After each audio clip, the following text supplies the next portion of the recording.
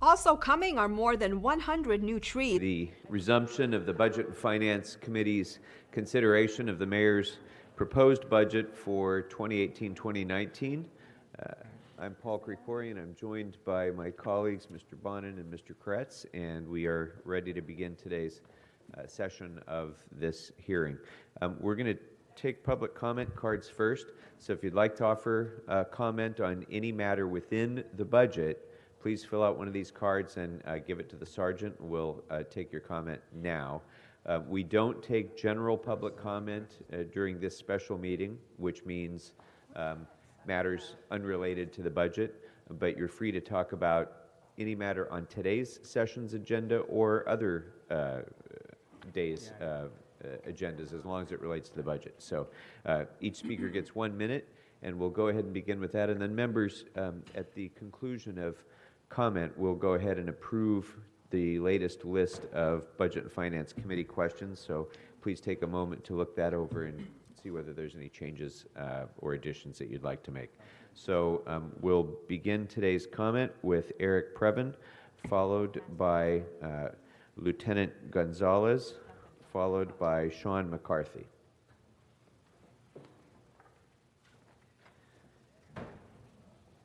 Good morning. Sorry. You want to? Okay. Thank you, Councilmember Krikorian. It's Eric Previn from Studio City and CD2, and I appreciate the comments about the public comment. I want to suggest an $89 million liability problem plus $20 million from unappropriated balances over $100 million, and we know it's going to be significantly more with the Pepper Hamilton matter that we have regarding the Myling. We've got some problems in the lab. How about a civilian oversight? It doesn't need to cost a lot of money, but some kind of a civilian oversight over litigation. And it ties into the Department of Neighborhood Empowerment, because I think originally that was intended to be something like that. But regarding, sir, I hate to say it, but Prop K does not stand for Krikorian. The Prop K environment has been infected as well, because they don't do outreach at all, and then they push through things that can be significantly problematic. GSD, we can't have Class A appraisals in the closet, obviously. Nice to see Englander showing up finally. And the architects and engineers made some compelling points about the bad faith from this body. I would strongly recommend that the city plan for increases in a climate where the cost of living is going so high. Thank you very much.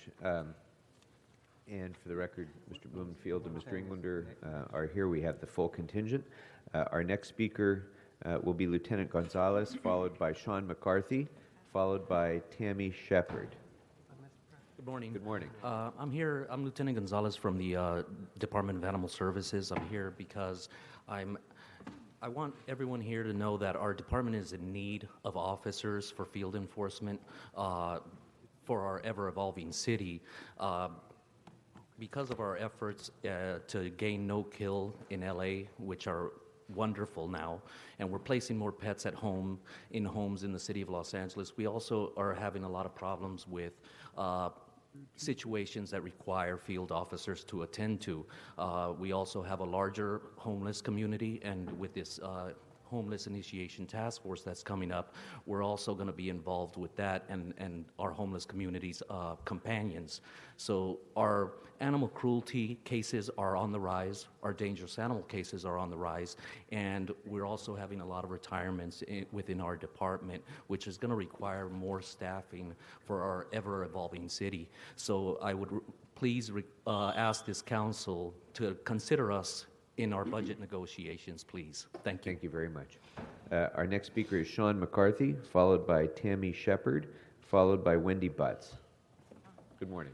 Good morning, Council. I'm Officer McCarthy. I'm from the Department of Animal Services, and I wanted you guys to know that Animal Services has lost a lot of animal control officers for the field due to attrition, whether they've retired or they moved on to another department. And I'd just like you to know, as the homeless community grows down here in South LA,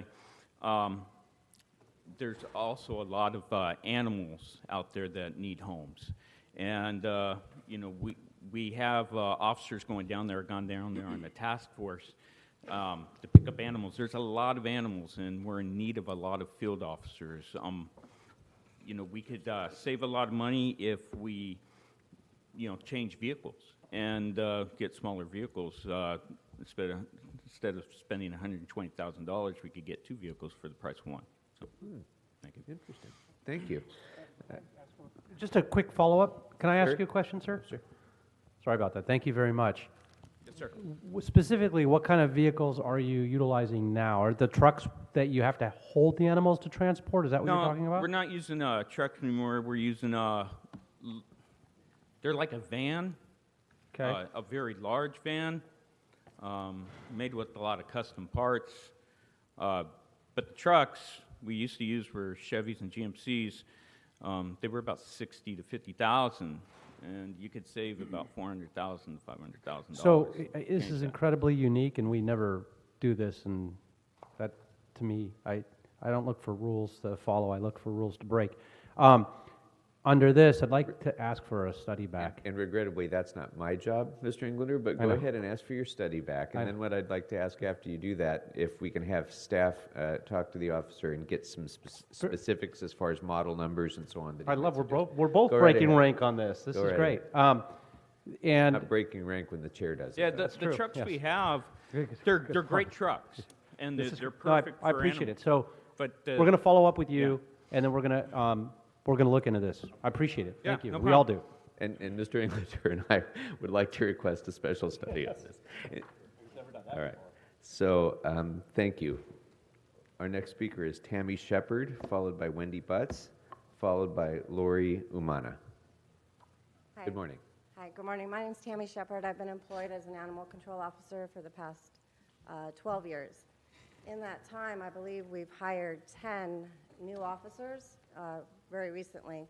I know that we've had a lot more go out. I just wanted to share with you what my day was yesterday. I left the shelter and I planned on handling 7 investigations. Those include dangerous animal investigations and humane cases, which was a reasonable number, until I received 7 calls to go out and assist animals that were injured, animals that were in distress. I ended up having 11 impounds. At the end of the day, I was able to handle 1 investigation. The fact is that we really need help. In addition, I'd like to say that one of the greatest tools that I have, besides the administrative citations, is being able to offer people spay-neuter resources. So please consider that in the budget. Thank you. Thank you. Now I'm going to follow Mr. Englander's lead. Excuse me, I just wanted to ask you one follow-up question. LAPD years ago used to have a designated animal cruelty unit, which I'm guessing no longer exists. Is that the case? No, the ACTF still does exist. However, they handle felony animal cruelty cases. We receive dozens of humane cases every day, from tethering to animals that don't have shelter. Those are handled at the district level. I see. Okay. Thank you very much. Thank you, Ms. Butts, for your patience. Sorry for the diversion. So our next speaker is Wendy Butts, followed by Lori Umana, followed by Lamont Harrell. Good morning. Good morning. Good morning, council members. I've spoken with most of you about this already, but I'm just here to ask, first of all, thank you for your continued support of the Corps, both past and current, and share our desire to continue to provide high-quality services throughout the city of LA. Through our Clean and Green program, both funded by the General Fund and LA Sanitation. We have been challenged with continuing to pay our Corps members the rising minimum wage with the same allocation of GCP funding each year. And I think we're at an important point, because our mission to provide young people from LA's most disadvantaged communities with their first job and a connection to the place they call home is well matched with many of the mayor's and the city's resilient LA goals and corresponding activities. For that reason, we're asking committee members to consider right-sizing our budgets for both Clean and Green and the LA San portion of that, and finding additional funds to add to the crews we already have. Thank you. Thank you. Our next speaker is Lori Umana, followed by Lamont Harrell, followed by Trinity Ruiz. Good morning. Good morning. My name is Lori Umana, Program Coordinator of the LA Conservation Corps Clean and Green Program. Thank you for continuing to support the growth and development of over 200 youth this year. The city's investment in our future workforce is worth celebrating, and I'm here today to ask for your leadership in recommending to the mayor that an additional 190 be added to our Clean and Green Work Program budget next year to cover the cost of cities increasing minimum wage.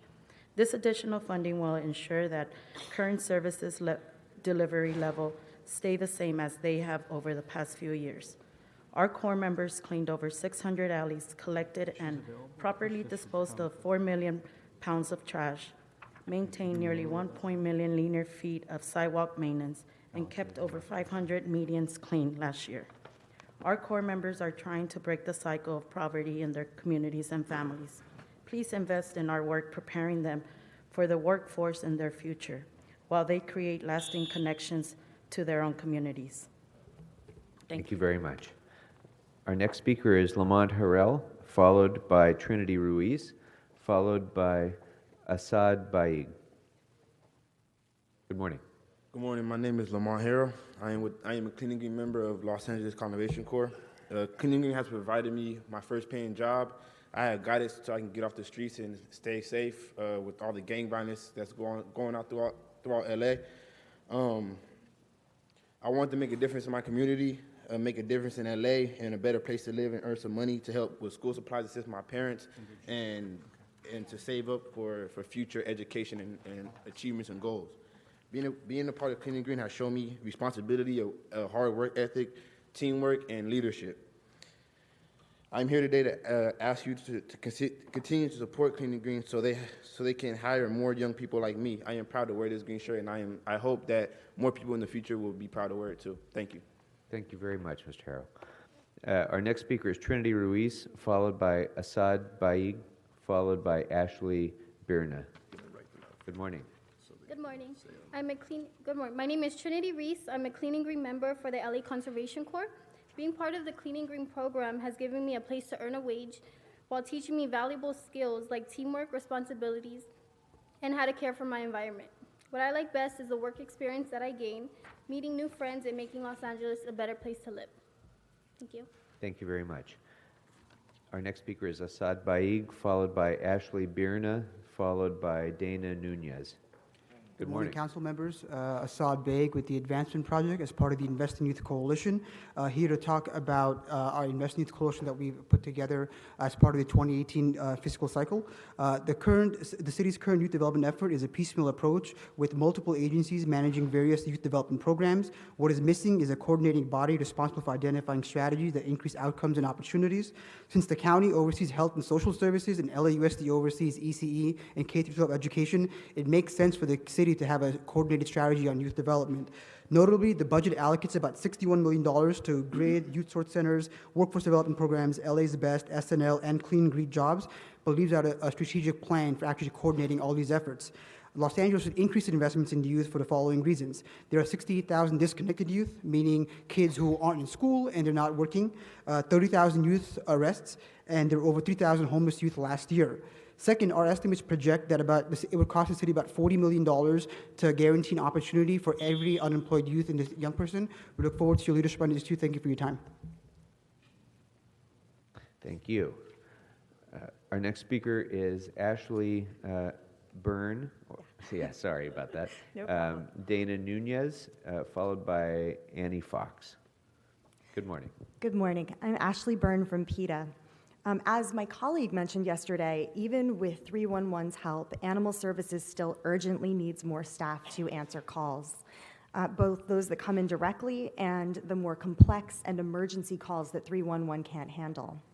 The department also needs to receive funding for the Animal Sterilization Fund, which is running dangerously low and is a vital resource for low-income residents.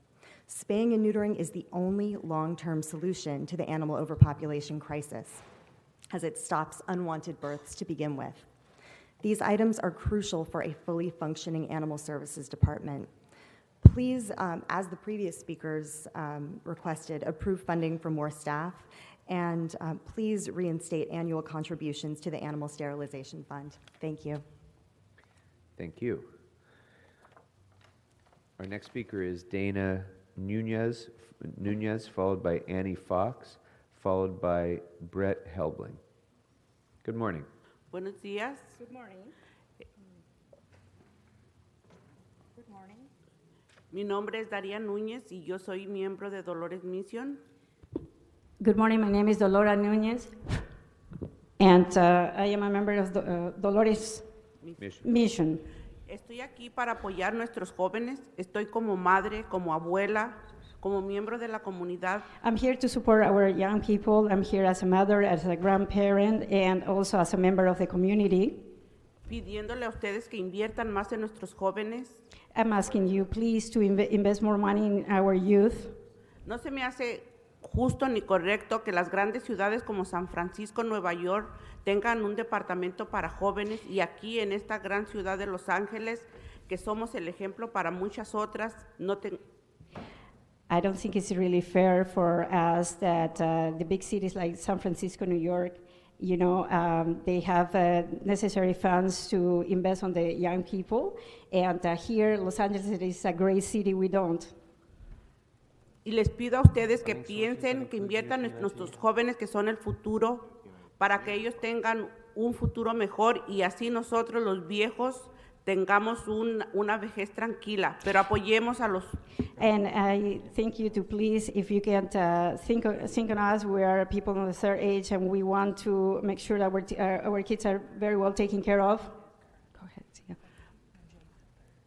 Les pido a ustedes que piensen para invertir en los jóvenes, porque queremos profesionistas, queremos cambiar la narrativa de nuestras comunidades. Please, we want to ask you to think about our youth people. We want to make sure that we want to change the narrative of our communities. Como ustedes ven en nuestras comunidades tenemos grandes retos que necesitamos los fondos de la ciudad para cambiar esas vidas. As you see, we have a lot of great challenges in our community, and we need the funds so we can change our narrative in the community. Thank you so much. Thank you very much. And to our interpreter, I appreciate your translating viejos as people of a certain age. That was very, very, very gracious of you. Our next speaker is Annie Fox, followed by Brett Helbling, followed by Luis Escobedo. Good morning, council members. My name is Annie Fox. I'm a lead organizer with LA Voice, a network of over 55 congregations in each and every one of your districts. And I'm here also to speak about the need for more youth investment and the creation of a Department of Youth in our city budget. We have congregations from as far west as Leo Beck and Stephen Wise, down south to Isla and in South LA and up in the Valley, who have signed on to this campaign because it's pretty frustrating, to think that in a moment when we are inviting a new police chief into our community, we're not totally rethinking how we talk about public safety and how we talk about investing in youth as part of our future. It's still concerning, while it is good to have increases in the GRID program, that the main source of youth funding in the city goes to a gang violence reduction problem, says to us that we're still thinking of our children as problems rather than the leaders of the future. We'd like also to make sure there actually is a department that is coordinating these investments so we can take advantage of federal funding and opportunities into our city. Thank you. Our next speaker is Brett Helbling, followed by Luis Escobedo, followed by Lucy Herrera. Good morning. I'd like to begin by thanking you for the opportunity to speak today, and I'd like to talk about what I think is missing from the budget. My name is Brett Helbling. I'm the youth coordinator and youth minister at Dolores Mission, a Catholic parish in Boyle Heights. As a teenager, I could always get a few laughs by reminding my parents they should be good to me because in the future, I would be the one picking their nursing home. Now, my parents are wonderful. I love them very much, and I meant this as a joke, but I think there's some truth to be found here. And that truth is that our youth are our present and our future. So an investment in our youth is an investment in our present and our future. I had the great privilege at Dolores Mission to work with many young folks of different ages, races, family situations, and socioeconomic backgrounds. While there's diversity in the youth I work with, my experience shows me again and again that one thing remains consistent. Youth who know and feel that someone loves them, cares for them, and accepts them have hope. So let's give our youth hope. Let's give them spaces where they can play and learn, where they are safe, where they'll be accepted for who they are. Let's give them resources to succeed, mentors to help them mature, access to mental and physical health services so they can grow as whole people physically, mentally, and spiritually. Let's give them space to develop their voice so they can speak for a more hopeful and just world. The truth is that our youth are our present and our future, and so an investment in our youth is an investment in our present and our future. Thank you. Thank you. Our next speaker is Luis Escobedo, followed by Lucy Herrera, followed by Winifred Nizer. Buenos días. Good morning.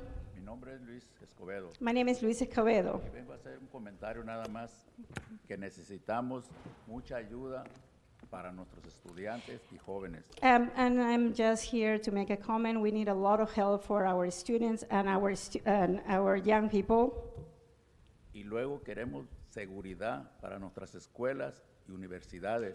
And we want safety for our schools and universities. No queremos que pasen desgracias como las que han pasado hace días.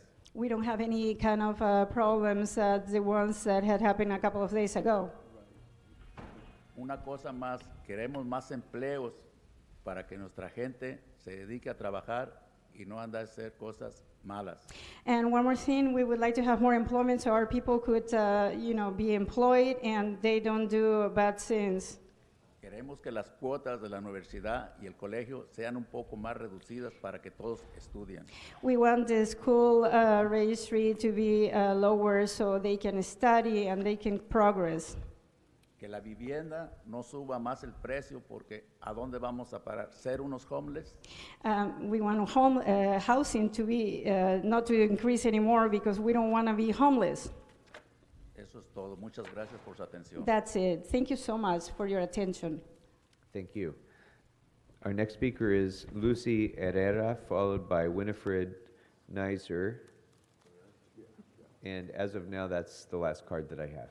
Good morning. Good morning. Good morning, council members. My name is Lucy Herrera, and I am with the Invest in Youth Coalition and a resident of Boyle Heights. The Invest in Youth Coalition is comprised of nonprofit organizations, community leaders, educators, parents, and students that focus on expanding youth development in the city of Los Angeles. Los Angeles should increase investments in youth for several reasons. First, current spending is insufficient to cover the cost of services for over 200,000 youth living in poverty, over 68,000 disconnected youth, 30,000 youth arrests, and over 3,000 homeless youth. All these issues disproportionately affect low-income youth of color in South Los Angeles and the East Side. We'd like to thank council members Huizar, Rodriguez, Kokorian, Koretz, Buscaino for partnering with our coalition and kickstarting the discussion for an executive task force on youth development. Our youth are our future, and we need to make them a priority. Thank you. Thank you very much.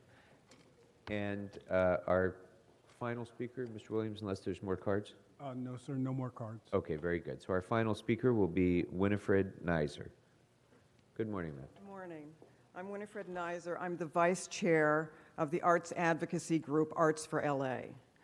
And we would like to publicly express our support for the budget for cultural affairs and our excitement for the city increasing and bolstering its investment to provide more services for the residents of Los Angeles, especially as they relate to arts, education, and healthy communities.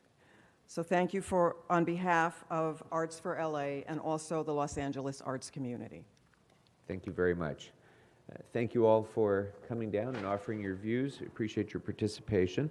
Members, we will now go to approval of the list of Budget and Finance Committee questions. So if you've had a chance to review it, anybody have any comments? Mr. Blumenfield. A couple of different changes or suggestions here.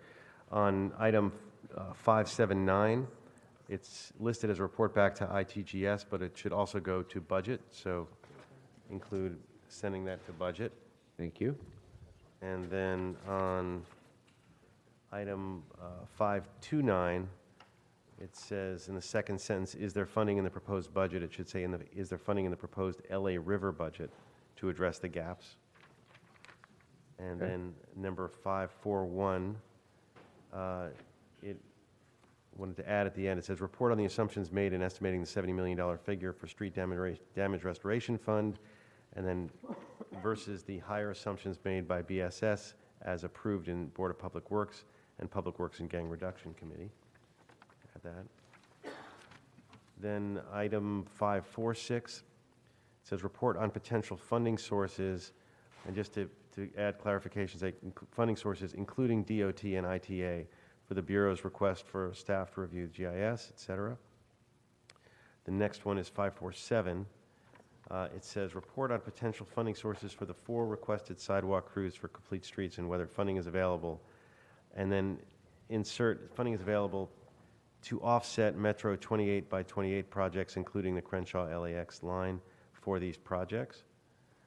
And then on 544, I think the easiest way to, that one kind of got a little mixed with the second one, so just to completely change 544 to read instead, a report on the amount needed to fund urban forestry division and city plants so that we no longer have to contract out tree trimming, tree plantings, dead tree removal, stump removal, and root pruning throughout the city, including rec and park facilities, but to do it in-house.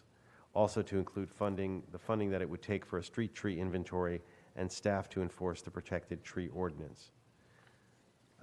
And then on the next one, 545, it says report on the, and it's tree people and community forest advisory committee, so to insert tree people in there as well, since they were a co-signature of that letter. And I believe that is it for my modifications. Okay. Okay, without objection. Mr. Kretz. Thank you, Mr. Chair. If I could just add on to Mr. Blumenfield's request about including rec and parks in our urban forestry request, both the care and planting of trees in their current budget as a budget impact. Also, under Public Works Engineering, item number 514, that should be a budget impact rather than a special study. And under Transportation, reports number 506 and 507 should also be budget impact reports.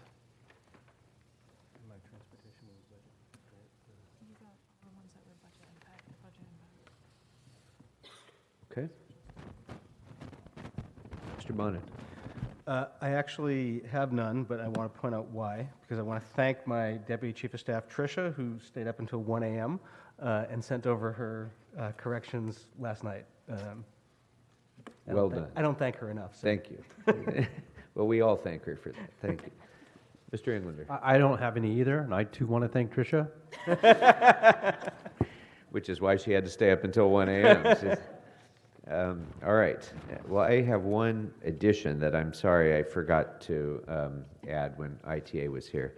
But I'd like to request a budget memo on the costs and positions required to establish a data science division at ITA to review and analyze data at various departments throughout the city to enhance policymaking and the regulatory functions of the city.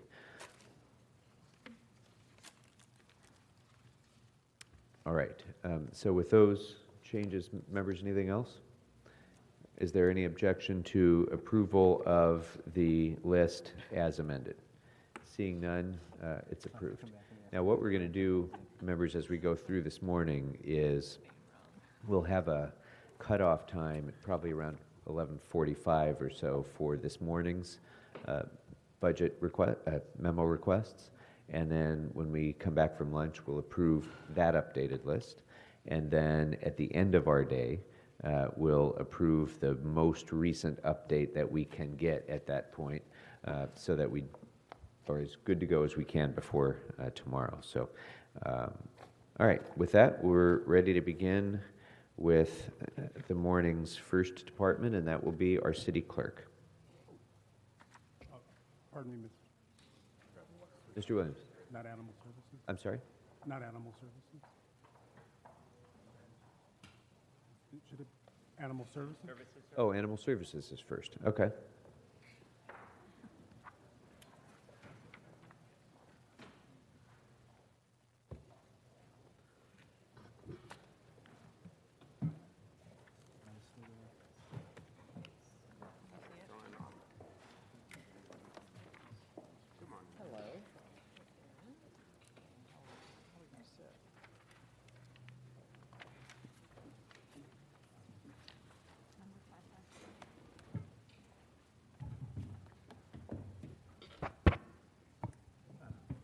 Ms. Barnett, welcome.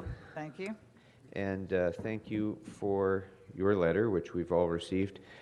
Feel free to go ahead and make a few introductory comments, and we'll be ready to begin. Thank you. I'm here today with Assistant General Manager Tammy Watson in administration and John Forland, who's been our budget director for many years. We did submit a letter. We have 3 areas of concern that we'd like to have you consider. And the one that I'm going to talk about is the need for animal control officers.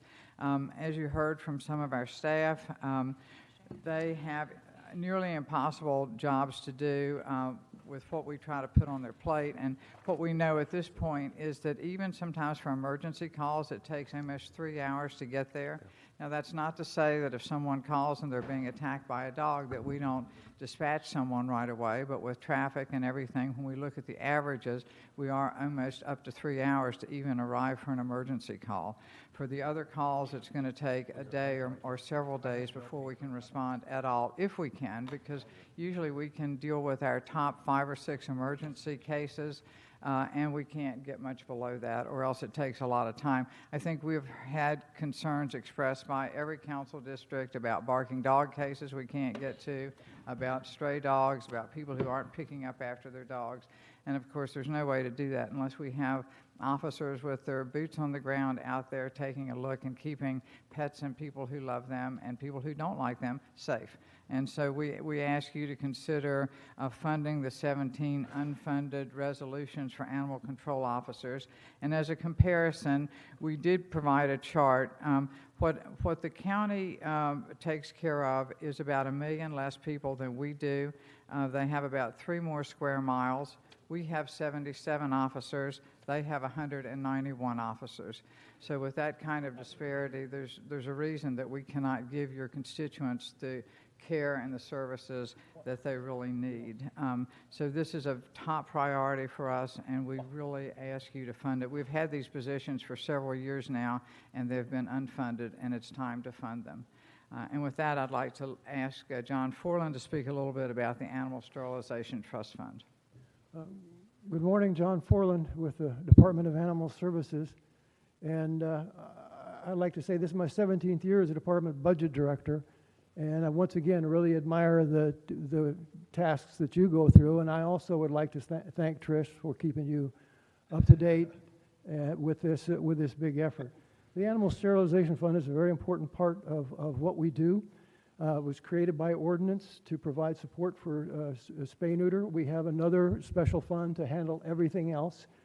But the Animal Sterilization Fund supports the city's mandatory ordinance and makes it possible for homeless and low-income members to comply with the mandatory spay-neuter laws. We're concerned now because the projections are for fiscal year 18-19 that we'll run out of money in the fund. And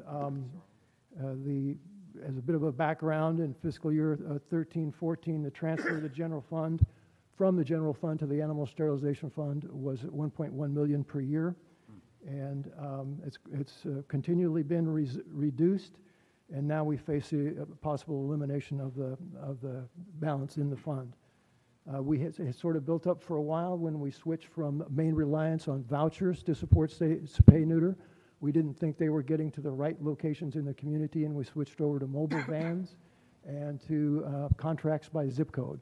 And we'll get much better results of getting to the target areas that we want to get to. So now that we are back up to speed in our spay-neuter, we are finding the fund being in the red every month. Following many hours of review and analysis, the department and the city administrative officer agree that the sterilization fund will incur a shortfall of approximately $850,000 in fiscal year 18-19, and that equates to about 7,700 spay-neuter surgeries that will not occur. And that would have a big impact on the community. Without some continued funding after that, it would eliminate the program, and which would be have some issues because it's a great investment in the future. It prevents larger costs from being incurred in the future, and would allow the population to reproduce because the free and low-cost spay-neuter surgeries would no longer be available. The result would be increasing impounds, lowering the level of high-quality care and seriously jeopardizing our efforts to become a no-kill city. To maintain an account balance with no interruption in services, we need to ensure that our low-income members can comply with the law. For these reasons, the department recommends funding of $850,000 into the UB in an amount sufficient to cover the cost of continuing this valuable service. I think that's about covered. Thank you.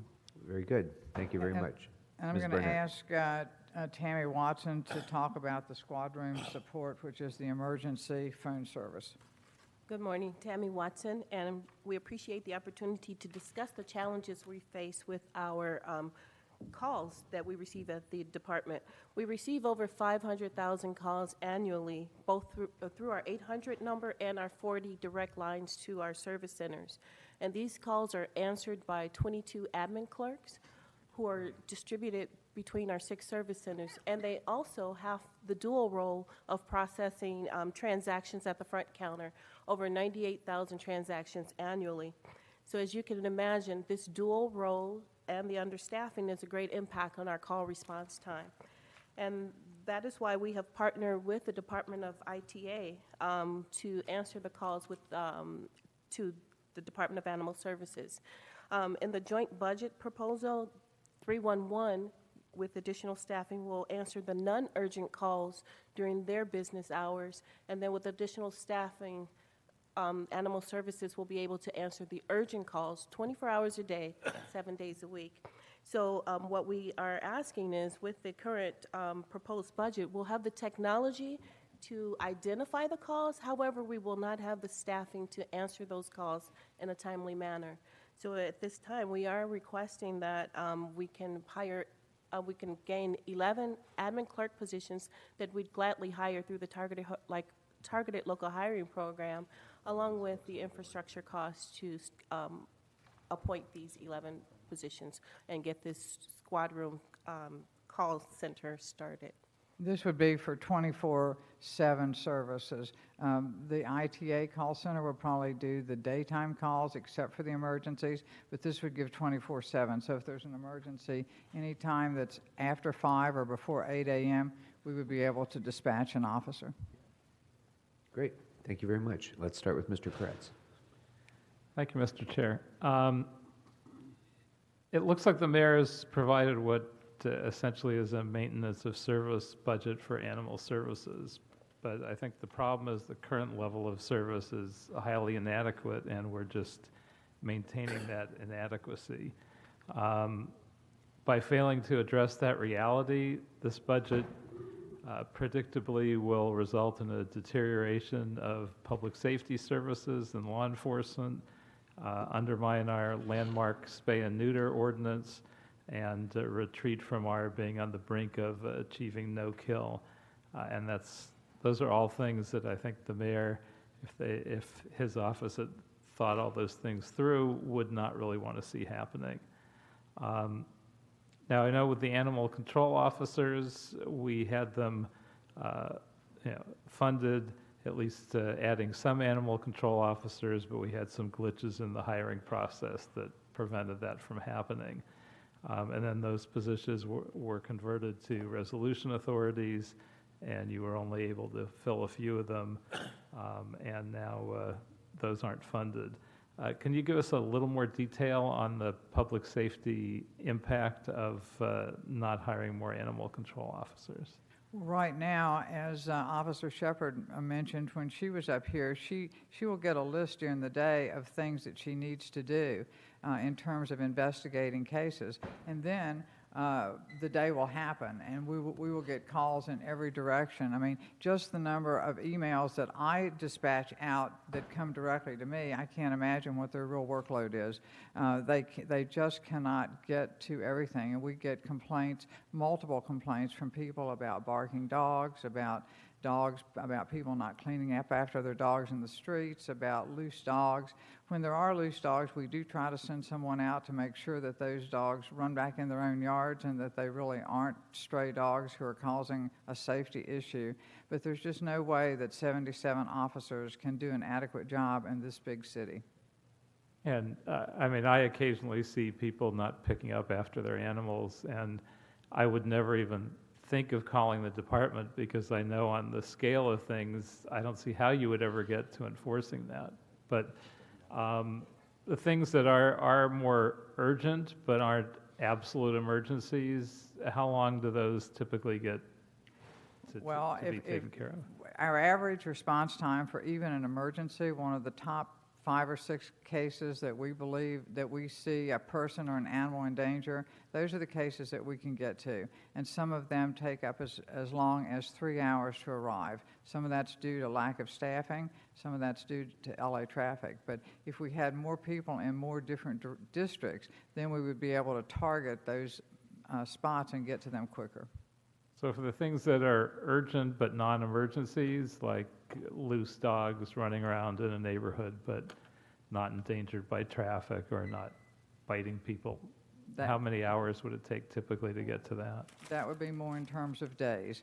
It would be, more than a day, probably. It could be 3, 4, 5 days before we could do that. If the dog is running in traffic and likely to cause an accident, that's a higher priority. If the dogs are just running loose in the streets and taking care of their sanitary needs in someone else's yard and people are irritated, that can take several days. Do you find that sometimes when you respond because of the length of time that the problem is gone or you can't find the animal? Or Well, that could be a result. It could also be that the dog has been hit by a car or some outcome that we would like to avoid. But clearly, public safety is a primary concern of this department. We are the people who take care of animals who create dangerous situations, whether they're dogs, whether it's wildlife. I mean, we also have a big responsibility for wildlife in the city. So, at times of the year where the deer are running and impaled on fences, we have to get there, and we have to get there now. There's been recently an uprise in raccoons appearing with distemper.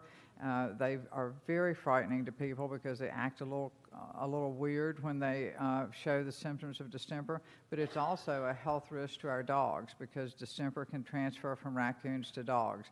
There are many reasons that we need to have more officers to protect the city. And on the shortfall of spay and neuter, I know over the last decade we had previously been depositing over $1 million a year into the Animal Sterilization Trust Fund, and this budget has no funding for that. What do we think the impact will be on our efforts to achieve no kill, and how many more animals do we expect to be born if we have to not pay for, I think the estimate was 7,700 sterilizations this year?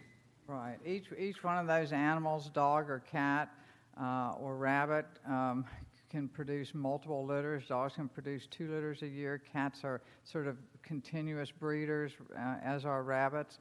So the number of animals who could enter our shelters as a result of that is huge. We already know this year, for example, that by being able to utilize the Spay-Neuter Trust Fund, the number of dogs that have come into our shelter just since the beginning of the year, just in January and February, the number of dogs entering our shelters is actually down by 13%. But the number of cats coming into our shelters is up by 3, and the number of kittens coming in the first 2 months of this year is already up by 37%. So when the animals come into the shelter, there's going to be a big cost in terms of staffing, food, medical supplies, and in addition, we won't have the space to house them all, so we will have to kill more animals for space, which will completely take us away from our no-kill mission.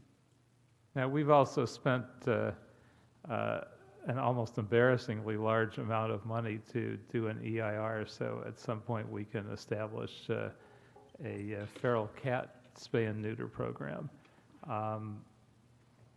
assuming we succeed in the coming fiscal year in all of our legal activities and want to establish such a program, do we have any ability to fund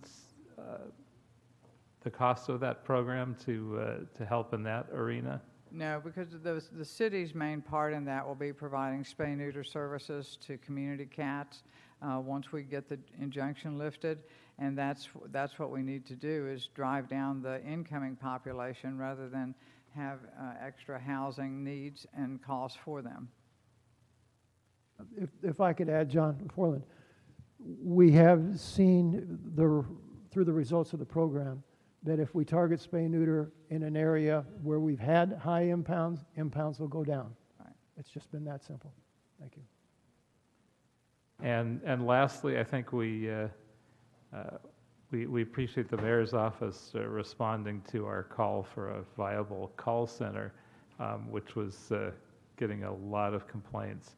And the budget provides modern equipment to make that happen, but it doesn't adequately fund the actual staff for the call centers, which seems like both a missed opportunity in terms of providing the service, but also in giving us an opportunity of targeted local hire. What would the funding be to actually do this completely adequately to the level that we would like? The first year funding would be $193,700.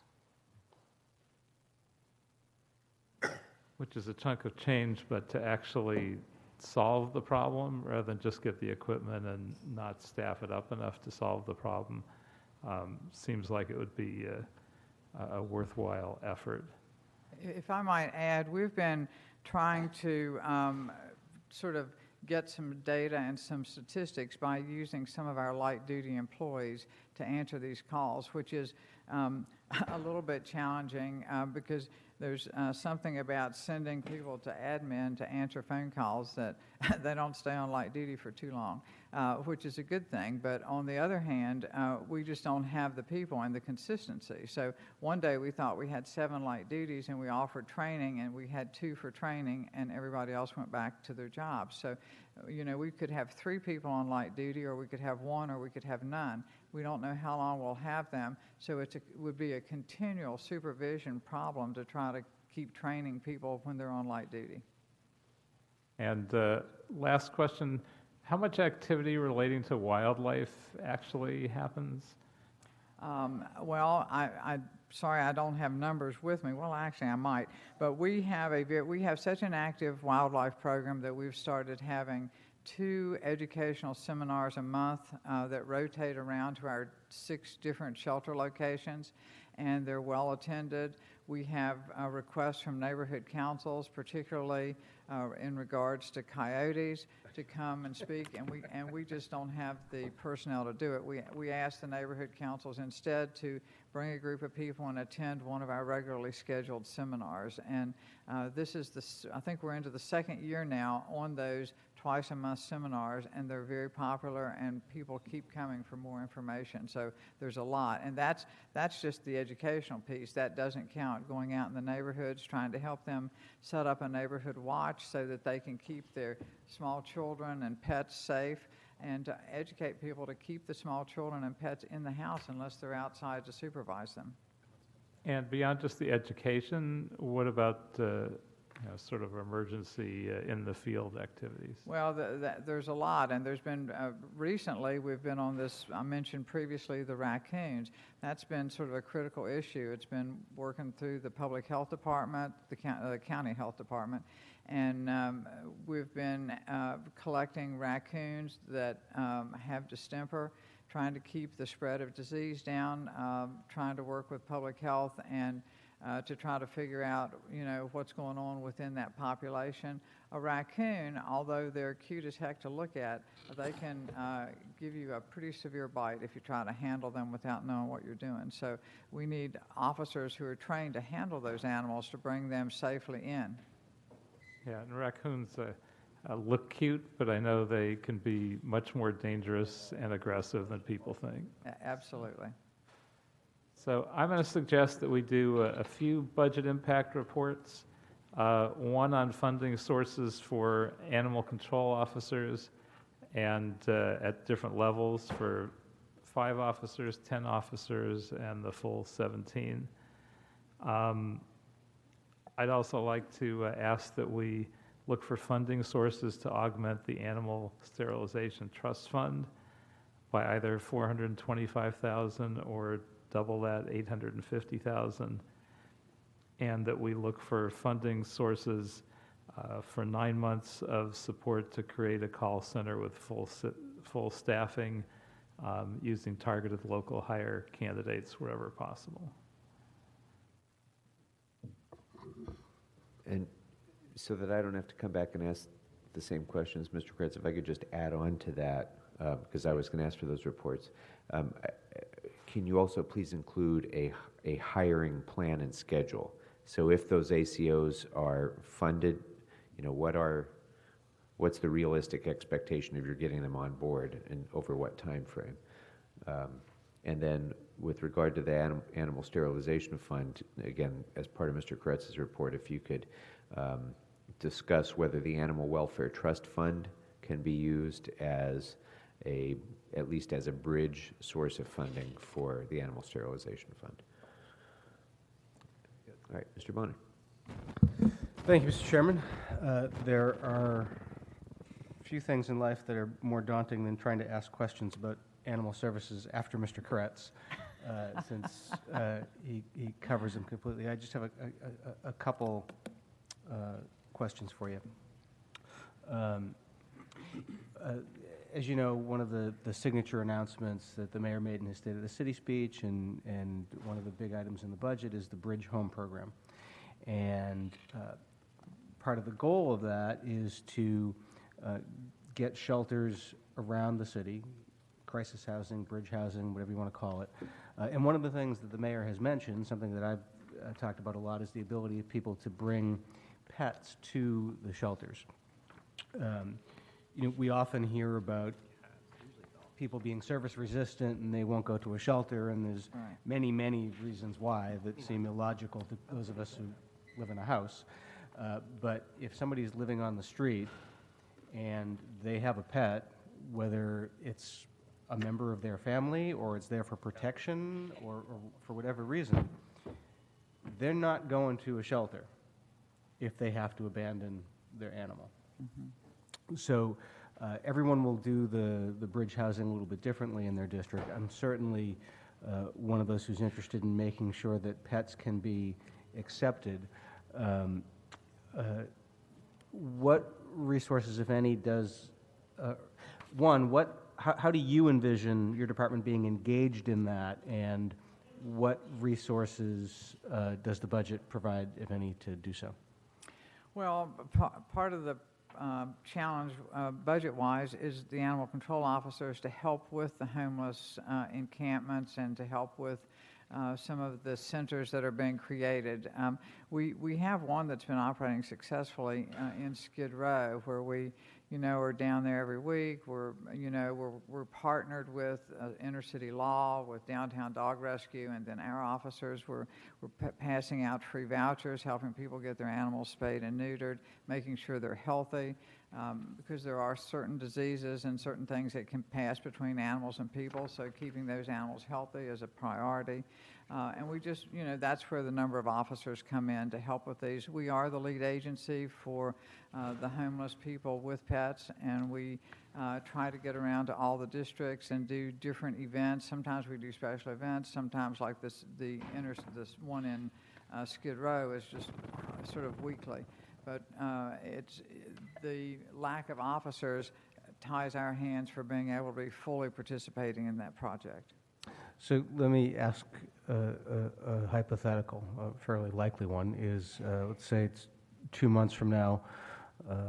I've found a location, we've done the feasibility analysis that the property is suitable, and I give you a call and I say, hey, we're opening a shelter, bridge housing in the 11th District. I want to make sure that people can bring their pets. I need your help. What do you say, given this budget? Today, I would say we'll do the best we can to get down there occasionally. If we had 17 more officers, then, if you figure those spread around 15 districts, we should at least have one officer who could be down there. So it wouldn't be the same one necessarily every day, but so that we could be down there and be helpful at all times. Now, if we fix some of your budget problems, the answer is different. If we don't fix some of your budget problems, what guidance do you give me about trying to find nonprofit or philanthropic partners? It's a difficult situation. There was a council member a couple of weeks ago who was needed to clean out a homeless encampment for some construction that was going to be done. And they wanted us to come down there and have officers on duty because they were concerned that there would be dogs coming out of the encampment and that might be difficult to handle. And we couldn't do it. We did a drive-through. We let them know we were there. We said, we'll be on the phone. You can call us. We'll be there as quickly as we can. But we could not really provide the support that council district needed. Are there nonprofits that could help fill that role?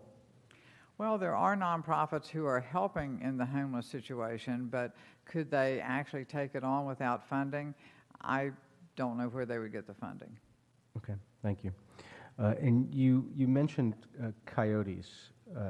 3 years ago, it was a huge issue in the South Bay cities, just south of my district. 2 years ago, it was a huge issue in Westchester. It was, for 2 months, the biggest issue in Westchester. Then it hasn't been that much of an issue for a while. I'm now getting scattered calls in neighborhoods near the Santa Monica Mountains. What's going on with coyotes in Los Angeles? And given our lack of resources to really do much, what do you advise us or neighborhood councils to be sharing with people? Well, one of the discussions that I had during my last performance review was that without the officers, we couldn't provide the direct services. So we turned to an educational program. And that was when we started, continued the twice-a-month meetings in our shelters, and we started putting out articles, putting out information so that we could educate people. And I hope that's what you're seeing now is people have learned not to leave pet food outside, to clean up their yards and not to have brush where the coyotes have a place to hide, and that they're keeping their small pets and children indoors. We know that's not 100%, but we're trying to educate people for how to stay safe and to tell them a little bit about coyotes. I mean, they're kind of shy animals, and you can scare them away, but they're also smart. If you blow a whistle every day, after a while they realize that whistle has no impact, so you have to change your tactic and bang some pots and pans together.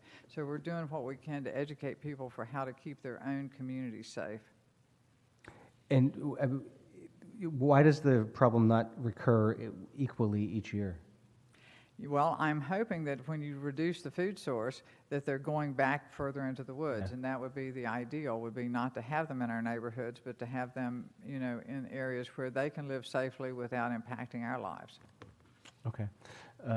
So I'll wrap up. I'll ask for a report back, and since it'll take us a while to stand up the bridge housing in our districts, it can be a special study as opposed to a budget impact about how we can get dedicated animal services resources so that our shelters can accommodate people with pets. Thank you. Thank you very much. Mr. Blumenfield. Thank you. Appreciate the great work that you guys do. Wanted to follow up on a number of things that have been raised, although most of the questions have been asked and answered, and I'm very glad that we're doing a budget impact report back on the Animal Sterilization Fund. It's incredibly important. I've heard from a lot of my constituents, but regardless, it's an important, it was an important issue no matter what. But with regard to that, have you done some modeling in terms of, you talked about the costs and how more animals, of course, would end up in the shelters, but have you done some modeling in terms of what that would cost us with all these animals, that if we didn't sterilize, how that would exacerbate the problem? We can do that fairly quickly, because if they're coming into the shelters, we know how much it costs per animal to take care of them, and we can estimate what the increase might be, but it will be an estimate because, as I said, cats can breed at least 3 or 4 times a year. Bunnies are nonstop. Dogs twice a year. Yeah, So it's almost like funny money, but we could actually give some projections. I think that would be useful for us. I mean, as part of you're doing a report back anyway. Sure. But to add that on, that modeling, which you've already have, but I think that will dramatically show sort of the exponential impact of this, not just in terms of the number of animals, but in terms of the cost that has on us as a city. So I think it's an incredibly important issue. We're talking about the homeless issue. There's a deletion of a one-time expense of $55,000 in the budget for the emergency housing for homeless community pets that was in there last year. Is it somewhere else? I'm not sure. I couldn't quite follow if that's a real cut or how that's being. Well, we had $55,000 in the budget last year, and we were never able to define whether it was actually for during emergency situations such as fires and floods, or whether it was really specifically for the homeless population. So it sat. We didn't have to use it, so we didn't use it. And I don't believe it was put back in this year, was it, John? I don't believe it was put back in. If I can add, it was not put back in this year, but we do anticipate using it before the end of this fiscal year to provide the kennels and tents for emergencies. Okay, so it wasn't necessarily for homeless community pets, or it is for homeless community pets. Well, it probably means what I finally concluded was it probably depends on what's happening at the moment. If we have an emergency situation with the homeless population, it would be dedicated to them. If we are having fires and floods and we have anyone's animals who needed to be housed, then it might be for them. I think it could be used as a dual purpose, but we need to set that up so we can use it. Right now we have this vehicle called a Mighty Mover. It's sort of like a trailer, but it's equipped with, it has a generator, it's equipped with compartments inside to put animals. I know during the fires and all, that vehicle can fill up. And then we still have small animals that need to be safely housed. This would also give us the availability to use 2 different locations, to have the Mighty Mover one place and to have another tent set up with crates and cages in another area. And that's actually important when there's a disaster, because what was going on during the Creek Fire and the floods was a little bit different than what was going on off of 405. Councilmember Blumenfeld, if you don't mind, if I can just clarify, Megan Cottier with the CAO's office. One-time funding of $55,000 was provided in the 17-18 budget to purchase temporary housing for companion animals of the homeless community and 3 large commercial tents to assist, which could be used in times of disaster as well. And I think the homeless committee is working with the department as well as other agencies to coordinate, the homeless leads are working with other agencies to coordinate the purchase of that equipment as well as animal services. But it's my understanding it will be purchased this year. I guess, but it's a one-time cost for capital. It's not an ongoing cost. Correct. Right. I get that. Thank you. Last year you said there was a concern, and we always have the concern, that without the funding, I think the concern was that it would translate into 2,500 animals being euthanized. Has that number of healthy animals been euthanized this year? Has the number gone down? And how many this year compared to last year? And what is our trajectory for getting to our goal of a no-kill city? Well, the challenge is really with the cats because of the injunction. Right now, at the end of February, we were, at 82, almost 83% life save rate for cats, which is not at the 90% mark. However, with dogs, we were at 93.8%. So, we're staying level. We were above 90% for dogs last year, and that's when the mayor made the announcement. We did not average the two. We just were totally transparent that we had not succeeded with cats, but we had with dogs. And You know, we're pulling out all the stops. I mean, we've got nonprofit partners helping us. We're doing everything we can to try to save these baby kittens that come in. But that's where we're up 37% already in the first 2 months this year in terms of kittens that we've received, more than we had received in the first 2 months last year. So we have partners, community members. We're all giving it our all. We hope to make it this year, but as important as making it, I think, is also making sure that not only can we make it, but we can sustain it. So, we don't want to just hit 90 and say, Yahoo, we're there. We want to know that when we hit 90, that we can keep it at 90 or above. Okay. Another question on the squad room support, which is great, and do you actually have you're asking for the funding, but do you have the authority you need to hire those positions, or do you need us to get the authority as well? No, we'll need the authority as well. Yeah, we have the technical equipment, the software. I got you. So the report back should be about the funding and the authority position. I think I just misspoke. I think we have licenses. Yes, we have licenses for the telephone system, but we don't have the funding for the positions or the infrastructure, the workstations or the telephone systems. Okay. And then you're in phase 2 for the 311. I'm waiting patiently or anxiously to be able to have animal services on my 311 so that people can report all of these things, which hopefully will cut down on the need for having this number of people in the squad room and answering the phone, because people will be able to do it online. And you're, as I understand it, in phase 2, which is happening this year, to the point where if someone sees a stray dog, they press a button and the geolocation of that dog is sent immediately, and a work order is immediately generated. I mean, all those things that we can imagine that could be great.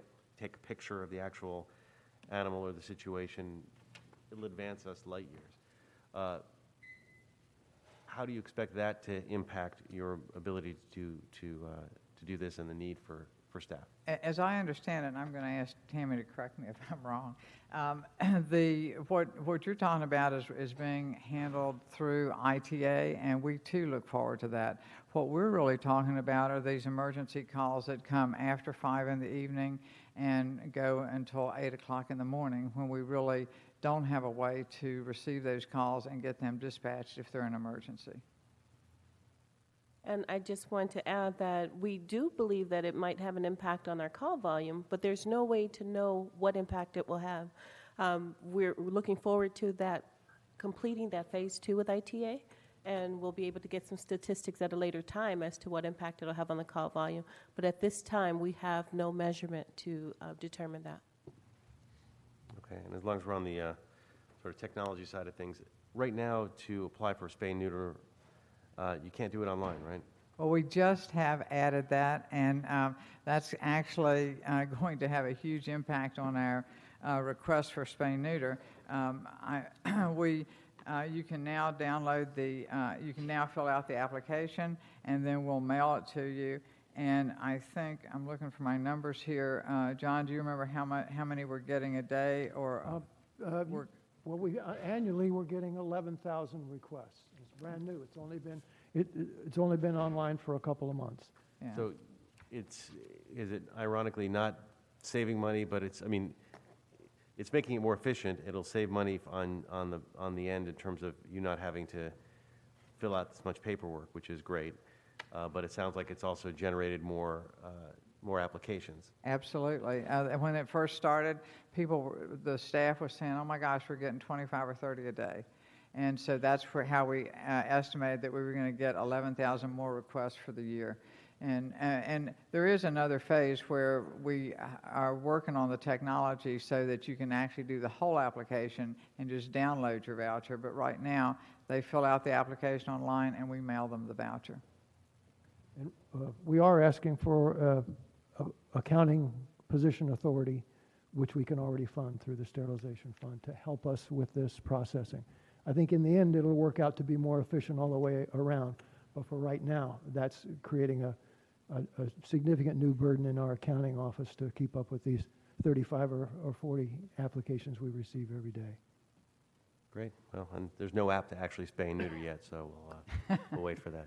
So Thank you, Mr. Chair. Thank you. Mr. Englander?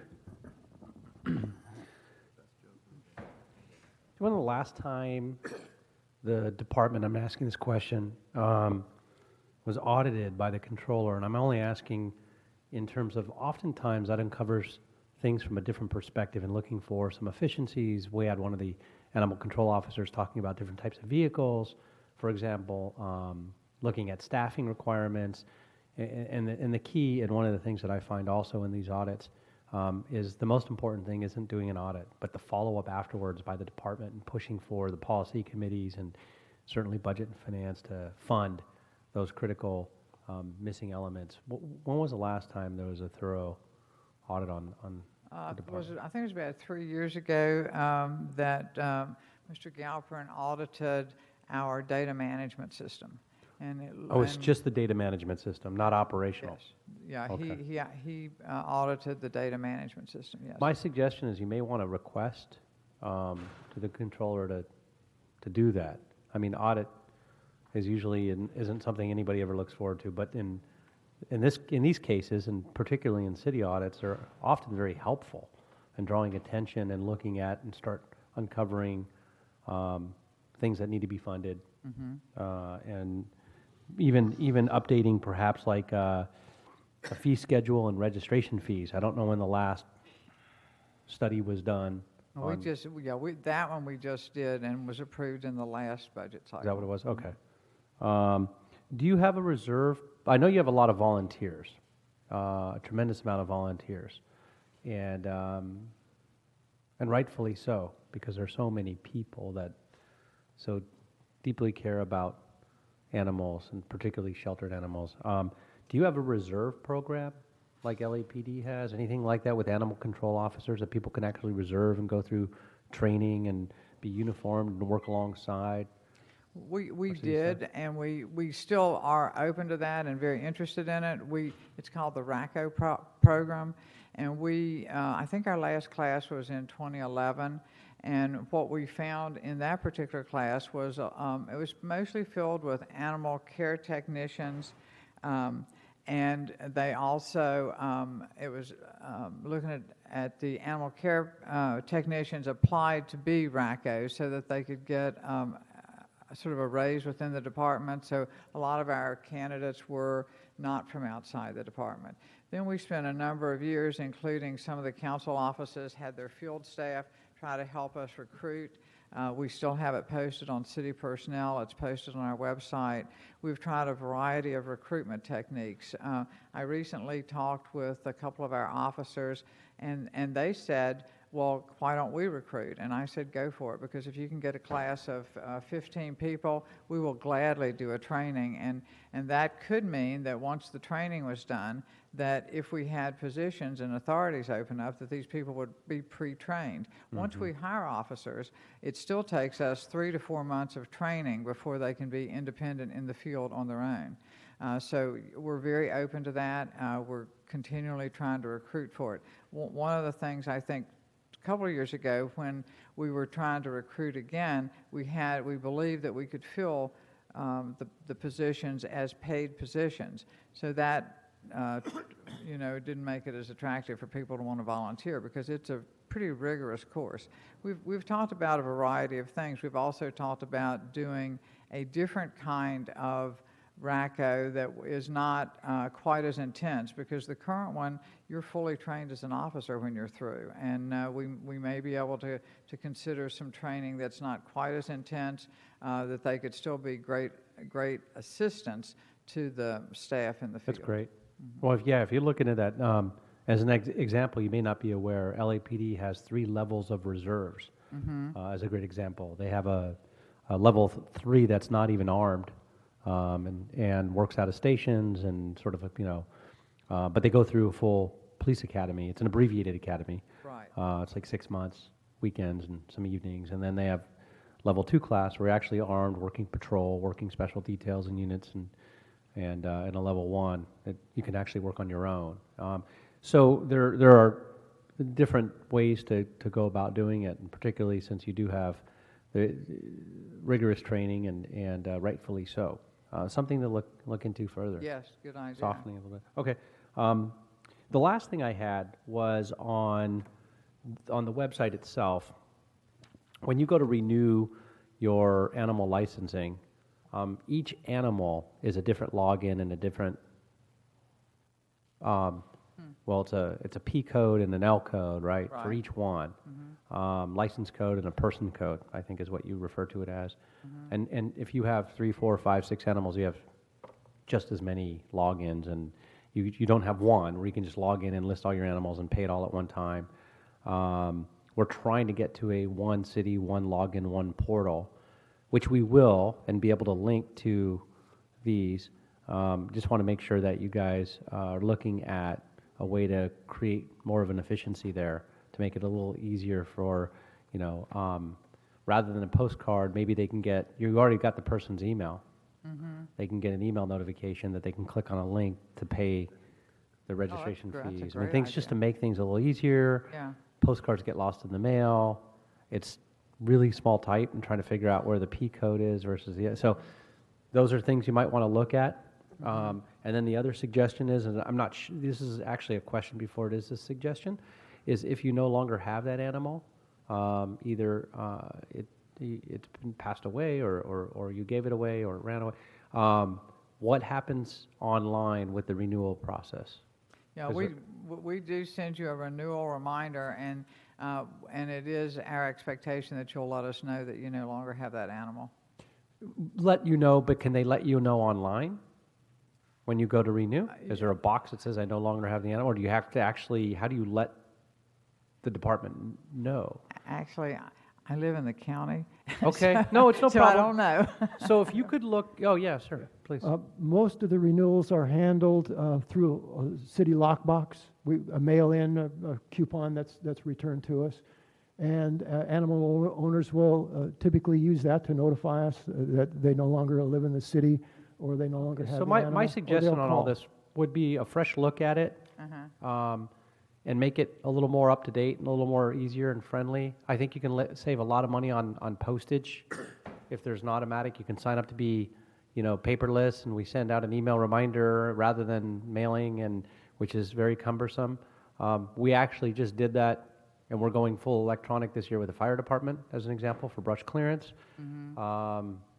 I would not use their example this year, how they launched, but that's a whole nother story. But so maybe work with ITA and look at creating some savings and some efficiencies and ways to do that. And people can just enter it on a credit card, and just makes everything a lot easier. But yeah, I appreciate that suggestion, because I can tell you that our system is light years away from where I live. And so, I know I still have difficulty doing it online where I live. So I made an assumption that we were way ahead of that, but I like where you're going. we probably were when we started. Yeah. But then it hasn't really been seen or touched since. So Yeah. thank you very Good. much. Appreciate it. All right, thank you very much, Ms. Barnett. Appreciate your being here. Oh, I'm sorry, Mr. Kretz had a couple more questions. Sorry. Yes. Thank you, Mr. Chair. Where do we stand on the CAT EIR? As last I checked, we had 160,000 that still wasn't funded, and work had been stopped on the EIR. No, we're back to work. I have a weekly conference call with the BOE, who manages the project, and with the consultants, and with our expert, and someone from the city attorney's office who's handling the case. We're meeting weekly by phone, and then every couple or 3 months we get together in person, and I think those issues have all been resolved at this point. So do we have any idea, roughly ballpark, when we will be done? We can take something to the court and say, hey, we've fulfilled all your obligations. We would like to be out from under this requirement. Yeah, that's a good question. I'm sure that all the council offices, as well as our commissioners, get requests from community members all the time. We want to know when is this going to be over. And so I have asked the management team to give us a timeline, because there's certain things like, public meetings that you have to notice. You have to give people a certain amount of notice, then you have to take comments for a certain number of days. All these things add up on the timeline. My guess is that we'll be into early 2019 before we'll be ready to go to court, but I'm going to get a timeline, and I will share it with the council offices as well as our commissioners. So with that timeline, do we think it's safe in assuming that we won't actually have the ability to begin a more robust trap-neuter release program or start talking about that until the next fiscal year, or will we need something during this upcoming No, fiscal year? I believe you're correct. It'll be in the next fiscal year. Mr. Chair, I'm sure your committee and the department have made no decisions about what that EIR is going to look like, what the results are going to be, or that we'll even have any kind of program at this time. You're, of course, waiting to see the environmental impact report come back and then react to that.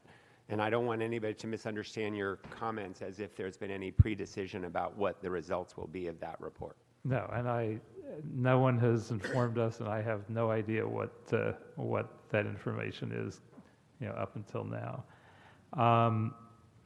I know for a long time some of our cat euthanization numbers were driven by the number of kittens that we euthanized. We didn't have much of a volunteer program or a nursery program. I know there's been a lot of improvement in that. Where do we stand now? Have we reached a point where that's keeping up with the demand in terms of kittens that are turned into us? Well, considering that we've already in January and February had 37 more kittens turned in than the previous year, it's hard for me to just say yes or no to that. I can tell you that working with our partners, we've been strategizing on the number of kittens that we need to save this year to reach a 90%. We know exactly what we have to do, and we're trying to do it. And we have amazing support from our, major partners like Best Friends to our, even some of our spay-neuter clinics are doing kitten nurseries, and our members, New Hope partners, who are also running nurseries for kittens. So, the entire community is involved around this and trying to help us save lives. It's always seemed kind of ironic to me because most people that want to adopt cats usually really want kittens if they can get them. So the fact that we would be euthanizing kittens just seems somewhat unforgivable, but we can only do what we can do. Well, it's not necessarily about euthanizing healthy kittens. Sometimes kittens come in and they're so debilitated that we can't really bottle feed them and get them back to life.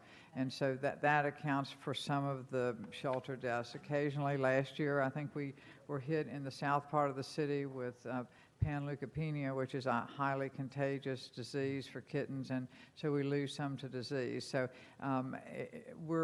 I would say the healthy, treatable kittens that you can bottle feed and raise are doing well, but we still get some in that we just can't possibly save. That's certainly reasonable. And are we able to tell people, and do we do this, or is the cat ER and litigation prevent us from doing this, that sometimes people will find a litter of kittens under their house, for instance, and they may seem very robust and healthy, and they bring them into the shelter, and the ideal answer would be, the mother's probably right there, just go put them back. Yeah. Do we have the ability to advise that? And if not, is it because of our legal case that we're involved in? And if so, could we do that at a later point? Well, I think, we try to educate the public before they bring the kittens in that those kittens may be just fine if they leave them there for the mother to come back. But in truth, once somebody interrupts the nest of kittens and brings them to the shelter, the best thing for us to do is to accept them. And because once they take them back, the mother may think they smell different, may not take care of them. So I think it's more humane for us to take them, try to bottle feed them, try to raise them, and to depend on all of our partners in the community to help us. Could we do more on the education piece so that people are aware that if kittens look healthy and they're in and out of the way place, they're probably being taken care of by their mother? Yeah, well, it's sort of a mixed thing. Yes, we can do that. We can definitely do as much public education as we want, but then we're leaving a litter of unaltered kittens out there to grow up and reproduce more neighborhood cats. That is a fair point as well. And just a comment on the RACO Reserve program.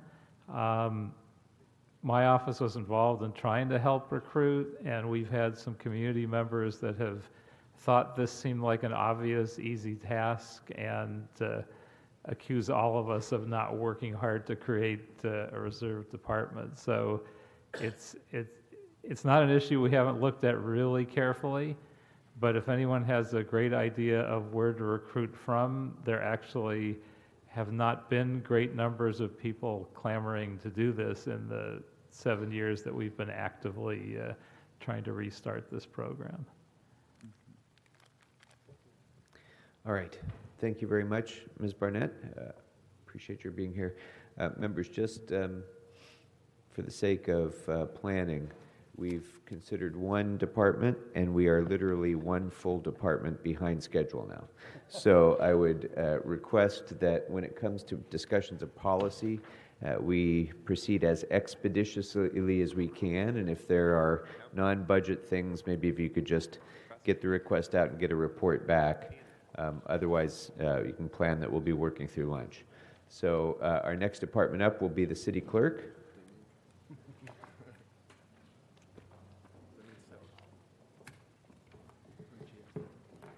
Good morning. In the interest of time, I'll go ahead and get started while Good people are morning. getting seated. Thank you, Ms. Walcott. I'm Holly Walcott, City Clerk. I wanted to do my budget presentation via interpretive dance, but my staff said no. But I'm the only one that thinks I'm funny anyway, so. Cultural Affairs will do that instead. They're next. Well, they have to. We'll give you all your requests if you do the dance. With me are Shannon Hoppus, my executive director, my executive officer, Petty Santos, Chief of Administrative Services, Ruben Viramontes, Budget Extraordinaire Senior MA2, and Jeannie Pack, our Chief of Elections. Rounding out the management team behind me, Richard Trong, Director of Systems, Todd Gadowski, Records Manager, Patrice Lattimore, Acting Chief of Council and Public Services, and representing the Neighborhood and Business Improvement District Division, Eugene Van Sice and Rita Moreno. I'm extremely proud of my diverse and relatively small but mighty department. If you follow us on social media at LA City Clerk, you will see that we are on the ground 6 to 7 days a week in your communities, outreaching to middle schools, elementary schools, and high schools, providing city government overview, holding mock elections, and registering 16 and 17-year-olds to pre-register to vote. We outreach at community colleges, community events. We outreach to the homeless communities and to those monolingual, non-English speaking communities and register voters because we believe that everyone should have the opportunity to have a voice and have access to our services. Each of our city offices, the city clerk team members strive for efficiency, innovation, transparency, and accessibility. We are never perfect, but I want to thank each of the men and women of the office of the city clerk who dedicate themselves every day to doing better. During this year, we created over 1,800 council files and 300 ordinances, staffed 94 council meetings, 233 committee meetings, and so far processed almost 2,200 contracts. The mayor has signed 1,500 council actions using our electronic signature program, saving approximately 735 staff hours since we began the program. Electronic speaker card kiosks have been added to the Van Nuys City Hall and the council committee rooms and the Board of Public Work chambers. System staff, along with ITA and LAPD, have created a public records request tracking portal that we have dragged everybody into kicking and screaming, but everybody seems to be on board now, and really thank the mayor's office for funding this next year. The controller's office came online this week, and we hope more departments will come on next year. We are funded for the entire city to be on next year. We are currently fully automating the public convenience of necessity applications. And I don't want to keep reading this because I feel like I'm wasting time, but we do a lot of work with a very few people, and that's kind of the point I want to put across. I'm grateful and thankful to the mayor and his staff who have recognized the importance of what we do in this budget. I would like to thank the CAO and his staff, the CLA and her staff, and this honorable committee and your staff for your ongoing support and consideration. In our budget memos, we mentioned three things. If sufficient funds are not available to fund the online neighborhood council elections, we are funded to provide neighborhood council elections at polls. However, without online elections, we don't have any vote by mail. So that means every neighborhood council would only be allowed to vote for a 4 to 6 hour window on their voting day. So we would ask for one of these two options to be funded. I wanted to put on everybody's radar the Record Center. There are approximately 200,000 boxes stored in the Record Center. There's another 217,000 boxes stored off-site that cost the city about $500,000 a year. And I want to keep putting it on your radar, even if we can't fund it this year, because we need to do something about that. One of our recommended solutions is to move those boxes in-house because there's no additional staff or overhead required. Our record center is staffed by 5 people that manage all of that. If you've ever had to call Todd Gadowski or Michael Holland, you'll know that they can find a needle in a haystack. So bringing those records in-house, which primarily belong to LAPD, city attorney, and I can't remember, and housing, would save the city a lot of money. So I want to keep pressing that point. We also brought up the trash liners for the Business Improvement District.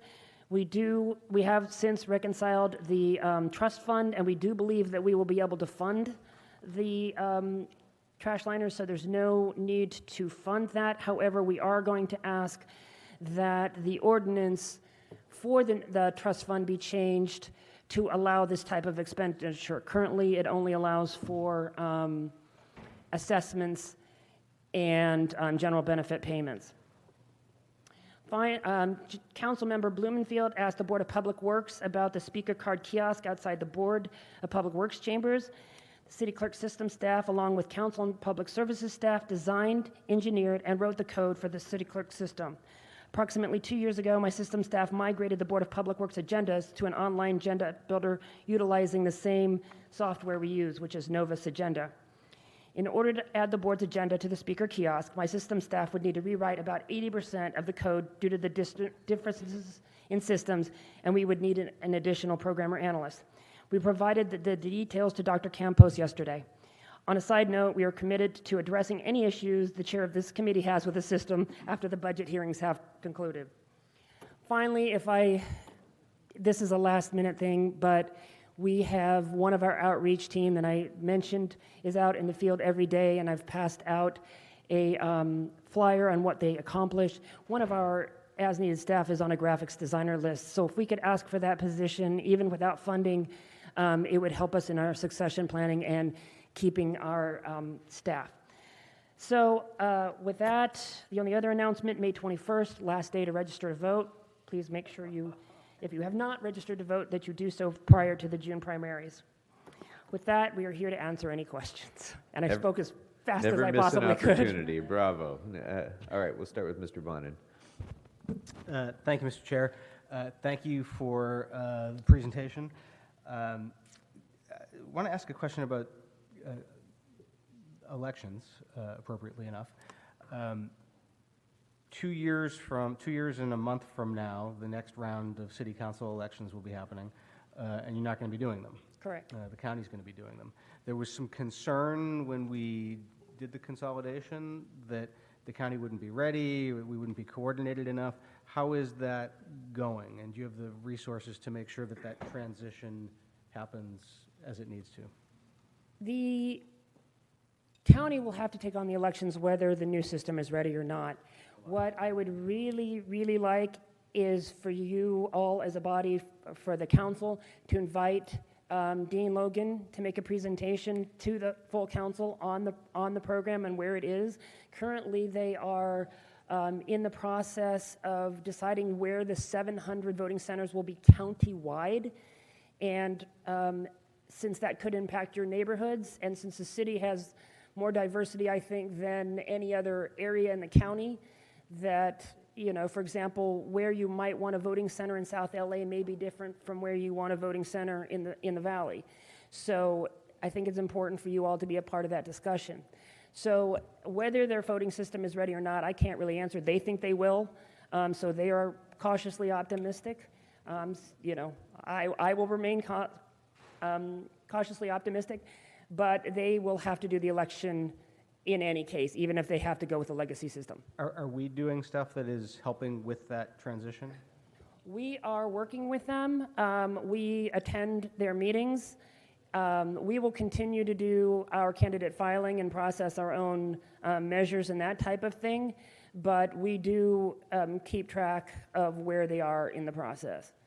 Okay. Let me then go to neighborhood councils, and I'll ask for the report backs on the neighborhood councils, the Piper Tech, the bid liners, and also the unfunded position authority you asked for the graphic design. But on the neighborhood councils, you're asking for a certain amount of money for either 50 or 15 neighborhood councils.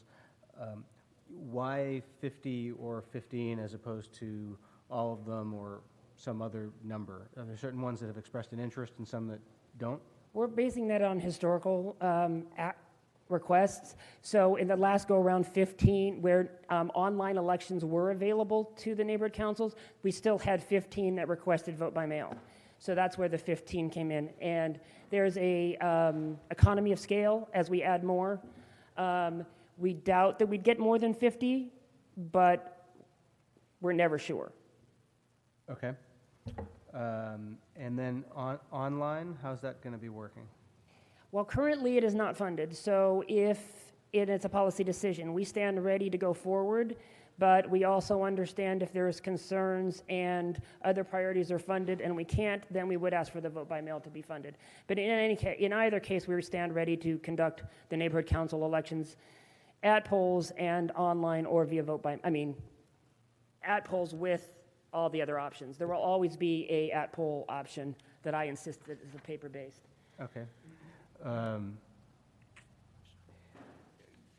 Thank you for the flyer about civic engagement. I found this really interesting. And later today, we're going to be hearing from the Department of Neighborhood Empowerment, and they're seeking a lot more money for civic engagement and promoting neighborhood councils. I'm not sure why we need to have two different civic engagement arms. I think what we do is different, but I mean, what the message we're trying to get out is different.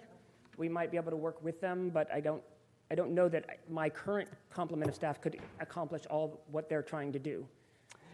No, I understand that, but my first question is, to what extent, as we're going out and registering the people to vote, are we even letting these new voters know that there's also a system of neighborhood councils and there's an opportunity for grassroots civic engagement? I'd have to ask Ginny to answer that question.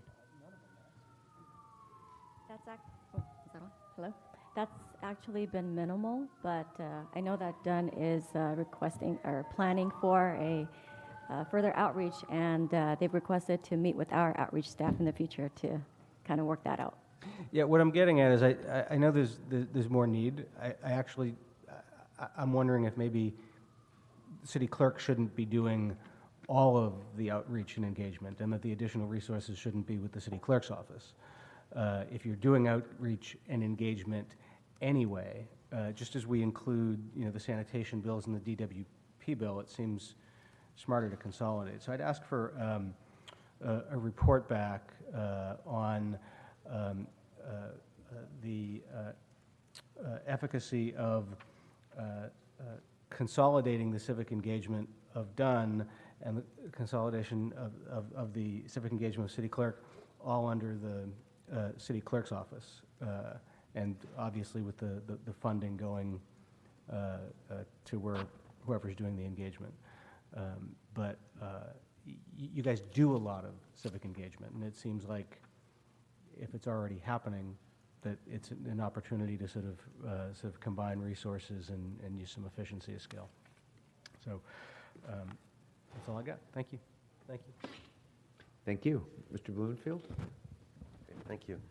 And just building on that, on the civic engagement, there's the third piece, which is the neighborhood councils themselves do a lot of promotional materials, and so you have the neighborhood council writ large, and then each neighborhood council doing their own promotional materials, and then the clerk's office. So there's sort of three different, and sometimes different functions. So the promotion is different than a civic engagement kind of thing. couple quick questions. The bid trash liners threw me for a little loop. I know that you've found a way to do it, and we're happy to help with the authority there. Why do we single out something like a bid trash liner? Why are we not just giving them? Why do they not buy those things themselves? Do we get economies of scale? And why bid trash liners? It's because the city provides them everywhere else, and it's not fair that it doesn't provide them to the bids. Okay, so it's just because we get them, because theoretically they buy everything else themselves. Like we could give them a little extra money and they could buy it, but we may be able to buy them cheaper. Right. It's just, again, because the city buys them for neighborhood councils, the city buys them for the rest of the city. It was kind of an equity issue that they get them as well. Right, and it's cheaper for us to give them the liners than to give them money to buy it, right? I don't know. The money actually goes to Public Works. We Okay. don't actually do the buying. We just advocate. We're just advocating for the money.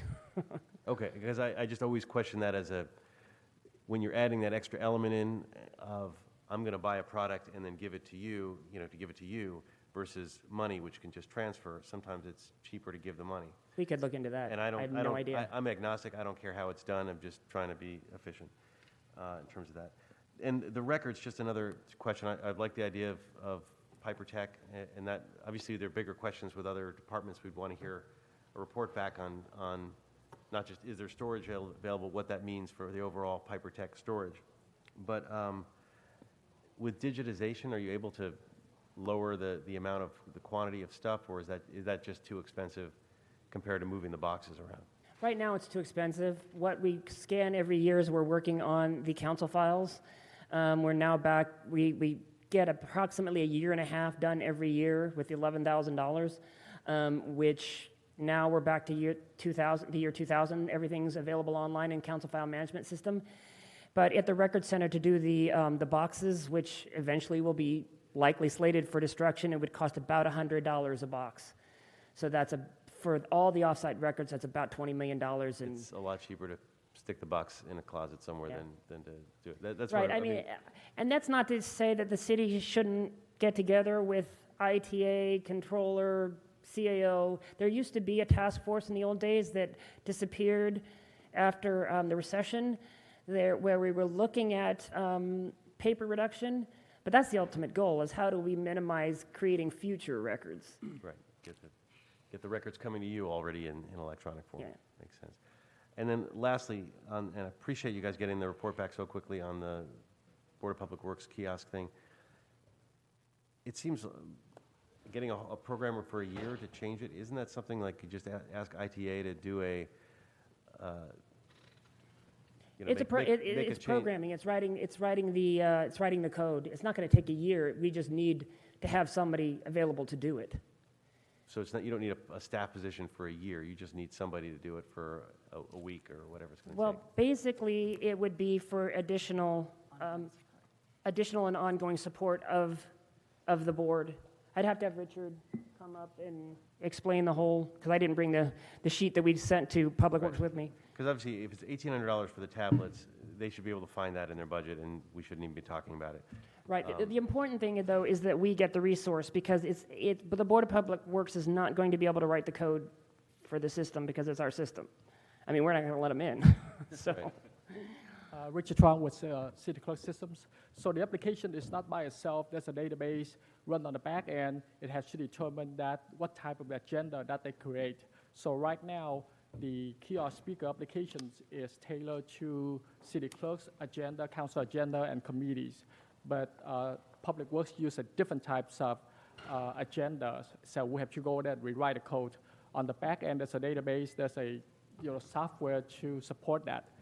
That's why, and it's going to be an ongoing support, not just a one-time software that we loaded on the kiosk. And we're just talking about having people the ability to sign in for an item. Correct. And so the detail of that is prior to the meeting, it actually go on the back end, it actually go in there and read the agendas. It identifies all the items and load it on the systems itself.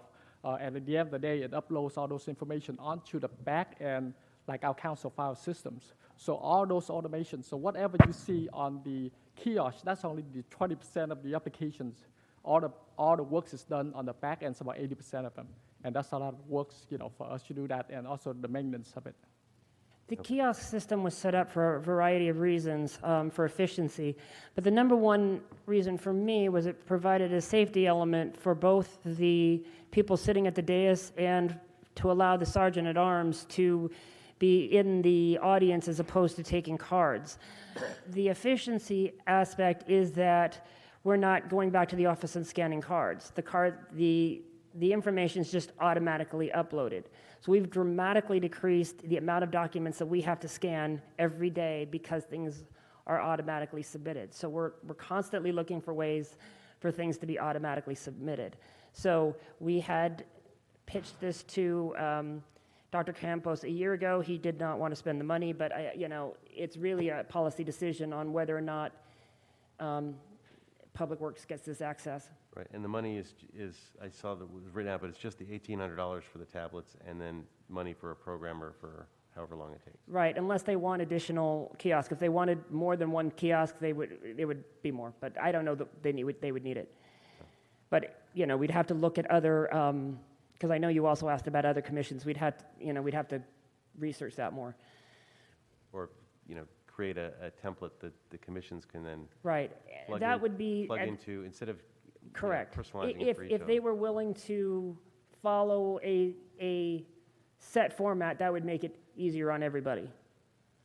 Maybe that's what we look into as a special study, is how to create a blueprint for all commissions that'll be a one where they want to use the electronic kiosks and everything else. All the commissions can just plug into the off-the-shelf thing that we would create as a right. But as Richard said, what we have to keep an eye on is the back end. How are they storing the information in the database? That's kind of the biggest part of the issue. I mean, loading the agenda is the easiest part of the code to write. It's the back end where all this information is stored has to be set up properly as well. And we're committed to serve, so we'll do whatever you guys want. Right now you're scanning and storing it the old-fashioned way. They may be. They probably are. A lot longer. And there are city clerks throughout the state that are still relying on paper, so we're... Okay. All right, thank you.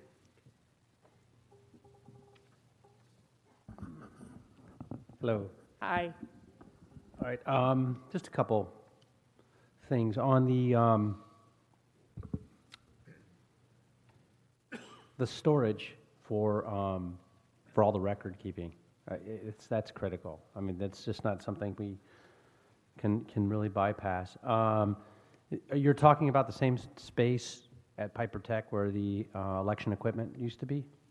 Yes, we will. What we would do is we would divide that space. Part of it would remain elections because we still do neighborhood council elections and we do a lot of in-house elections, lacers, Prop 218s, different boards. So we would maintain part of the space, but there's part of the space where all the vote by mail happens now. We would move that into, it's hard to... You don't have to draw it out for me. Got it. Okay, and then... We would divide the space and half of it would be built out for records. So, is the equipment that we use for those elections the same equipment that we used for the municipal elections?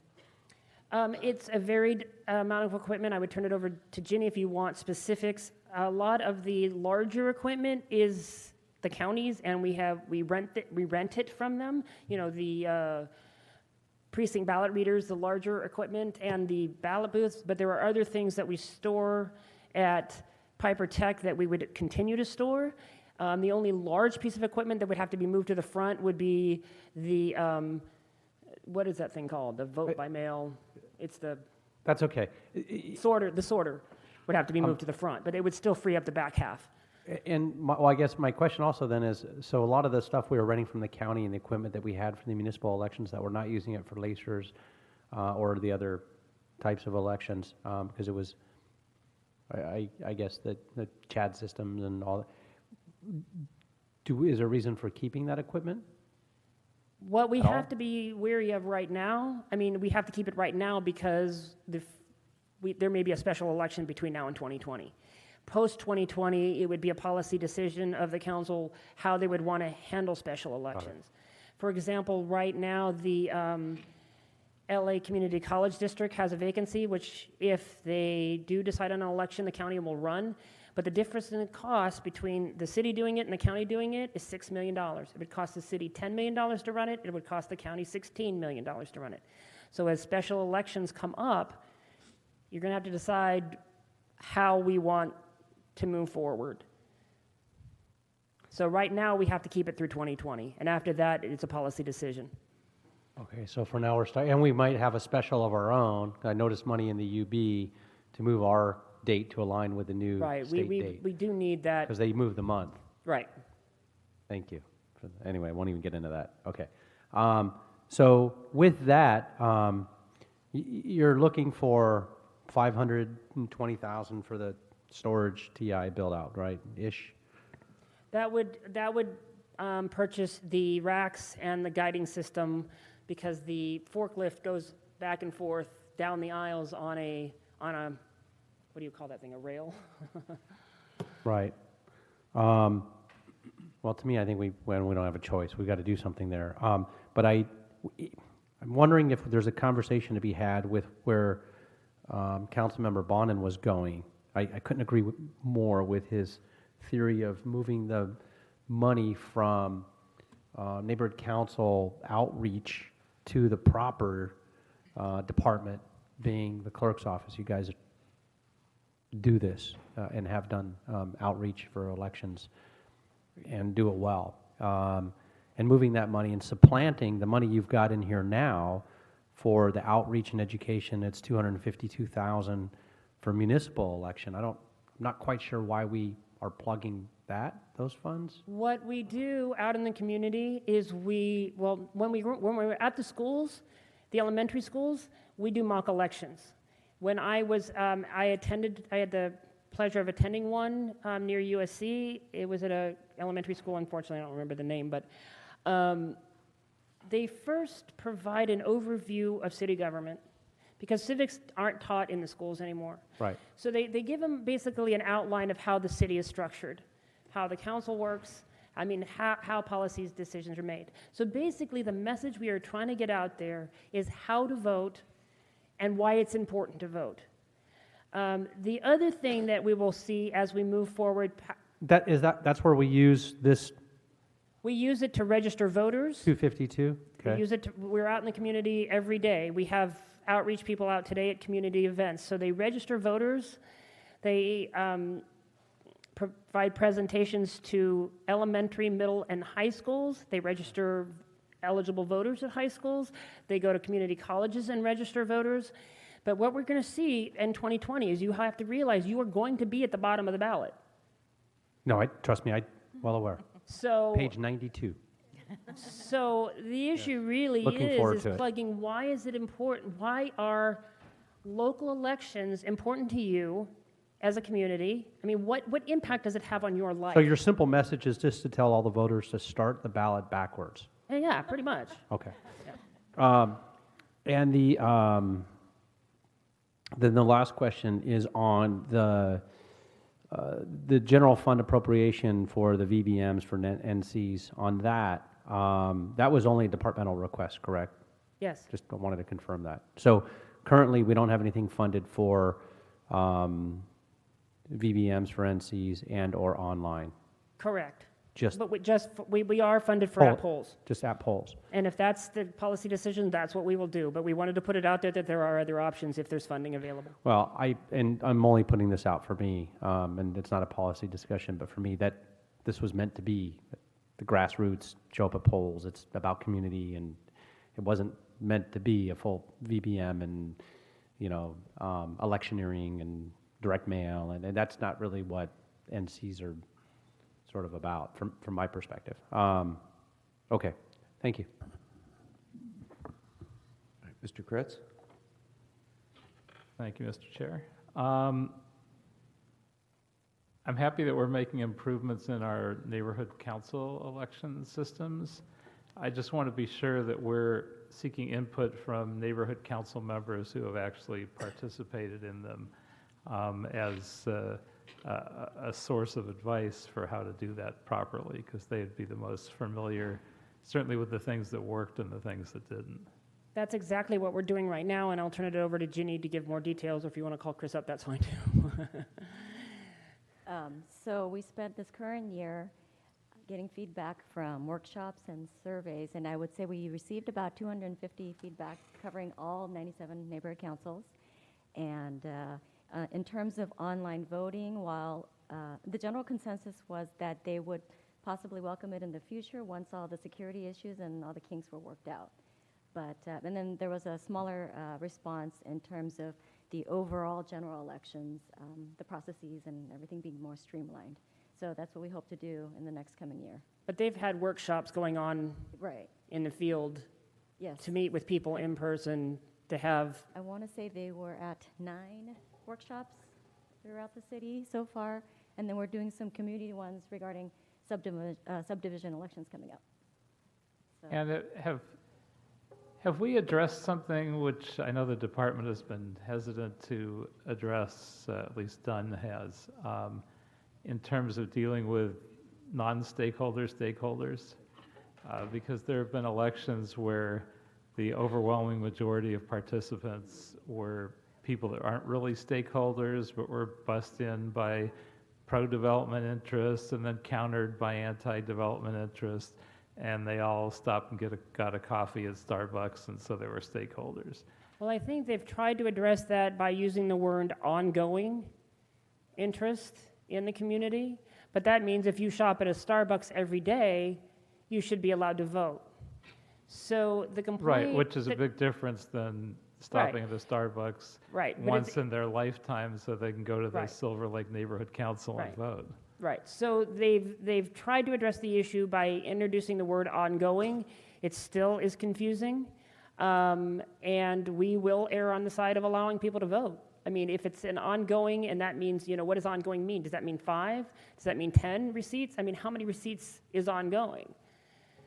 So it's still not defined in a way that that's going to make everybody happy. Do we have a way to look towards that? Well, I would defer back to the department. I think the thing that they've advocated the most is to have a specific seat for community interest stakeholders. That way, that whole issue of bussing people in could be addressed by just having one seat on the board for that type of thing. I'm not sure I understand how that would work, though. Well, because you can, for example, let's say you have a homeowner seat. That means the only people who can vote for that seat are the homeowners. Then you have a business owner seat. So the only people who could vote for that seat so it's the way that the neighborhood council boards would structure themselves. And if they had a community interest stakeholder seat, then the only people voting for that, it's a community interest, the Starbucks quote-unquote voters could only vote for that particular seat. I don't know that that's actually one of the better ideas I've heard, so hopefully we look in that direction, because it certainly has been strange and created us some bizarre results. But we go with what the definition says, and we are going to err on the side of allowing people to vote, because all of this trying to keep other people from voting makes me crazy. Fair enough. And also, how are we doing in terms of targeted local hire, and in particular, with all the election activity that we do, could the positions that sort of oversee that and participate in that be targeted local hire? I think we're going to have to report back on that. I know we've committed to our admin positions for that, for any new admin positions or any vacant admin positions, but I don't know that we've looked at it for as-needed election positions, but we're certainly happy to do so. Thank you. The report back would be great. Okay, thank you. Anything else, members, for the clerk? Mr. Chair, we'd request that any report backs in connection with the space needs be a special study. We are working with the clerk. We agree they need new space, reconfigured space, and we expect to do that sometime this year as part of the MFC committee. All right, and use of space by itself doesn't have an immediate budget impact, so I think that is a suggestion well taken. All right, thank you very much, Ms. Walcott. Thank you to you and your team. Okay, so time check, members. We're now 2 departments and 5 minutes behind schedule. So we'll go ahead and bring up the Convention and Tourism Department next. I've got stuff anyway, so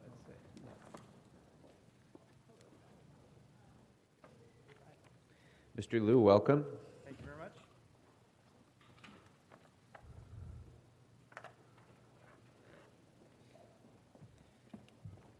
We have your letter. Go ahead and give a brief overview, and we'll get right into it. Thank you very much. I recognize that you have a very extensive schedule today. Also recognize that we're your smallest department, so I'll keep my remarks brief. We're very pleased with the budget. Small but mighty. We're very pleased with our budget, and we're happy to answer any questions you might have. Thank you very much. Bravo. All right, let's go ahead and start with Mr. Blumenfield. Thank you. Good to see you. The department's come a long way since running deficits, and, which is great. But there's going to be a slight loss in revenue this year compared to fiscal year 16-17. Is there any concern that this trend could continue?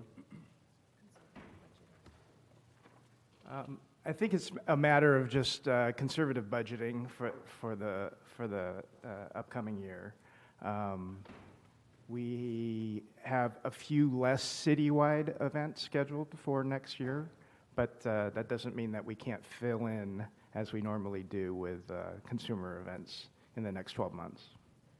Okay. And then we're talking about incorporating a ceiling into the reserve fund policy. What's the benefit of that? The benefit is twofold. It sets a goal for us to strive for a certain amount in our reserve fund, and it also sends a message that any monies over that will be put back into the general fund. Great. Those are all my questions. Appreciate the work you're doing. Thank you very much, sir. All right, thank you very much. Mr. Englander. I want to welcome you here. Thank you.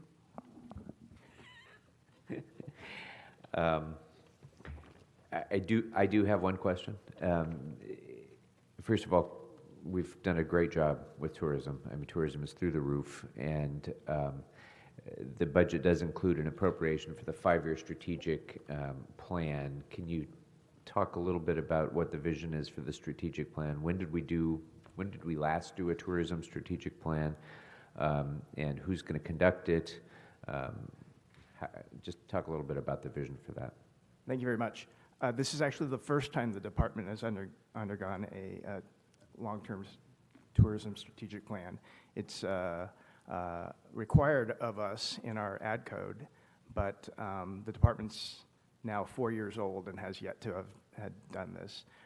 We've drafted an RFP that upon approval of the budget, we will go to the public and attempt to find a consultant. The kind of philosophy behind it is to look at tourism from a macro level. Our tourism board does a marketing plan annually, but this is really to look at infrastructure and capacity and ask the questions about how do we prepare for even more tourism. You know, our goal is 50 million annual visitors. We'll probably reach that in the next year or two. What's our next goal? Is it 70 million? Is it 75? How soon will that happen? What does a city need to do to prepare for that next wave of tourism? Also, how will that impact not only the city as a whole, but some of our neighbors, our neighborhoods and council districts? And so we will be asking our consultant to look into some of those issues. And the other part of it is to, you know, give us suggestions on what kind of infrastructure improvements we need to do around the city. The easy ones to address first would be transportation, transit, those issues. But it could be as simple as wayfinding and you know, there are other, how do short-term rentals affect tourism going forward? How does the cannabis law affect tourism going forward? So we'll be looking at more broader issues rather than a marketing and sales strategy. Terrific. Well, one of the really good ideas that came out of the 2020 Commission a few years ago was the idea of working collaboratively with surrounding jurisdictions in the county and the state in marketing for tourism.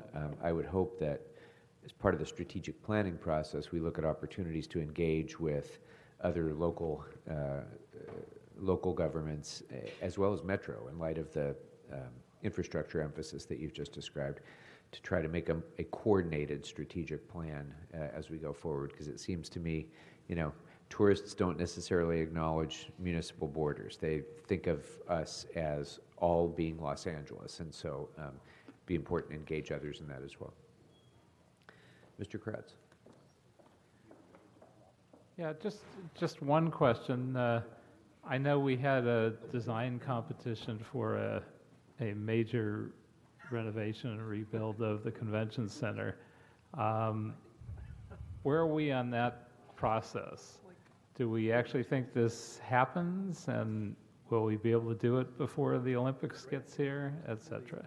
Yeah, after a number of stops and starts, I'm pleased to say that we've been working diligently over the last 6 to 12 months on re-engaging our partners at AEG on a possibility of doing a partnership on the expansion of the convention center. It's my understanding that the city should be receiving a proposal from AEG shortly. So what do we think the timeline will be, and do we have a sense of what costs would be for our part of the participation? I think the cost is somewhere in the neighborhood of $500 million for the expansion of the convention center. It's roughly 200,000 square feet that will allow us to have one contiguous exhibit hall. I think the goal is to actually get this done by 2022. February 6, 2022 is the Super Bowl, and the convention center will be hosted the Fan Fest and a number of other events. And so it's a stretch goal, but there is a schedule that shows how we could accomplish this by the end of 2021. Well, it certainly would be financially logical to do it in time for that. If we actually think it's possible, we shouldn't do it and have it done 6 months later just because it's difficult to meet the timing. So I certainly encourage us to shoot for that and take advantage of it. Yeah, there are a number of conventions that are just waiting for our announcement of a larger center. Our tourism board works every day to sign conventions as far out as 2030. I'm meeting with a group Tuesday, that wants to sign contracts for 25, 2027, and 2030. And they're all kind of waiting to see how big a convention center they can move into. Right, and I think we all know we've missed countless opportunities over the years because we don't have the kind of convention center that we think we should. So I would encourage you to move forward with all haste and certainly support every effort to do that. Thank you. Mr. Bonin? Thank you, Mr. Chairman. Don, everybody seems very happy with you. I won't be until we steal Comic-Con from San Diego. We're doing our best, sir. I'm waiting eagerly for that. Just a couple quick questions. What do we do to sort of market ourselves either as like a foodie city or for environmental tourism or things like that are special about Los Angeles that are a little bit of a niche? Our tourism board spends quite a bit of money doing not only the overall marketing and digital, the normal stuff, but they actually have quite a bit of market research they undergo. It's funny you mentioned the food because Dine LA is part of their program and has been a very successful program, now 10 years old. I actually remember when American Express approached Mayor Hahn about starting that program after 9/11. And it's grown to where it is today, over 400 restaurants participating over a 2-week period twice a year. So it's been a very successful program. I think the foodie culture is something that they focus on. Not so much sure how much they've done on environmental tourism, but we have been able to promote some of the environmental policies at the convention center in particular. But again, a lot of it is driven by market research and what the tourists are actually looking for. And I don't mean this at all frivolously, I actually mean it seriously. The fact that we now have decriminalized marijuana, does that help us in any way? It does. It's had quite an impact on states like Colorado and Washington. The question that people have is if you're not allowed to smoke in public and you're not allowed to smoke in hotel rooms or restaurants, where does a tourist have the ability to use cannabis? And so it's an issue that a lot of cities are dealing with. Ernie Wooden and I have met with Kat Packer and have discussed, collaborative, work on how we can address this issue going forward. But it is a serious problem, serious issue. If Airbnb is listening, they just found a new marketing angle. I'm sure it will be part of their marketing. Yeah. Okay. Thank you. Thanks. Thank you, Mr. Chairman. Thank you. Anything else, members? All right. Thank you very much, Mr. Liu. Thank you very much. That will bring up General Services next.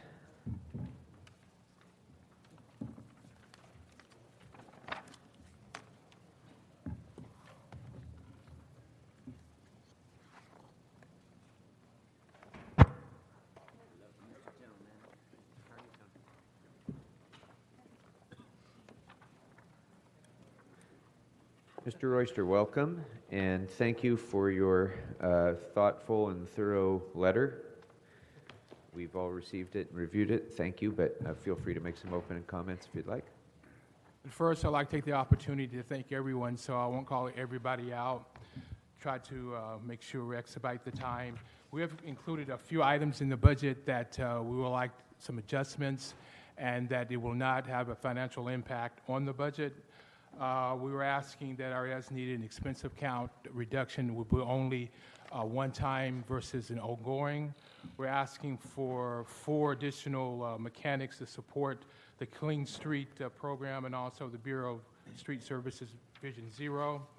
We're also asking to replace the Senior Management Analyst 1 position with the Senior Management Analyst 2 position for the Real Estate Service Division to allow our asset management system manager to dedicate all of their time and efforts on that project. And also we're asking for a Senior Management Analyst 1 to support the EV program to develop and implement an EV infrastructure for the city fleet operation. And last, we're asking for 2 authorities as for garage attendants to support the targeted local hire pilot in fleet services. And I'm available to answer any questions that you may have. Great. Thank you very much.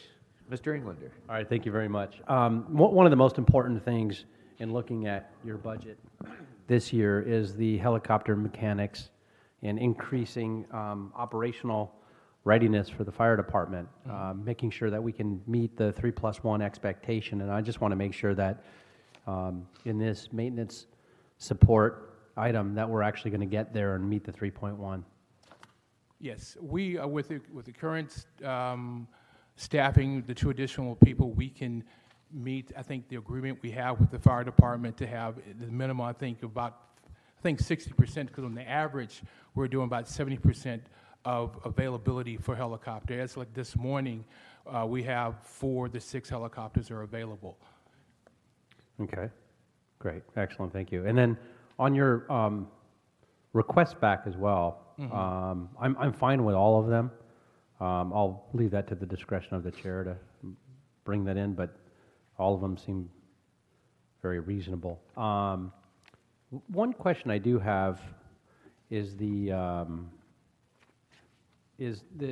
it's not really on the budget. You are our go-to on everything we ever need done in terms of if it doesn't fit within the department, it's general services, which means everything else. And often the department that we need for whether it's maintenance or you name it, installations, all kinds of peculiar things that are critically important. But oftentimes when we get a quote back for something, the cost is all in and includes hourly rates for full cost recovery, rather than acknowledging the fact that we're not looking for, if we need it on overtime, more than happy to pay the overtime. Oftentimes the overtime is cheaper than during the day because we're paying the full rate back. And it's the only department that sort of does that. It's akin to if we had to call and then we're doing a special event, let's say on a weekend or at night or even during the day, and we have to call LAPD or fire because we need them there.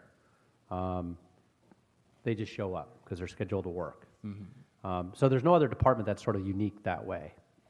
And I'm wondering if you can look at coming up with some different modeling to make sure that you're made whole and reimbursed for the expenses and out of pocket. Sure. But in terms of, we have to go through that song and dance often. You know exactly where I'm going. It would be really, really helpful. Yes. We always end up in a happy place. We do. But we always have to go through an exercise to get there. Yes. And so maybe we start with the happy place and then we're just done. I just throwing that out to you. I agree with you 100%. All right, thank you. All right, thank you, Mr. Englander. And I too agree that the requests in the letter are all very reasonable and have essentially very little impact, if any, on the general fund. I would especially like to thank you for your eagerness to create new positions for the Targeted Local Hire program. That's terrific, and the more that we can do with that, the better. So I'd like to ask that all of the requests in Mr. Royster's letter come back as a single request back, a single report back, and that we identify in those reports any sources of special funds that may be necessary, for example, the procurement analyst and other positions where special funding might be appropriate, to the extent funding is necessary. Let's see. The budget does include funding for an upgrade to the city's access control and badging system. Yes. A little over $250,000, which is the first of 3 years. I'd just like to understand what the scope of work there is anticipated to be, and is it going to be 3 years of 270? Is that what we're expecting? So it'll be $750,000 to do this project? It could be. I think what's the issue is that the system will not, the company will not support the system beyond 2020, and we can get the other estimates for year 2 and 3. But for this year, we're asking for $270,000 to get the first phase started. And I think we were looking at how much, Val, about what, $1.2 million or something like that? About $1.2 million for overall implementation of the project. This is just the phase 1 of it. And the phase 1 will begin 50% of the equipment requirement for the upgrades, also reviewing the existing badging database to determine what needs to be, and also developing an interface with Pacer, so when the individual leaves city services, it cuts off their badge, so you don't have a number of people walking around with badges that have left the city. And also we are continuing to work with LAPD and our core people to determine exactly what needs to be in the system or not. This is phase 1, which is $270,000, but we're anticipating the entire project may cost us $1.2 million. Okay. I'm Val Mellop with the Department of General Services. Oh, okay. Okay, that better? Okay. The $270,000 includes $100,000 for 3 as-needed positions. The department has never really been staffed for credentialing or to manage the system, so $50,000 of that will go towards the staffing, and another $50,000 for supplies.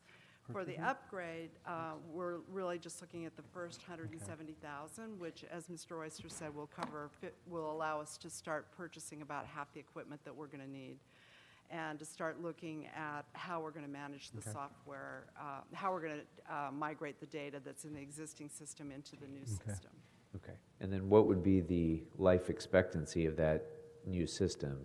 given the fact that the existing one hasn't seemed to have lasted that long since we Well, the first put it. existing one has been around for a really long time. I think we first got it, if I'm not mistaken, early in 2000, and it's been upgraded, not a major upgrade like this, but it's been upgraded maybe one other time. So it's going to be around for a long time. Okay. And as part of the contract that we sign, it will include, the minor upgrades that they do, that the company does as time goes on. Great, thank you. Mr. Kretz. Thank you, Mr. Chair. I'm pleased that it appears GSD is looking to swap out fossil fuel vehicles for electric vehicles. Yes, sir. And I want to be sure wherever we can that we're not purchasing unnecessarily new vehicles powered by natural gas in any form. The extraction of natural gas is environmentally problematic, from everything from methane emissions and greenhouse gases to groundwater quality impacts. And also, from a budgetary point of view, when we move fossil fuel vehicles to electric, hopefully we're moving staff from that arena to the more electric side of things. So in that vein, I'd like a report back on the Senior Management Analyst 1 position being added as a regular position authority to oversee the conversion of sedans and department fleets to EVs and charging infrastructure. And what I'd ideally like to see is moving a position from the Fuel Services Division to do that job. So as our fossil fuel use goes down, so do the positions supporting fossil fuels. Also, I'd like a report back on the planned purchases of any fossil fuel-powered vehicles in the next few years, including information about available alternative clean fuel vehicles or nearly available alternative clean fuel vehicles, and a cost comparison between the two of them. Because if an electric version of something is a year off, I think we should wait for a year rather than buying a natural gas vehicle and being stuck with it for 7 or 8 years. Also, I'd like to establish a regular report back to ITGS committee on how the environmentally preferred purchasing program is going, particularly in terms of cleaning supplies to custodians, which we've discussed earlier in this budget process. Sure. We want to be sure that our employees aren't exposed to harmful chemicals, and the bigger picture is I'd like to know what percentage improvement each department is having in their participation in this program and any budget consequences. Also, and I'm not 100% sure whether GSD is the right department to ask regarding a couple targeted local hire questions. So for the departments that have decided to use targeted local hire applicants to fill their entry-level positions, I'd like a report back from personnel and the CAO about the possibility of bringing back or using retirees on 120-day contracts to do some of the training and mentoring of TLH candidates, so that it'll be less disruptive for the supervision of those departments. Also, I'd like to look at whether when our departments hire after a contractor walks off the job or otherwise winds up leaving their position, whether we can find a way and whether an ordinance change is necessary to hire folks from the targeted local hire pool for that. And that's all I have. All right, thank you. Mr. Bonnet? Thank you, Mr. Krikorian. And I'll ditto the thanks and the praise to the department, and also double down on Mr. Kretz's endorsement of the importance of moving off of fossil fuels. Sure. But had a couple questions that sort of spring from that. One is, as we are transitioning to electric vehicles. Are we purchasing or are we leasing? The vehicles that GSD are bringing in, we purchase the vehicles. Now, I've been driving the Bolt for a few months now, and so I talk to people about electric vehicles a lot. And everybody I know who's looking to switch and just Googling sort of the consumer advice here, all says if you're going for an electric vehicle, you want to be leasing because the technology is just improving so quickly that it's sort of, you know, like an iPhone, where it's just, you know, right now we've got, you know, 220 miles to a charge. Right. In a couple of years we may have 500 or something. Have we done a sort of cost-benefit analysis of whether or not it makes more sense to lease as to purchase? I think overall on vehicles, we've done a review, and the recommendations that we've seen, it's more, I think, cost-effective for the city to purchase versus leasing, because usually we've been keeping our vehicles between, especially because of the issues with the life cycle, between probably 10 to 13 years.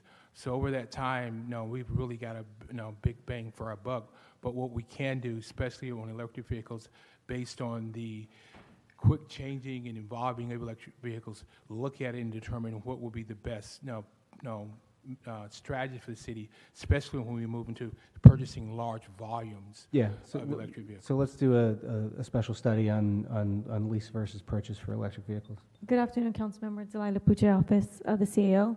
I just want to make a note that the mayor's proposed budget did include an Exhibit H entry that instructs the Department of General Services to conduct and present a fleet modernization study, which will have all that details for you. Great. Okay. Thank you. Second question is about EV chargers at municipal facilities. Do we have a good inventory and tally of the number of publicly available chargers at all of our city facilities, libraries, rec centers, stuff like that? At this point, we've put a plan together to determine exactly, how many EV chargers that we're going to roll out to, like City Hall East, and also the neighborhood constituent centers. And we're working with BOE and also with DWP to go out to each site and install. For instance, I think in the Civic Center, we're looking close to, I think, 157 if you include city parking, includes public parking, and we've got plans for, I think, the West LA municipal facility, out in different, I think 8475 Vermont, different locations. We have a plan where we're rolling them out. Right now, because of downtown, with the city employees, it's a huge demand for chargers. And with downtown, with a couple of the challenges that we're facing in probably a lot of the buildings, because the age of our building, the infrastructure, it's not very easy to put them in, but we're moving pretty fast and hope to be breaking ground in the next month or so and getting those out. But we do have a plan for all of the different neighborhood, like the neighborhood centers and whatever, putting for public where visitors coming to different locations will have electric vehicles to do that. And we can work with your staff and let you know exactly what's happening in your district. Well, my question was, thank you. I would be eager to hear that, although my question was, I was going in a bit of a different direction. I'm curious if we have a standard policy, us, DWP, either one, on whether or not the publicly available chargers are ones that the charge is free versus a cost. No, we don't have a policy at this time, but we can look at it and report back. Yeah, I'd like us to get a report back on, and that's a special study, obviously, on what our policy is. And the reason I ask, I love, the idea of having the free charge, except what I've discovered at the chargers at my field offices is that people will park overnight there, and people will sort of hog the charge. So a policy on what our policy is on whether or not to be free or charge versus, and also, is there a governance policy or some rules that prohibit somebody from being there for, 6 hours as opposed to 2 or something. If I could just add, the mayor's EV task force is actually looking at this issue, and they're developing a report back on whether we should charge, because right now there are different practices throughout the city and different models for charging. It turns out it's kind of a complicated question, but they're working on a report back on this very issue. So it's in the works already? Yes. Okay, cool. Then wanted to ask about the Bridge Home program. Yes. Well, let me ask two homelessness questions. One, before I get to a Bridge Home, is your department's doing a lot of work with council offices and HCID and agencies regarding city properties that are being made available or may be made available for permanent supportive housing under the housing opportunity properties. You have enough resources in this budget to continue doing that work? If it expands, I think some additional positions we will need. I think the biggest issue is determining what the scope and what the volume of the work is, because we need to have staff to be dedicated to that. With the 1 and 2 we have right now, we can make it, but if it expands, it's no doubt we're going to need additional staff. And currently, we're working with the CAO to determine what the appropriate staff will be, depending on what comes out of their analysis or what locations or what sites they're selecting to place these particular locations. So including both the Bridge Home and the housing opportunity sites, if, we've been evaluating the housing opportunity sites in batches, about a dozen or so each time. So if we were going to be evaluating another 2 or 3 dozen next year, plus you've got, 15 or more different locations to evaluate or provide some sort of level of work on for the bridge housing, you're going to need more money, is what you're saying? Yeah, you're definitely going to need more staff to make sure that we can expedite these projects as soon as possible. Okay. And if you need us to report back what we think and estimate it would need it to be to do that, we can do that. Yes, I'd like that, because we may not know exactly what the need is, but we know there's going to be a need. Right. And I want to make sure there's a revenue stream for it, so that if we go through the hard work of getting stakeholders engaged on something, we actually deliver on it. Council members, just to remind you, we did include in the last quarterly construction report this year, setting aside a fund for these pre-development costs for your city departments that will be able to reimburse them, and we will certainly report back if we need more. It's something that all your city departments will have some role in this pre-development side. Once there's a project, we expect their costs in connection with the project will be rolled into the project.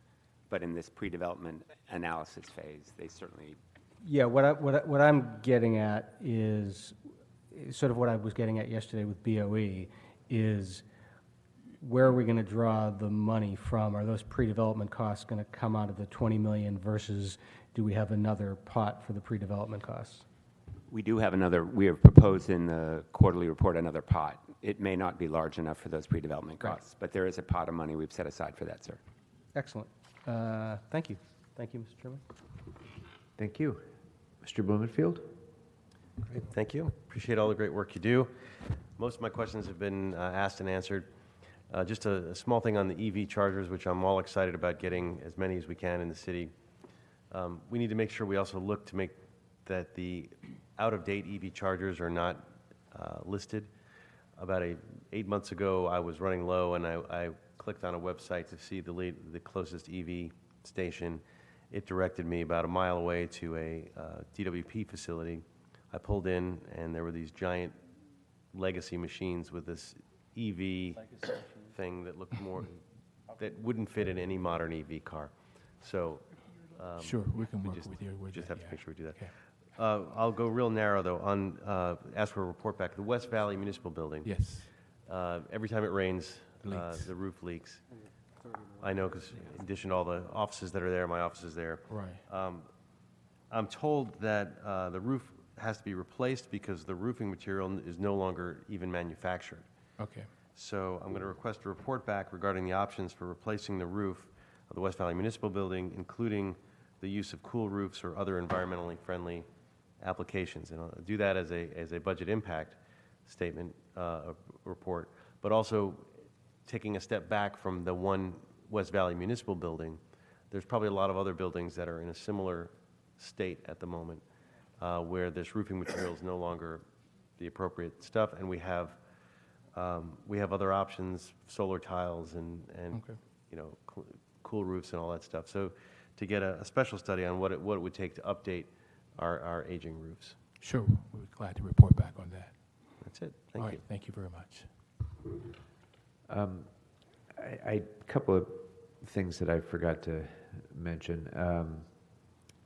Contractual services is up 15%, more or less, in this budget. What's that increase? I didn't hear, I'm sorry, you said what's up? Contractual services for GSD is up about 15%. There's an added 3 million or so. I think in that those line are item. related to some of the new systems that we were put in, and we're probably paying for, software and the different contractors for AMS, for, I think, FMS. So it's more of system related versus bringing different, bodies in for maintenance like this. So that increase is not attributable to things that could be done by additional hiring No, it's of not. staff? Okay. No.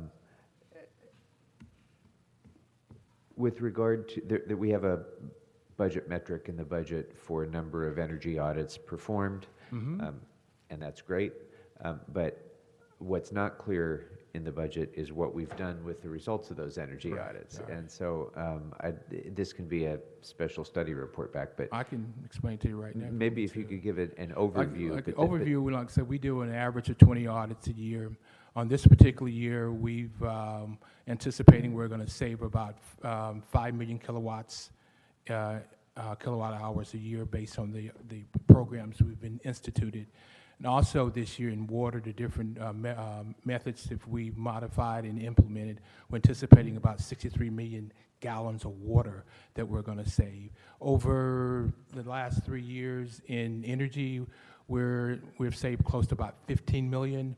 And in water, we estimated we're in the last 2 years about 76 million gallons of water that we've reduced based on these audits. They go in and find out what we need to do and where our biggest return on our investment. And the fact that you know those numbers off the top of your head tells me what I already knew, which is that you have a deep personal commitment to environmental efficiency, and I appreciate that so much. What I'd like to ask you for is a special study report back with your recommendations for where we need to make capital investments in our municipal buildings in order to achieve the greatest results in energy and water savings. And to the extent that you can determine what the paybacks are on those, that's even better still. Okay. Again, that's time-consuming report. I recognize it's not a budget impact Okay. report, but I don't want to lose track of the thought. And then, small thing, but we have tried to emphasize making doing business with the city more accessible for small businesses. I do notice there's been kind of an uptick on purchase order processing time. It's averaging around 40 days now. Are there steps that we can take to try to make that process a little bit easier for small businesses? Sure, I think I think if you're looking at the 40 days, is probably getting the contract out for the department. What's happening is it's a little delay because we have implemented a new system, so it's a learning curve for the end users. And on average, before the new system was about 30. I think in the next year or so, those numbers should be coming down after the end users are learning a new system. It's just a byproduct of people learning a new system. Okay. Great. Again, just so that I don't forget, Okay. it's not related to the budget so much, but I would like to ask also for a special study report back on improvements that you would recommend we make in the local preference program and other steps that might be taken surrounding procurement that will create the greatest economic opportunities for small businesses in Los Angeles. So, Be glad to. all right. Can I add on to that? Yes, please. The one thing that I would add on to that, on that study, if I could, is that there is a, basically, once they go through, a small business for procurement goes through the process of being a vendor approved or selected as a city vendor, that every year make it simple for them to automatically re-up through through a declaration that nothing's changed. Okay. And they should be able to do that on every bid, so they don't have to go through, and I've talked to John Reamer and others about this as well. Sure. They don't have to go through a full process, either for every bid or even every year, that they, and attest that either nothing's changed or they just submit the update. And they don't have to go through voluminous documents on every bid and or every year for certification. It's just an automatic recertification. Be glad to do that. Right. Very good. Thank you. Thank you. Thanks very much, and thanks to you and your entire team for the great work that you do. Okay, members, it's noon. We were going to take our lunch break. We're scheduled to take our lunch break at 12:15. The only departments we have between now and lunch are Cultural Affairs and El Pueblo. I'd like to get them done if we can because they're here. Does that seem reasonable to you, members? Yes. To try to do? Okay, so let's go ahead and bring up Cultural Affairs.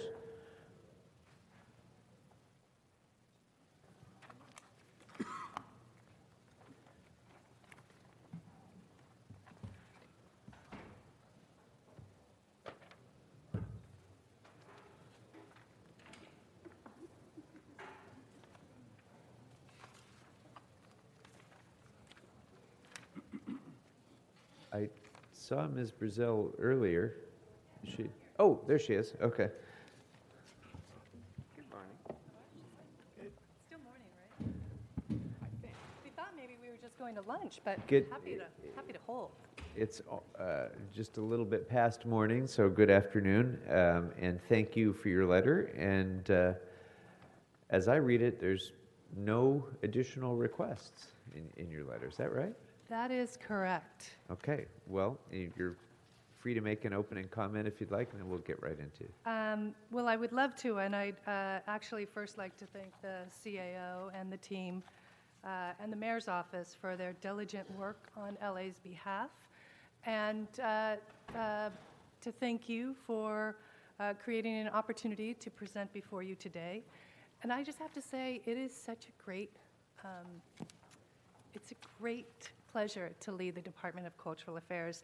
With me today at the table is Alma Gibson, our Director of Administration, and Mr. Daniel Tarica, our Assistant General Manager.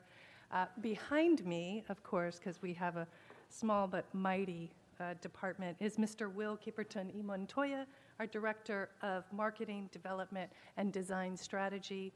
Leslie Thomas, our Community Arts Division Director. Joe Smoke, our Director of Grants.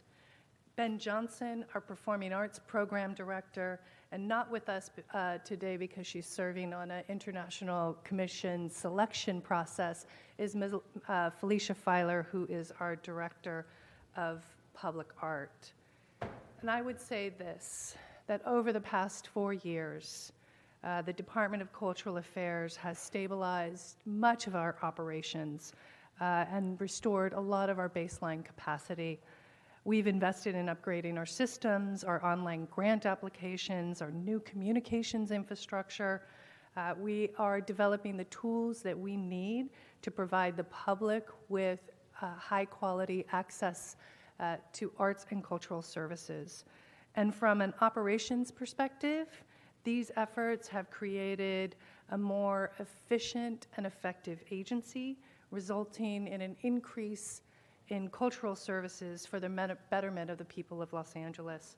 And I would also say that demand continues to grow, and so our performance metrics continue to exceed expectations. And that's a Cadillac problem to have in our amazing city. We've done some great work. We've launched some interesting and important pilot projects like Promise Own Arts, which is developing economic opportunities for cultural treasures in various parts of our community. We have launched the first public art biennial, and we're looking to do the next iteration, which brings public art to community spaces citywide. We've launched and continued to maintain our mural program, and then we've also created a program in partnership with the Department of Transportation to place creative catalysts inside various departments to address critical issues. We believe that artists are great assets in our community, and we'd like to see them help to address some of our city's most pressing problems. In each of these service delivery enhancement advances the mission of our agency, and as we think towards 2028, the department is really focused on generating enthusiasm and building capacity to showcase the many cultures that represent and are part of our city. Because I would say that Los Angeles demonstrates to the world how we collaborate in a multi-ethnic, multicultural society. We demonstrate these values through our investment in culture, and I think that there's no question that we all agree that culture and creativity drive our signature industries, but I think we also sometimes forget that it's really culture that binds community, that provides meaning and reflection, validation for people, and it builds communities through shared experiences, recognizing otherness while emphasizing togetherness. So I'm going to stop there and just say that this is a good budget for the department, and we thank you so much for your support, and I'll open it up to questions. Well, thank you, Ms. Brazel, and thank you for your leadership over difficult years. And I'm really pleased to hear you confirm what I have felt, which is that this is a department that's stabilized. We've almost doubled DCA's budget and number of positions over the last 5 years, and that's good, although the baseline was pretty low to begin with, so it still is not where it needs to be. But at least we're moving forward now. I had a couple of quick questions. One is, one of your performance metrics involves the private sector's donations as a percentage of your budget. Yes. And I note that that's down fairly significantly since 16-17. I suppose some of that is attributable to the fact that the budget has increased, so the fraction changes, but can you speak a little bit to your efforts around securing more private sector support? Sure, absolutely.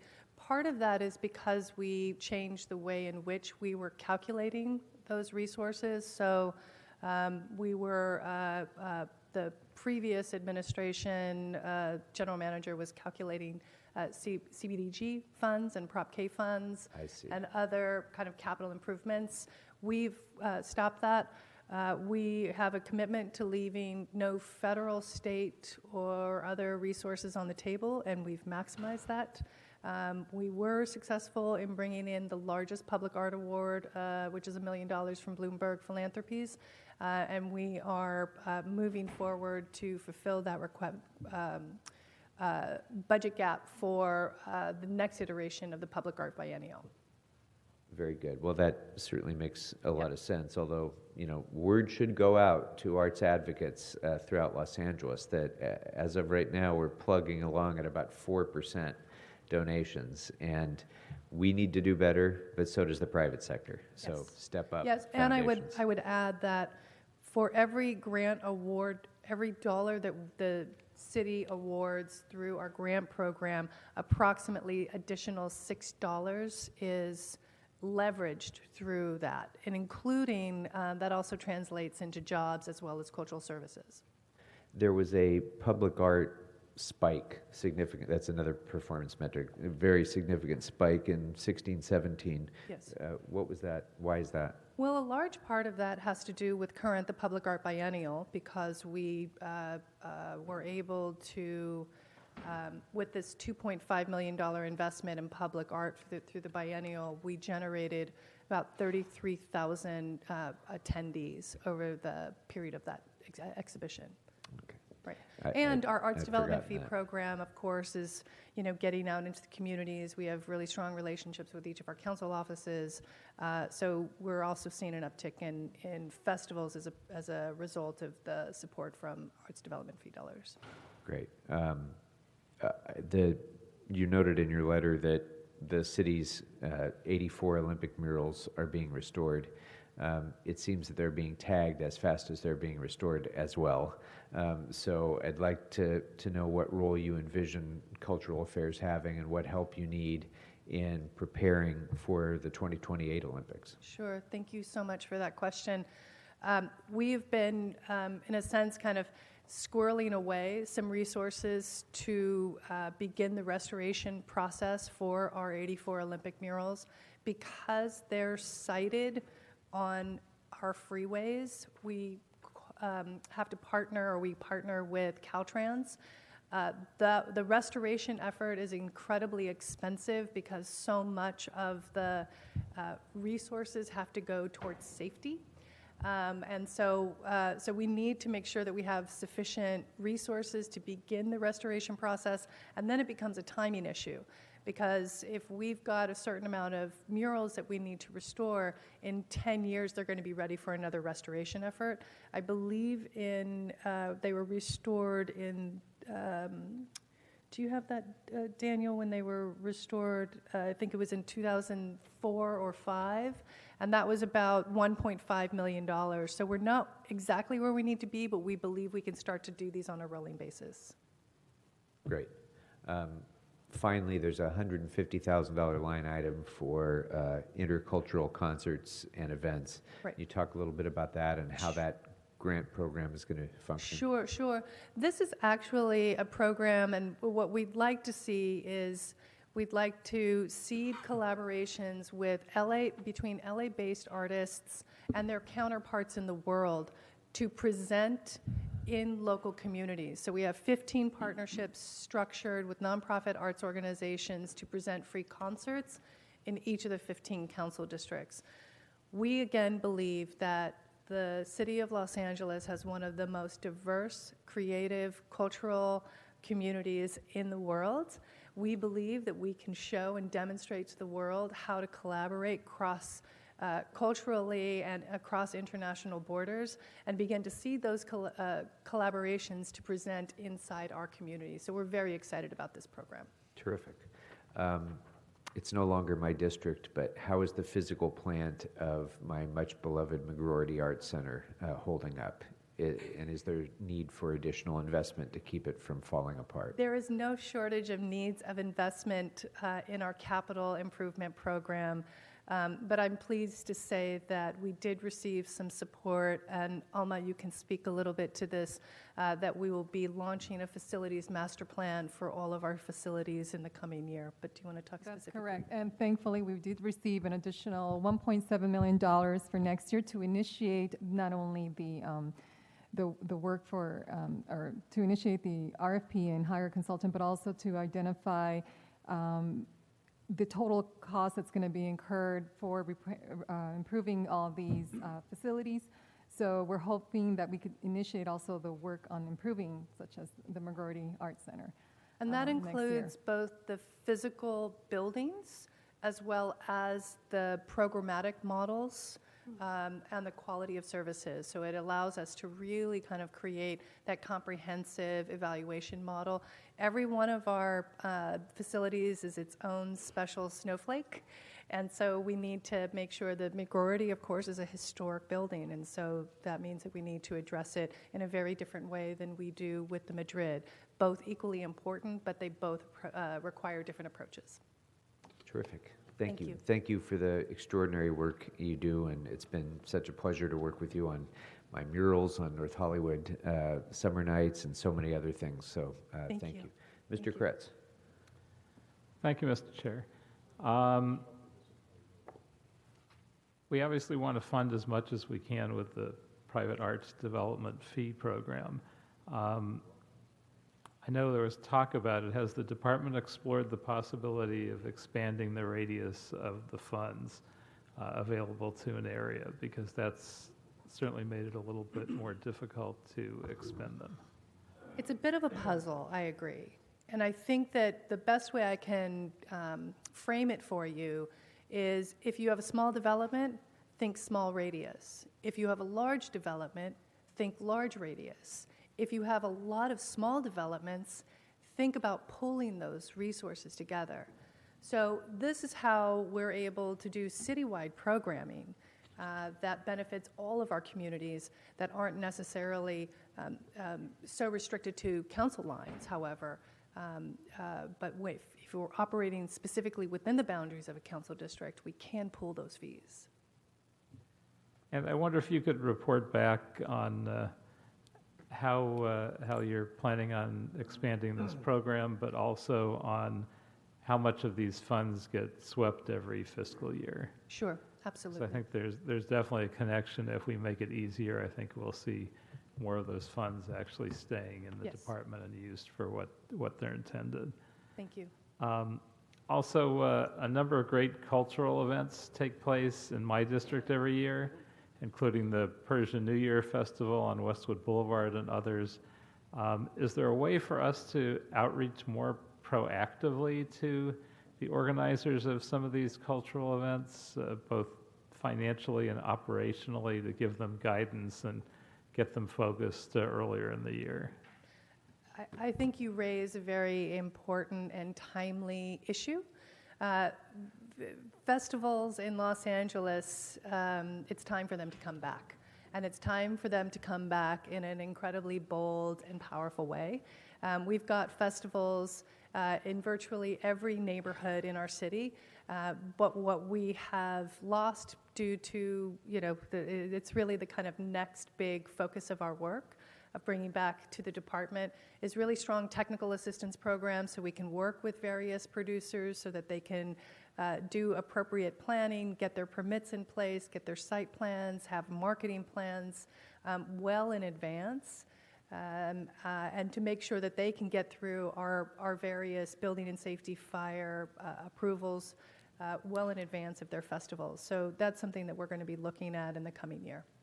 I think that would be great because a lot of them are run by people that are pretty good at it, but they're doing this all as volunteers, and sometimes the date sneaks up on them, and nobody's really pushed them to do adequate planning and not just have to be going by the seat of their pants because the actual festival is almost immediately upon them.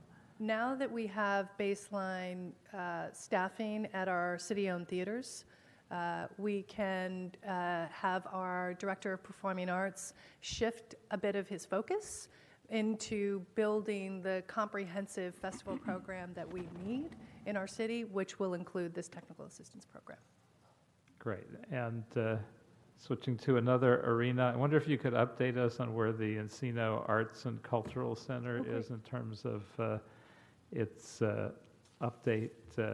I know we've asked for funds to go into the building to make it ADA compliant, and also there are a lot of features that make it electrically and otherwise dangerous and need to be corrected. Yeah.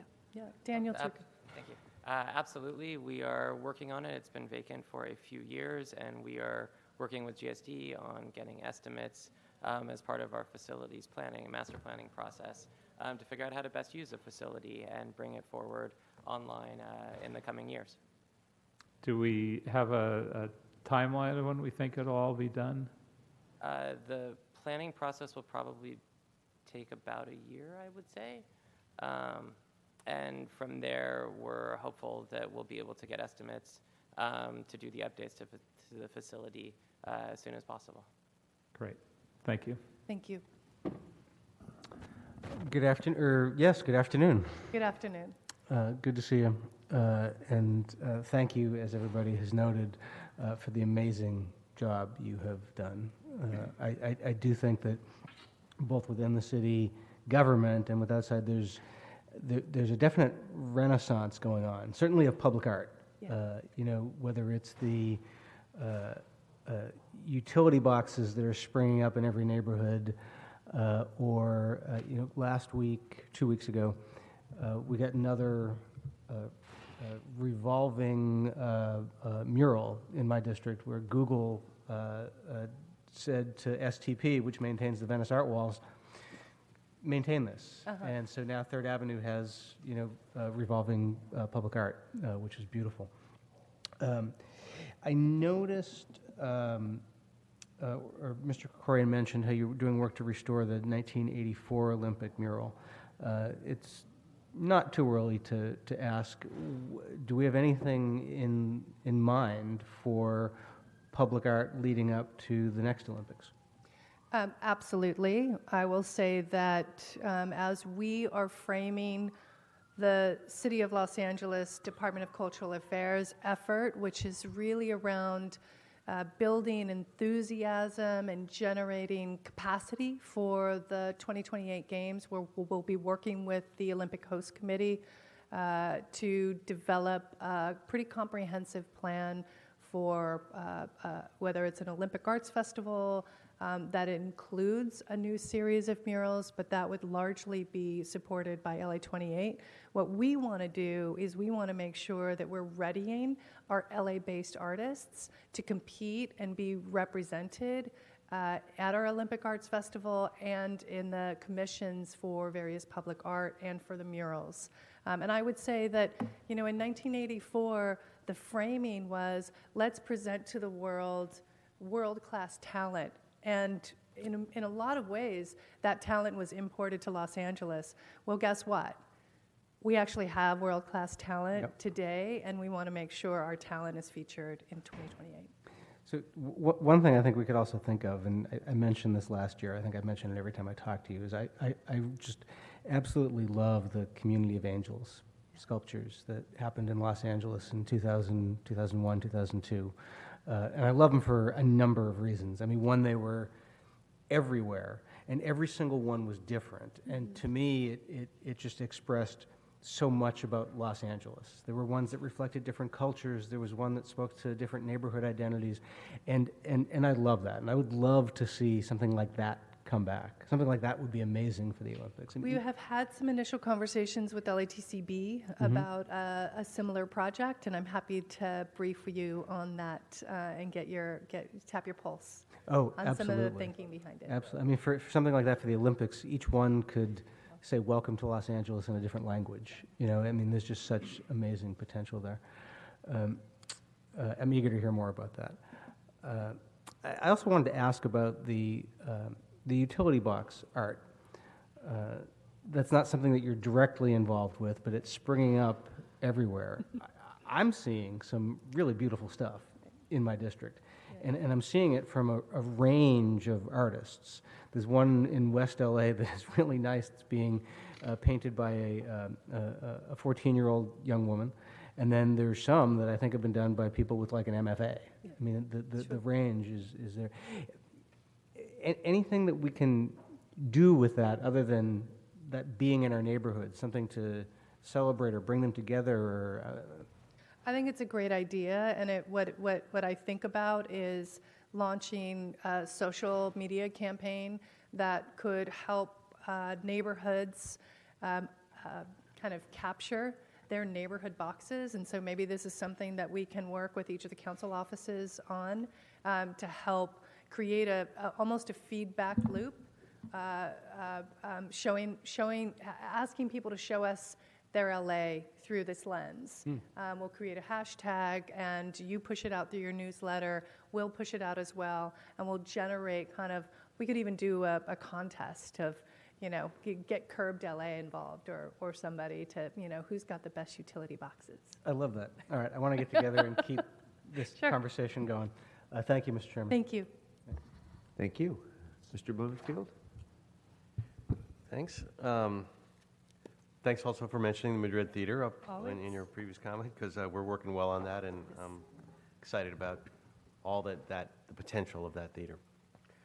I know you're using data to drive some of your decisions on allocating resources. Would you tell us a little bit about it? Because it's Sure, I would love to. Go ahead. I think we've done a really good job at kind of counting what our impact is. Our metrics are strong, but metrics without story kind of don't really tell the full picture. They don't really give you the full thing. We provide services, let's say through our community arts centers, to communities that would not otherwise have access to youth arts education. These communities are the same students that LAUSD is serving. They're the same students that are affected by environmental issues, by housing issues. And so what we wanted to do is we wanted to get a better sense of what is the context in which we're serving our communities. So we developed the Neighborhood Arts Profile, which is a data platform developed to identify opportunities to provide cultural services. Because in addition to knowing where we're providing services and what the environmental impacts may affect or create barriers for our students, such as displacement due to gentrification is a big theme in our work. We wanted to understand how we can better align our services with other providers, and then also to understand where are the gaps, where are the areas where services are not being delivered, so that we can think about service delivery options that target high need populations through arts and culture.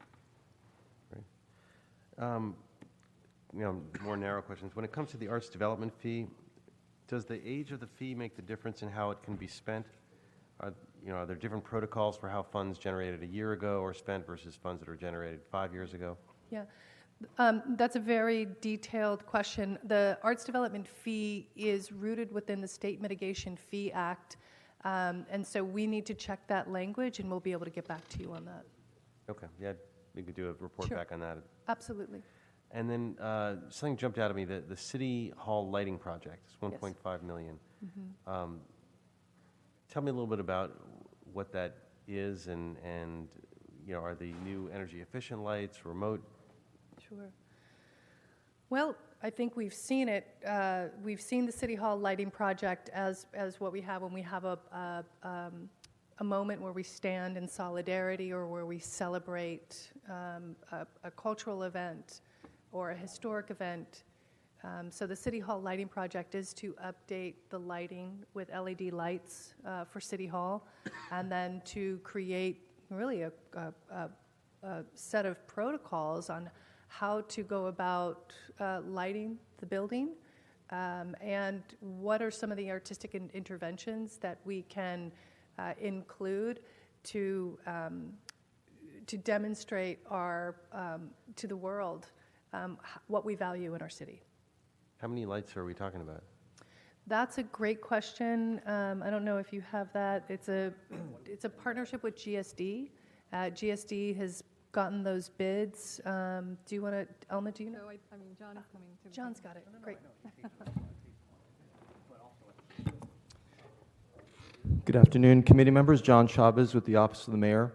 We're working closely with GSD. We'll be working closely with Cultural Affairs. We have some estimates, and the technical details are with GSD. We have those. We just think we're really excited about this. It's a way also of getting rid of the antiquated lighting system that we have right now. That's very expensive. Anytime we have to change the colors, we have to manually switch them out with colored gels. This will be a very sophisticated, beautiful way of lighting up City Hall in combination with the cultural programming that would be behind that Cultural Affairs would provide. So we have that detail with General Services if you'd like additional information on that. Sure. No, I'd love to learn a bit more about it, and We're happy to forward it to you. Great. Thank you. Thank you. Mr. Englander. Thank you. I thought that money was just to hire one person to replace the bulbs.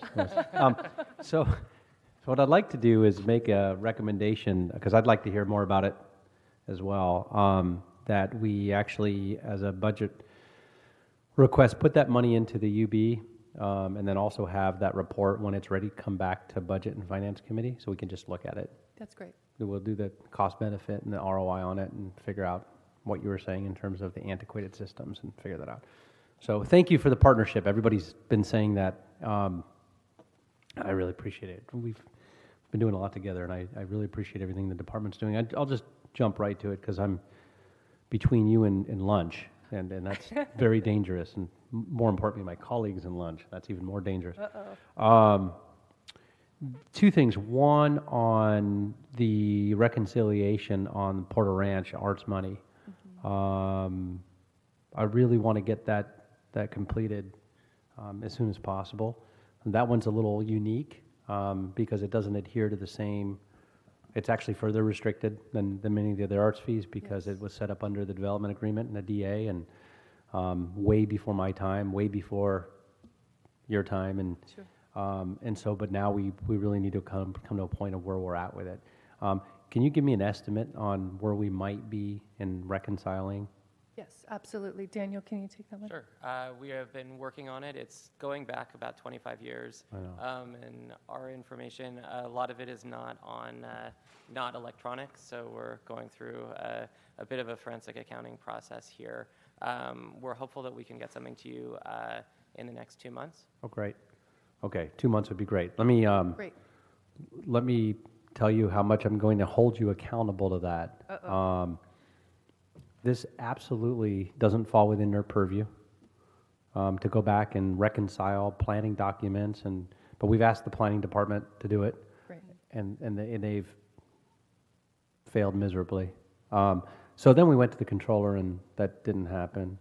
And then we've been shopping this to so many departments to just get this done. And when you came into my office, you said, "We'll do this," and you have been, and so I'm grateful. Absolutely. And I know it's painstaking, so I appreciate it. 2 months out is music to my ears. So thank you. Thank you for that. Thanks for the help. One other thing, as you're well aware, a few years ago we launched what has become one of the most successful youth film festivals in California, much to my surprise. Making Movies That Matter has actually been adopted now by not only so many organizations and schools, it's a sellout. And it's been, we're actually now listed in the California Film Commission website as a tax benefit to the tax benefit, which is phenomenal. And so with that, though, we find it very difficult to raise the funds to continue to put this on. Most of the studios are behind us and partnered. Disney's become a big partner with us, and it's grown way beyond when we started this, just me in my office doing it, and it's now the full San Fernando Valley, and hopefully the next step is citywide. We've got the Guild and other people wanting to take it over. Would be happy to do that at some point because it's big. The thing though is raising money every year, and we do this on a shoestring. So we'd love to get your feedback and input, and maybe even I don't think it makes sense to ask for a report back because we need to really sit down and hash it out, but we need a partnership for some cultural affairs monies to put this on, and it would be very helpful. We've reached beyond schools. These are really targeted for the most part to Title I kids that would otherwise never have an opportunity to get involved in arts and home grow a future workforce. The partnership with Apple has been incredibly unique, but with this, we've now expanded and we have an actual homeless shelter and kids living in a shelter, Making Movies That Matter, that have contributed, as well as of organizations with adults with developmental disabilities making films, and we've gone beyond schools.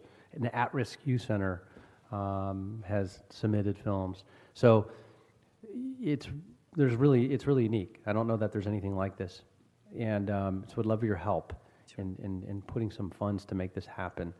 I know we're like $16,000 short just this year, and it's in another month. So would love your help on that. I will say that DCA is equally proud of this program. It is an excellent use of the arts development fee resources. It's getting creativity into the hands of those who otherwise would not have access to it, and it's changing lives, transforming lives. So we're happy to work with you on developing, strategies to help sustain it and to grow it. Great, excellent, and get us through this year. Yep. That would be helpful. We'll figure it All out. right, thank you so much. Thank you. By the way, we should sit down and talk about that, because I've got about a decade of experience with youth film festivals as well, and Yes. we've had a tremendous collaborative relationship, and I think it could, might be some room for efficiency and collaboration there. Thank you very much. Anything else for Cultural Affairs members? Okay, thank you very much, Ms. Brazell. Thank you Appreciate so your work much, and all of your Councilman. team, and appreciate your being here today. Thank So you. finally, before we go to lunch, members, is El Pueblo.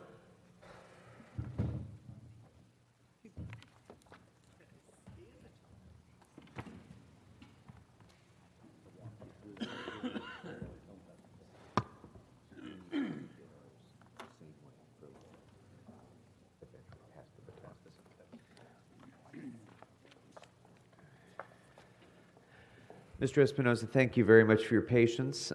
We do have your letter, and I expect that this will be a relatively brief discussion, but go right ahead if there's anything you'd like to open up with before we get into it. Thank you. Good afternoon. Chris Espinosa, General Manager of El Pueblo Historical Monument. We are very fine with our revenue. We generate all our own revenue at El Pueblo. We're very proud to be able to participate in the Bridge Home program, and we're ready to answer any questions you may have.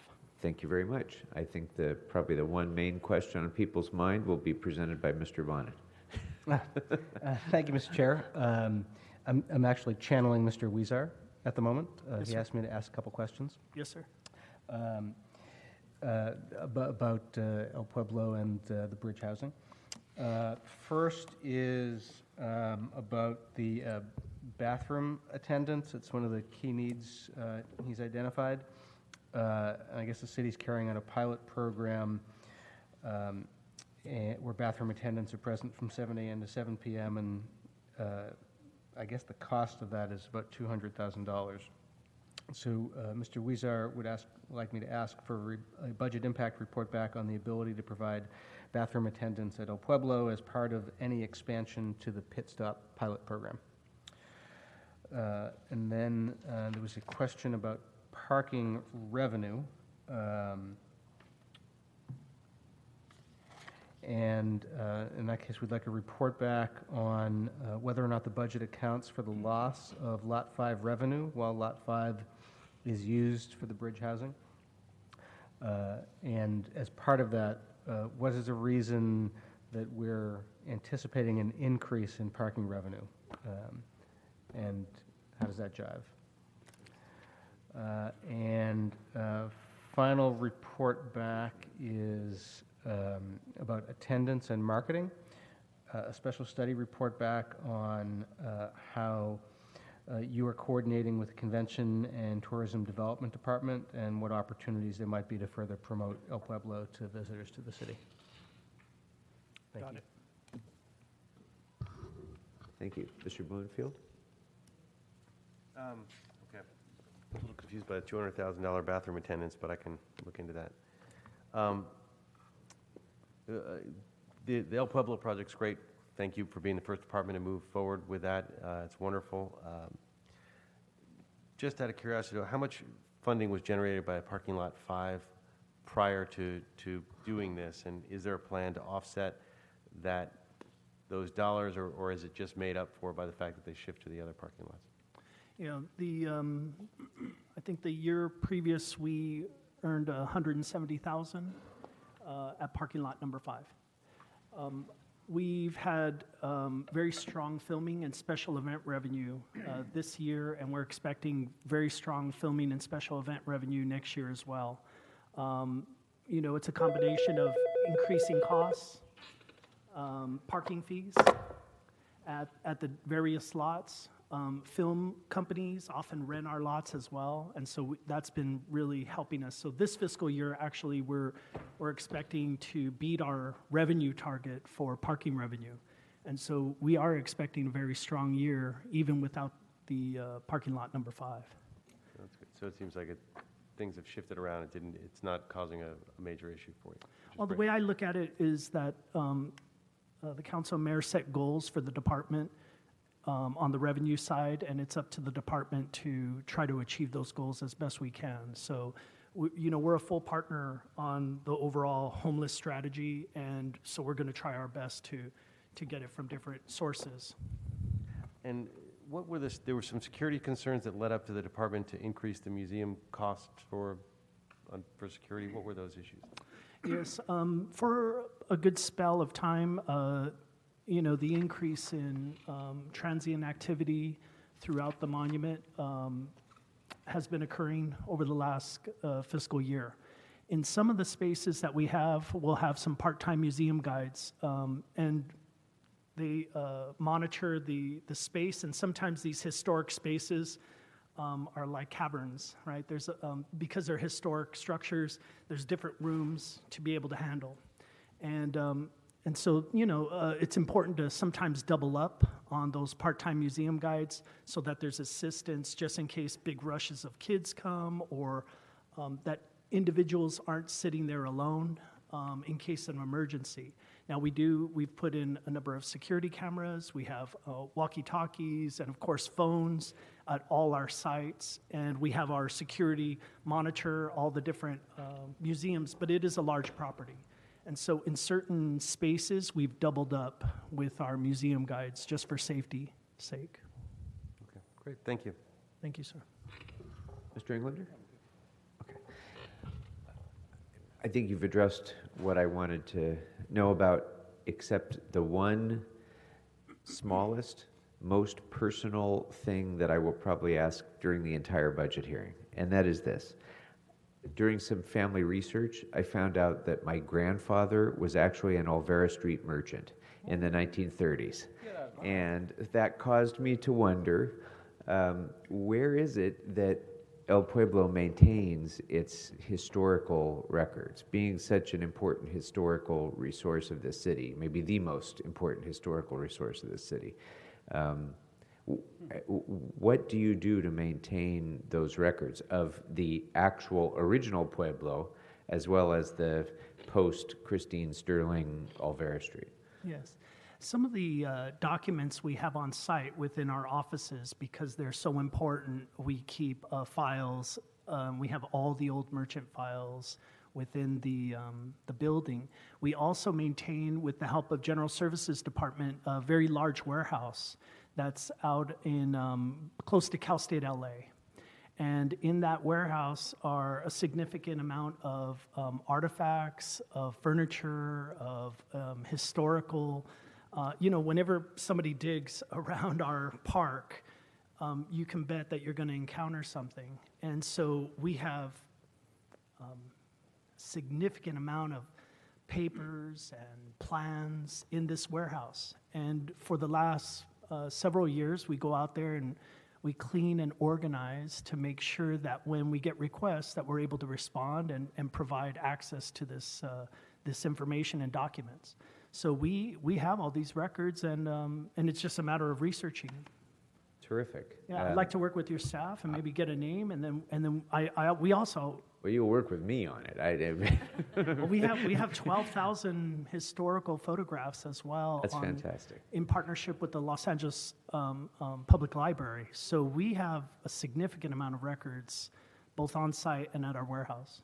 For many years, Tom LaBonge used to talk about the importance of having an office of the city historian, and we kind of have done that. We've done pieces of it, but it continues to be really important to me. I think that we pull as much of this together in a coordinated way, and I didn't even know, for example, that you had these tremendous resources. So it's good to know, and if that requires additional support, I think it's something that we should work on.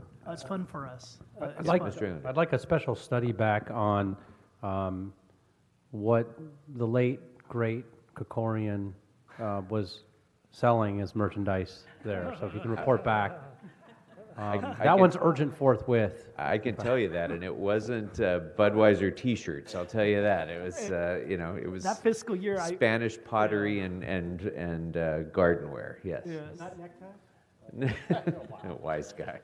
Okay. Very good. Thank you very much. Appreciate your being with us. Appreciate it. All right, members. So that concludes our work before lunch. I think what we're going to do is go ahead. We have an updated memo list in the works now, which I think is almost ready to be distributed. We'll get that distributed, but we'll go ahead and vote on it when we get back from lunch, which will give you time to review it. I'd like to get started again, if we can, around 1:30. That will put us back almost on schedule. And in that regard, let me just say that scheduling the Budget and Finance Committee hearing is always a very fluid process. We have to do things on the fly often because of the way that our conversations flow and because of our tremendous workload. So let me first apologize to all of the department heads and staff who have to be flexible and accommodate our necessary improvisation. And I also apologize to the Neighborhood Council budget advocates who were planning to be here this morning, and we were not able to keep to that schedule because of changes we made over the last few days. As a result of that, unfortunately, they were not able to be as flexible as our department heads and other staff who participate in this, and so we will not be hearing from the Neighborhood Council budget advocates today, but I'm going to make every effort to try to ensure that their presentation is made available to us either on another day or during the meeting of council on the budget. So we're trying to work that out with them now, but just wanted to extend those thoughts about the need for flexibility and my apology that there's no other way that we can make it work. So with that, we'll go ahead and return back here at 1:35. And until then, we are in recess.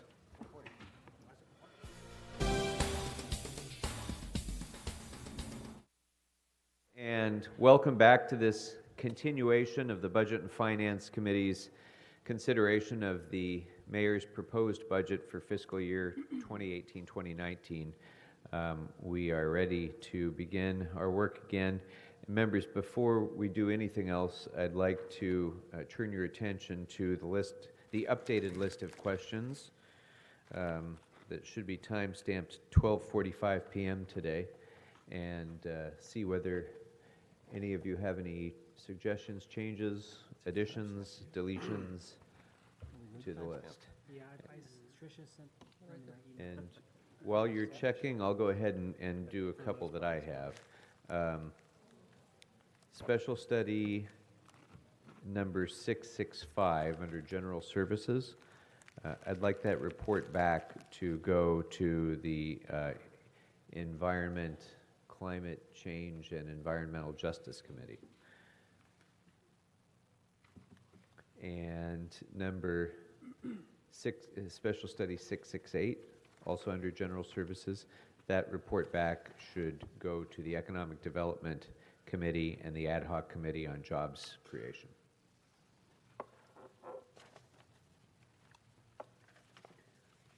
Any others, members?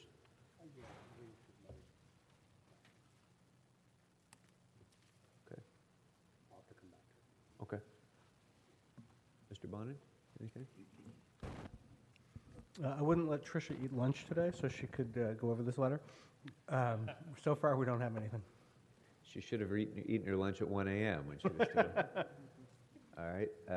Well, we can come back to it. If members, if you'd prefer, we can come back in a few minutes. So let's just hold that one on the desk for now, and we'll take our, again, consistent with my comments before lunch, we are juggling things a little bit for this afternoon, members. So we're going to take up first the Office of Public Accountability. And then we are going to go out of order to the presentation from the Civilian Labor Partners. Then we'll resume with the Department of Neighborhood Empowerment and see where we go from there depending on timing. So I'd like to invite Dr. Pickle to come on up. Welcome. Good afternoon. Thank you. Good afternoon. Fred Pickle, Executive Director, Office of Public Accountability, Ratepayer Advocate. Thank you for the opportunity to submit to your committee comments on the mayor's 18-19 proposed budget for the Office of Public Accountability. We believe that the proposed budget incorporates sufficient funding for staffing and other resources that are necessary for this office to properly discharge our charter and ordinance-created responsibilities. Many of our efforts can involve a long time horizon, often requiring extensive data collection, the development of detailed tasks, and funding that frequently takes multiple fiscal years to complete. Further, our efforts are heavily dependent on the variability of the Department of Water and Power's schedules. The proposed budget addresses these needs. Through funds included in our operating budget, also the supplemental funds in the unappropriated balance for issues that require more extensive study or new issues that need to be studied. We urge the committee's support of the proposed budget. All right, thank you very much, Dr. Pickle. Mr. Blumenfield, are you ready to begin? Sure. Yeah, I don't have a lot of questions. Appreciate the good work that you're doing. Now that it's been a year since you've been out from under the yoke of the CAO's office, how is that working? Has it been beneficial to be independent of that? And it was a very easy transition. All parties cooperated. Given the charter vision of having the office be fully independent, I think it's good to have it in that status, but things operated very cooperatively with the CAO while we were with them. But the office has matured and expanded to the point where it was time to make that change. No further questions. Thanks. Thank you. Mr. Englander? Mr. Englander's good. Dr. Pickle, the budget includes, excuse me, the budget includes funding for a little over $1 million in the UB for studies, Office of Public Accountability Studies, and $800,000 in the contractual services account for support for monitoring and reporting on the 2016 rate utility ordinance, and support for the 2018 utility rate update and metrics review.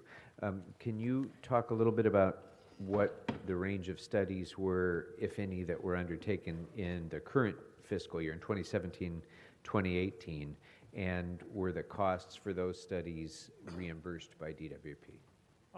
These costs are going to be reimbursed by DWP as required by charter. Okay. But this year is a good example of expectations and being different than what we anticipated. There is a series of studies related to the impact of carbon on electric generation, starting with the Scattergood and once-through cooling studies and extending into the 100% renewable study. And we've retained an outside expert to help us with that. That's coming out of some of our miscellaneous budget in the core budget this year. And we were anticipating that some of the work for the midterm review would be starting this year. But it looks like that will be occurring next year, and that's included in next year's budget. An ongoing study that came out of UB the prior fiscal year is a look at productivity benchmarking within DWP. We expect that may wrap up by the end of this fiscal year. It'll probably go into some of next year, but there will be follow-on questions raised by this that will be likely worthy of study as well. Very good. Well, certainly the productivity study is very important, and that 100% renewable study is especially important. So I'm glad you're moving forward with that. And with regard to community outreach, there's $500,000 in the contractual services account for that. What does that sort of range of work? The $50,000 for outreach. Oh, Well, that's an important typo. It would be getting some outside assistance, doing additional work, likely during the midterm rate review. Okay. Very good. Thank you. Mr. Kretz, anything for the OPA? Well, good afternoon. Good afternoon. So you've been at this for 6 years. How do you think the department in general is doing? We have a much better handle on what the department is doing and also not doing. They have a hard time ramping up capital spending at a level less than anticipated, and they're, after 2 years after the last rate cycle, they've been short in capital spending about $600 to $700 million per year. That capital has to come from multiple sources. Some of it is from cash. A lot of it is from debt. So there's a lot of debt that hasn't been issued. And some of this cash can flow back into rates. Some of it gets spent for other things. And we've gotten much better at tracking this spending and understanding the whole flow-through process, true rates for the ratepayers. So do you feel like you're doing everything that Angelenos expected when they created this department, or could it use some further additions and augmentations? Most Angelenos hoped that there would be reductions in rates. But we've had to convince them that because of the overall goals for the utility industries in California, that was going to be unlikely. And we've had the challenges of severe drought. So expectations, part of it was convincing people that their expectations needed to be adjusted a little bit, but also that their interests were being represented, and the focus was on the large dollar items. Well, I'd like to see this office provide some increased services, and I'd like a budget impact report back on what the cost would be for the office to include in its analysis of power and water rates a complete accounting of the positive and negative externalities to the capital, the various available power and water options facing the city, and specifically also to assess the environmental and social justice benefits of the policies of the department. And also I'd like a budget impact report back on what it would cost for the office to include analyses that are informed by the DWP's Equity Metrics Data Initiative, to include the additional benefits of DWP programs and policies that could serve underserved ratepayers and provide jobs and help DWP meet its equity goals.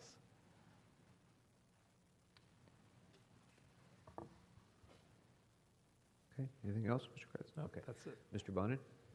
Thanks. I wasn't quite sure what that last one was, but it sounds like something I really like. So, just had a couple questions for you. Your position was created by charter. Are there any of the charter mandated duties or responsibilities that you have that you feel like you're just not adequately funded to vigorously accomplish? I believe we're adequately funded to cover our charter mandated duties. Okay. Thank you. All right.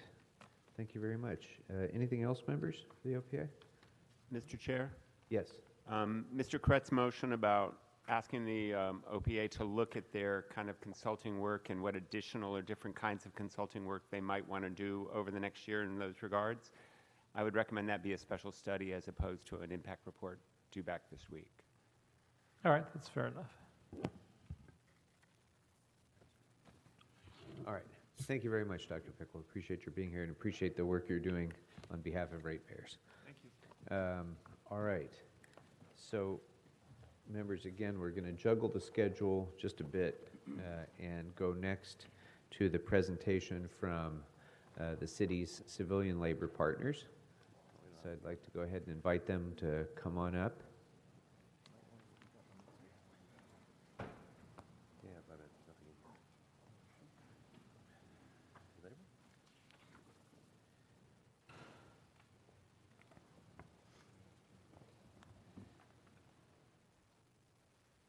Oh, and can somebody help with the barricades here? Shouldn't really call them barricades. Yes, you do. I guess. Labor's not shy about barricades, but the ropes, let's say, the velvet ropes. Thank you, Richard. That's it? There was something there?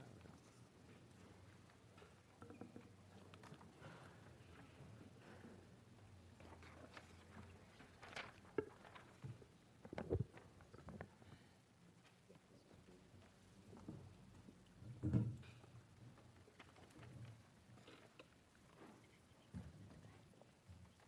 Thank you. Good afternoon. Good afternoon. And welcome, Ms. Parisi. It's good to have you with us for what will be your last time with the Budget and Finance Committee. And I have to tell you, I'm saddened to say that, but congratulations on your soon-to-be retirement. Well, thank you very, very much. Thank you very, very much. If you could go ahead and introduce the presentation, that would be great. Our city coalition, Fix LA. So we have been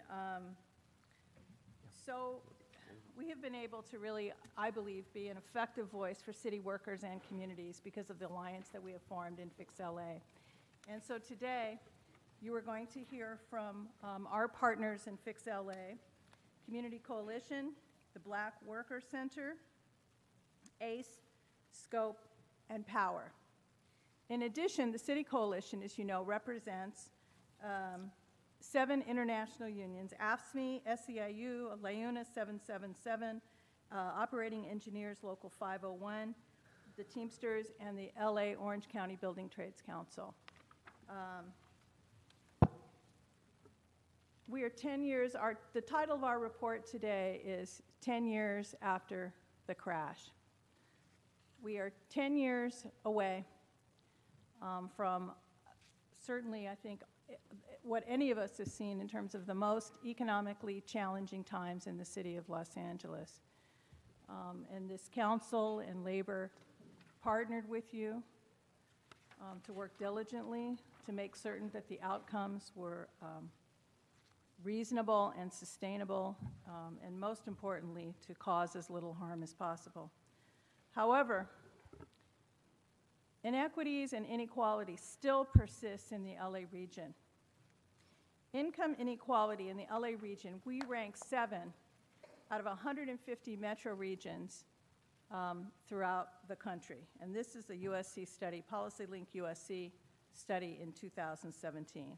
Our region continues to lose middle-class jobs. Blacks and Latinos continue to be close to 25% of those populations living at or below the poverty line. Youth of color are still likely to finish high school than their white counterparts. And most significantly, if the racial and income and unemployment gaps were closed in Los Angeles, the economy would be nearly $380 billion stronger. We call this the racial equity divide. Full inclusion for all Latinos is the step forward to erase these glaring income inequities in our region. And of course, as we see, the problem of income inequity continues to paralyze our country. Unprecedented profits on Wall Street, bonuses, 17% bonuses for the biggest bankers in Wall Street. As the Wall Street Journal reports, the biggest raise in 4 years. But most significantly, I think the last This last slide, I think, talks really clearly about what the crash has done to the city of Los Angeles and its diversity. I think that we have all taken pride in the fact that the city of Los Angeles has had a highly diverse workforce, has worked to overcome barriers in terms of hiring, diversity. However, over the last 10-year period, and we credit this principally to the lack of hiring, we have seen a decline in the diversity of our workforce. We see our workforce actually has 22% less black females than we did 10 years ago. Less American Indian females, 18% less black African American males, 12% less American Indian males, 16% less Filipino females, 17% less Filipino males, and a reduction in Asian females as well. We are now, 10 years out, composed of a workforce that is considerably less diverse than we were before. And so what we'll be talking about today, obviously, is the need to continue on our mission to create good jobs, to hire, and one of the goals, of course, is to continue to create a workforce that reflects the diversity of our great city. We're going to now move to presentations from each of our community partners. So we're going to hear from the Black Worker Center. Okay. They're not here? Okay, very good. Okay, and we're going to hear from the Community Coalition. Sorry. Yes. My name is Daniel. I'm with the Community Coalition. Thank you for having us. I'm a young black male in South LA. I'm tired of these cycles of violent disinvestments. This environment that puts us in a pipeline to prison. And as we keep seeing on the news, another hashtag or statistic. An environment where we don't get the support, care, and resources we need to thrive. Schools have been failing us. It's failed me as a young kid. I quickly became disengaged, uninspired, and I looked outside of the campus for other things to do. That idle time was the devil's time. Without positive, creative, without positive, creative, quality youth spaces in our communities, I ended up going down the wrong path. I love music. It kept me from doing a lot of different things that actually saved my life. But there are not quality recording studios. There aren't music programs to keep people on track. It didn't keep me on track. So during my senior year, a time where youth should be filling out college applications, going on campus tours, and envisioning a promising future, instead I was held back and I was surrounded by cold brick walls and metal bars in juvenile detention centers.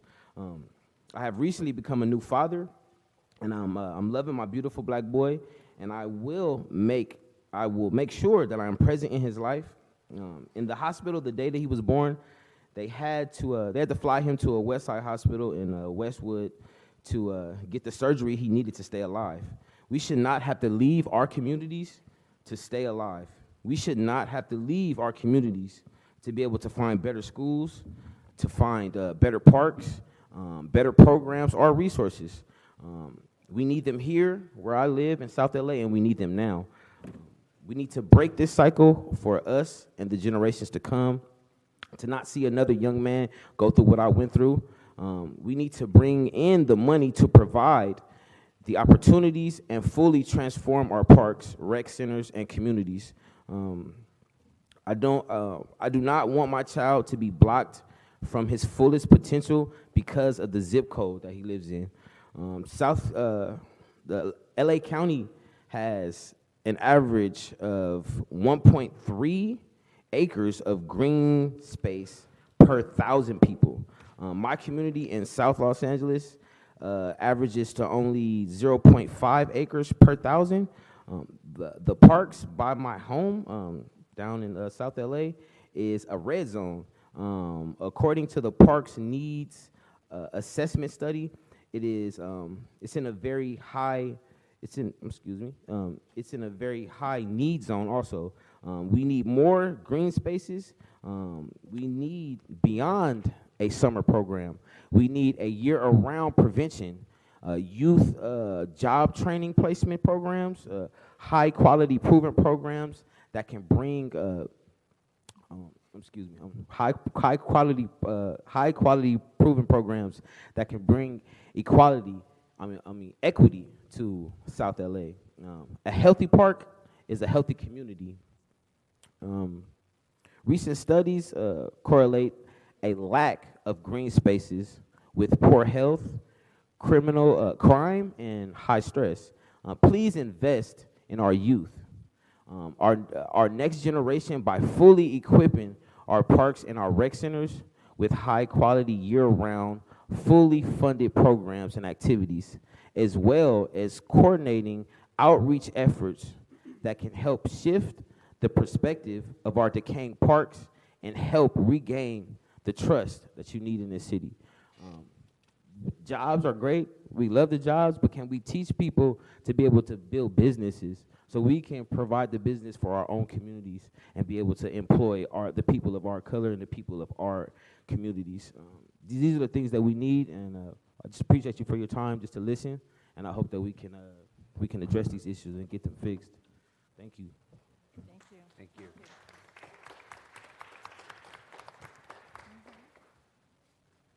Okay, next we're going to hear from Ace.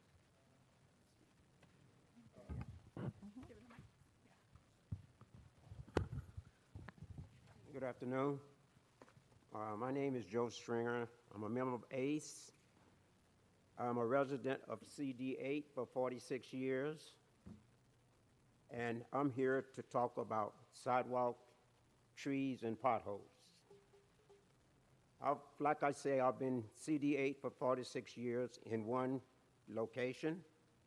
I never seen the sidewalk repaired in that area at all out of 46 years. I've only seen a couple of streets repaired out of 46 years. Trees, roots are higher than the trunk of the tree in places that's rooting up the sidewalks. People that have wheelchairs or walkers cannot use part of the sidewalk because it's too uneven for them to walk on. They have to use the street. This is very dangerous, especially for older people and kids. Even some places in the street where we have potholes that haven't been fixed. I remember when I first came to Los Angeles back in the 50s, they had people constantly filling potholes every day in the street. You could see them out there doing it. You don't see that anymore. But now they're talking about cutting the $45, taking away $45 million from the city instead of adding, so we can get those people back out there to do the job that need to be did. We even have people that walking up and down the street, and I know it for a fact, I've seen it, I'll be with them, that has fell over potholes, broke their arm. Even a member from my organization, just a few weeks ago, out in the street trying to do civilly duty, fell in a pothole. We have members that have been promised that their sidewalks and street was going to get fixed. And when they called about them, they say, you're off of the list. What you mean off of the list? Somebody haven't did their job. If that job was supposed to have been did, somebody didn't follow up and inspect to see if that job wasn't did. And you're talking about cutting, we need to add. We need to add. Right. That's really what's keeping us down to a certain extent.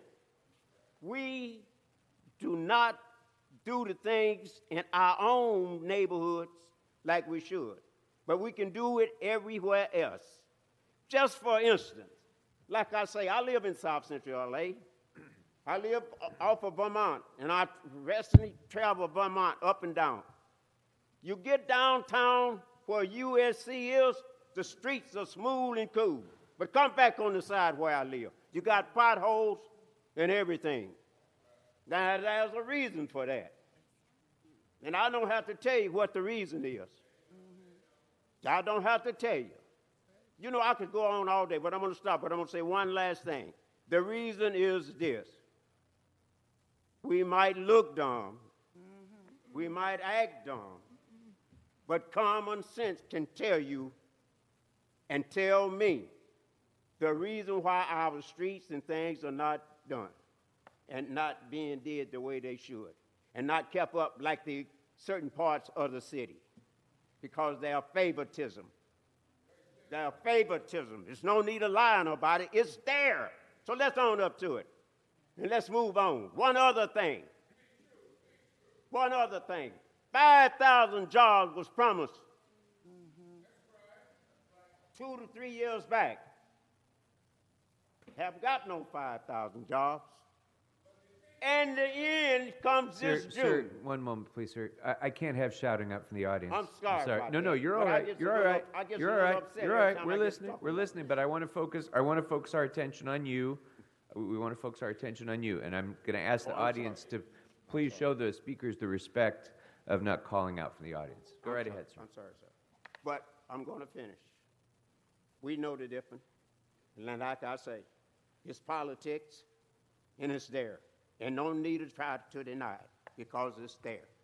So we need to get rid of so much politics and go and do the thing that when people put you in office or do what you are supposed to do. Don't do for me because I'm your cousin or I'm your brother. Do for me because I am part of the community. Thank you.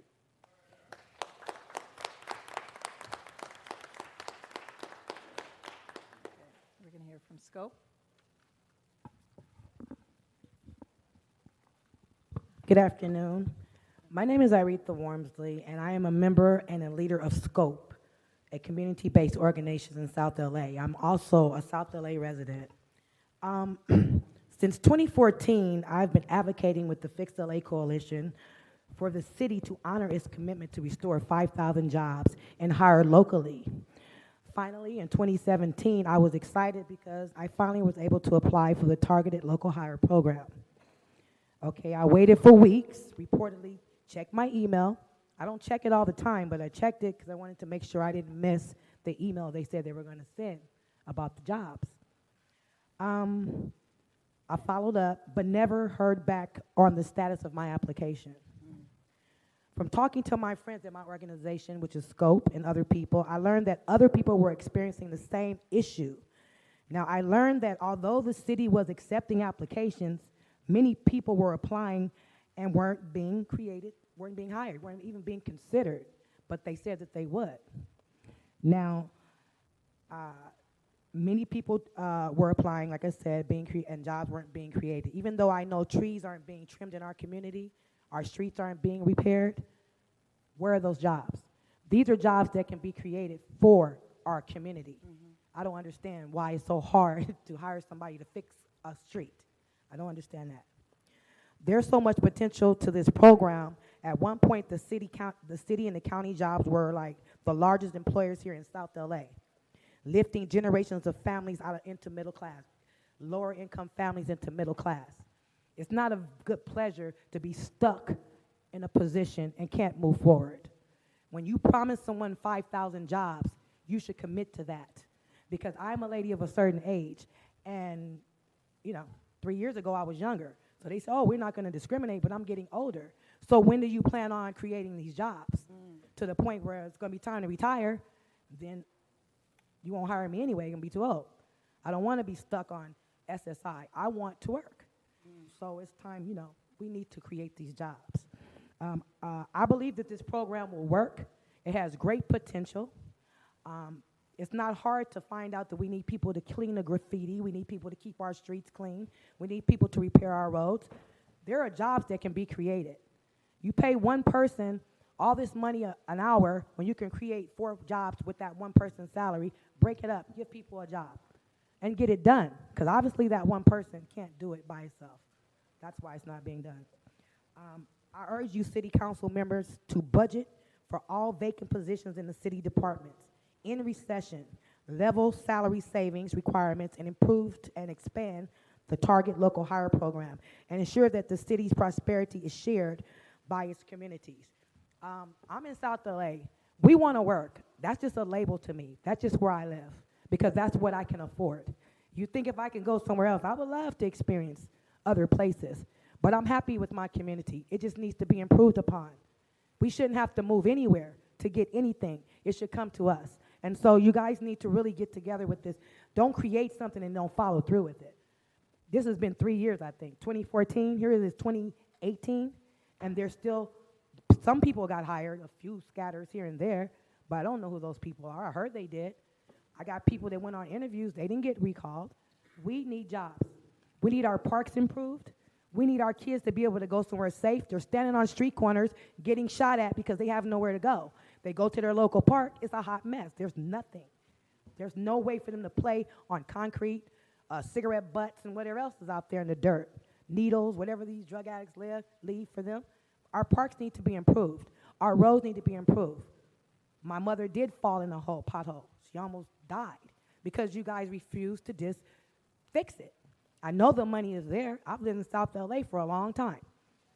Where the money went, I don't know, but I'm still here and it's still the same, so the money should still be there as well. So thank you for listening, but we really urge you to please stick to your word. Make sure we get these jobs. Thank you. Thank you.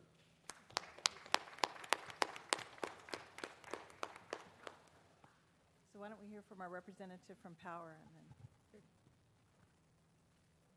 Mi nombre es Daisy Vega. My name is Daisy Vega. Soy residente del desarrollo de vivienda pública de Mar Vista Garden. One moment, please. Del oeste de Los Ángeles. Oh. You have an official. Oh.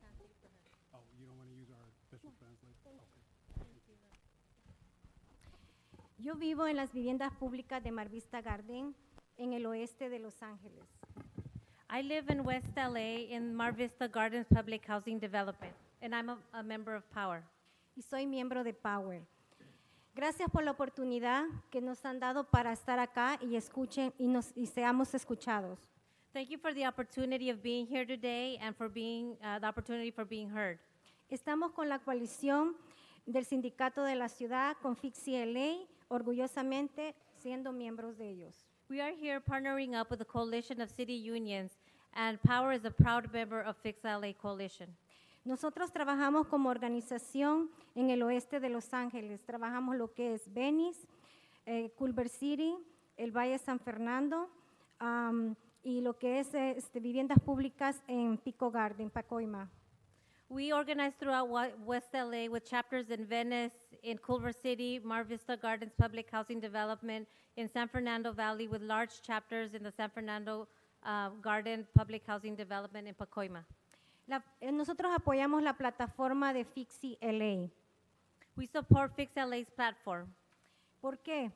Porque estamos considerando que el presupuesto que se les ha otorgado más de $9 millones es para continuar trabajando como grupos. Because we are committed, we were asking you to consider the largest proposed budget in the city's history, $9 billion.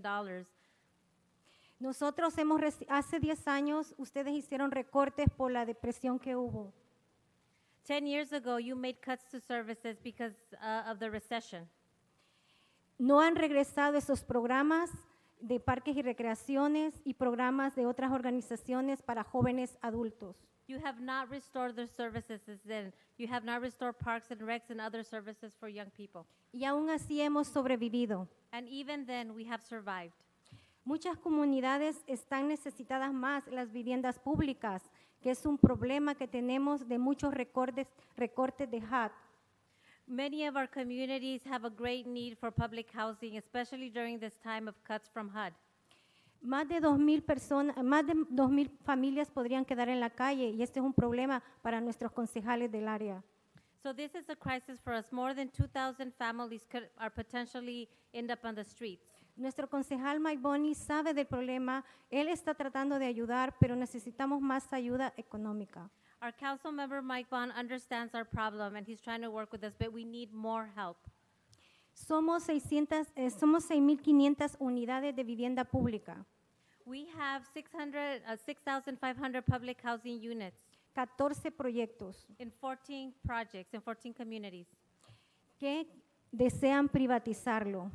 And there's a desire to privatize those units. Muchas personas van a quedar en la calle. Many families are going to end up on the street. Especialmente las familias mixtas. Especially those families, the mixed families. ¿Qué es eso? Se preguntarán. You might ask, what is a mixed family? Son las personas que no tienen documentos. Those are our folks that are undocumented. Estas personas están sufriendo los incrementos del más del 40, 45, 90. Yo pago más de $2,056 en vivienda pública. 2,056. So these families, these mixed families, are the ones who are facing over 40% of raise in their rents. Myself, I pay over $2,000 in rent. Es una crisis muy fuerte. O comemos, o pagamos la renta, o pagamos la luz. This is a serious crisis. We have decisions to make. We either eat, we either pay our light, or we pay our rent. La vivienda pública es muy importante en todas las áreas donde están. Public housing is very important in all of the areas where they exist. ¿Por qué? Porque nos ayudan a personas que somos mamás solteras, personas discapacitadas, hombres solteros, personas con muy bajos recursos. Because they help single families, single mothers, single people, disabled people. Con los salarios que tenemos, algunas personas que no tienen documento no pueden pagar una renta de más de $1,500 porque sus salarios más o menos oscilan en $1,700, $1,800. So especially those folks who are undocumented, if you consider their salary, they cannot pay their rent, especially if their rent is $2,000 and what they bring home is less than $2,000. Tuvimos un caso que es muy familiar para el señor Mike Boni, nuestro concejal de Ana Cruz, que tuvo que ser desalojada por no tener toda la cantidad del dinero para pagarlo. We had a specific case from Ana Cruz, one of our members, and Council Member Mike Bonin knows of this case, who she was displaced because she did not have the money to pay her rent. Imploramos no privatizar. Imploramos que traigan a la Housing Authority a que dé un reporte de cuántas familias mixtas hay en la autoridad de vivienda, en la vivienda pública.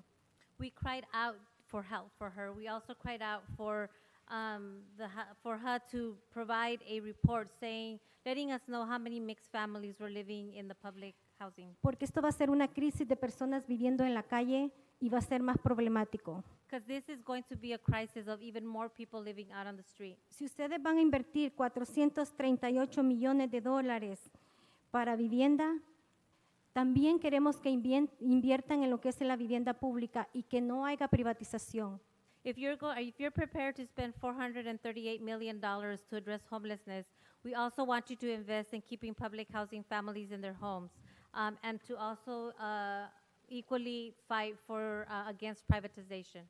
Trabajen con nosotros, con las organizaciones. Work with us, work with the organizations. Porque nosotros tratamos de sobrevivir con estos programas que ustedes tienen.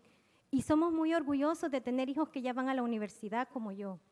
And we try to survive with these programs that are available to us. We are also families that are very proud to have children who are already in college and universities, like myself. Más de algunos de ustedes tienen familias de bajos ingresos. Es una gran ayuda. Many of you have low-income families in your districts, and these programs are a great help. No crean que solo vive gente que no es buena. Hay mucha gente que está progresando mucho en lo que son las viviendas públicas más que nosotros, nuestros hijos. In public housing, there are people who work hard, who deserve a chance, especially our children. Esperamos la ayuda de todos ustedes. Sé que tienen buen corazón y dejen un buen mensaje en las vidas de todos nosotros. Gracias. We thank you. We know that you're going to help us because you have a good heart, and please leave a good message in the lives of our families. Thank you.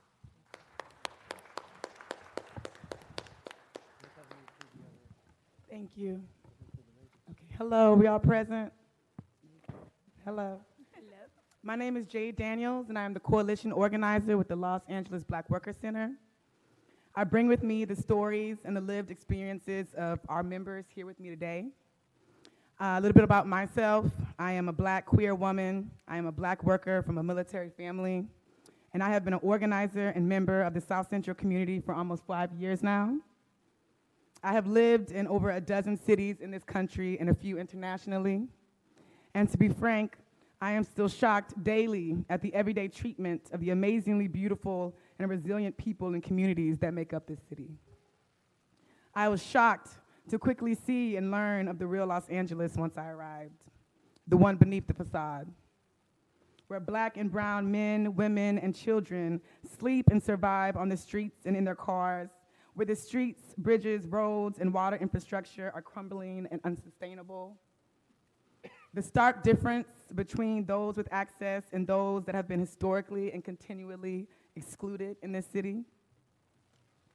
We are here today because you all will be allocating the largest budget being proposed in this city's history. Since we are here discussing numbers all day, I will stick to the numbers. 3, Los Angeles has the 3rd largest economy in the world. $9.2 billion. That's the total amount proposed for this city's budget. 7.6%. This year's proposed budget is increased by 7.6% from that of last year's. $45 million. The city administrative officer says city departments should be making $45 million in cuts. 5,000. That is the number of civil service jobs that were promised to the unemployed and underemployed people of Los Angeles by the mayor to restore LA to pre-recession levels. And lastly, 50% and 9%. Black people make up 9% of the LA city population, yet 50% of black people in Los Angeles remain either unemployed or underemployed. Black people make up 9% of LA city population, yet 50% of black people in Los Angeles remain either unemployed or underemployed. Just had to repeat that.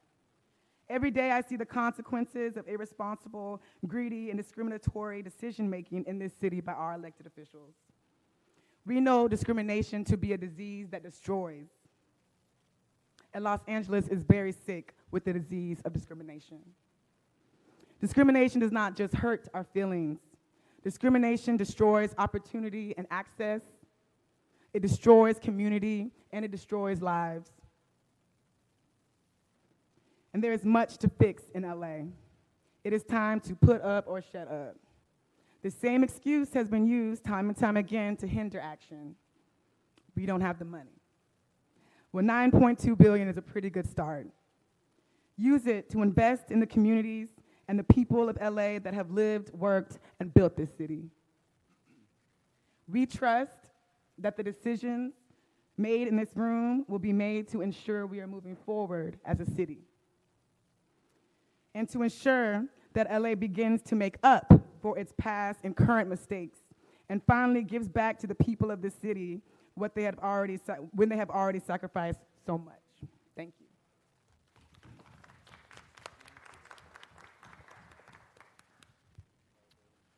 Good afternoon.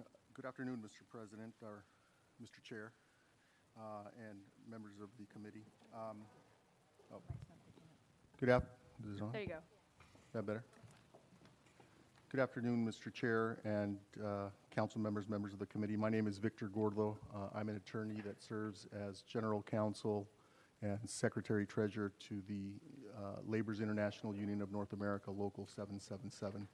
My role is simply to give you the macro view of jobs and the LA economy. As you likely know, LA County has a bigger population than 43 states in the entire United States of America. 1 in 30 Americans lives in LA County. Now, these numbers, while impressive, don't tell the whole story, because when you get numbers like this and we provided a map for you to get a sense of the geography, when you get numbers like this in a relatively small geography in comparison to the state and to the country, you also get with it quite a bit of complexity. You get a bit of complexity not just in people's lives, but what it takes to serve a population like this. You also get quite a bit of diversity.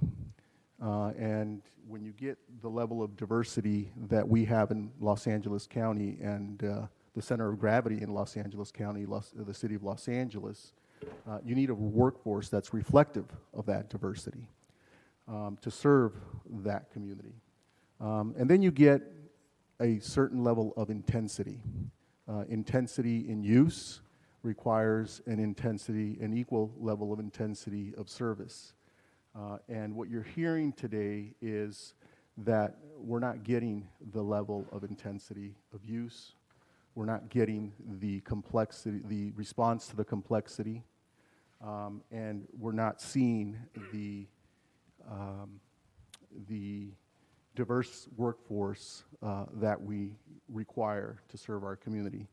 But the other thing that's missing when you begin to contract out for these services, and you look at these numbers, when you contract out for these services and when we see the workforce that you're importing into the city of Los Angeles from San Bernardino and Riverside in Orange County, Ventura, that's who these contractors are bringing in.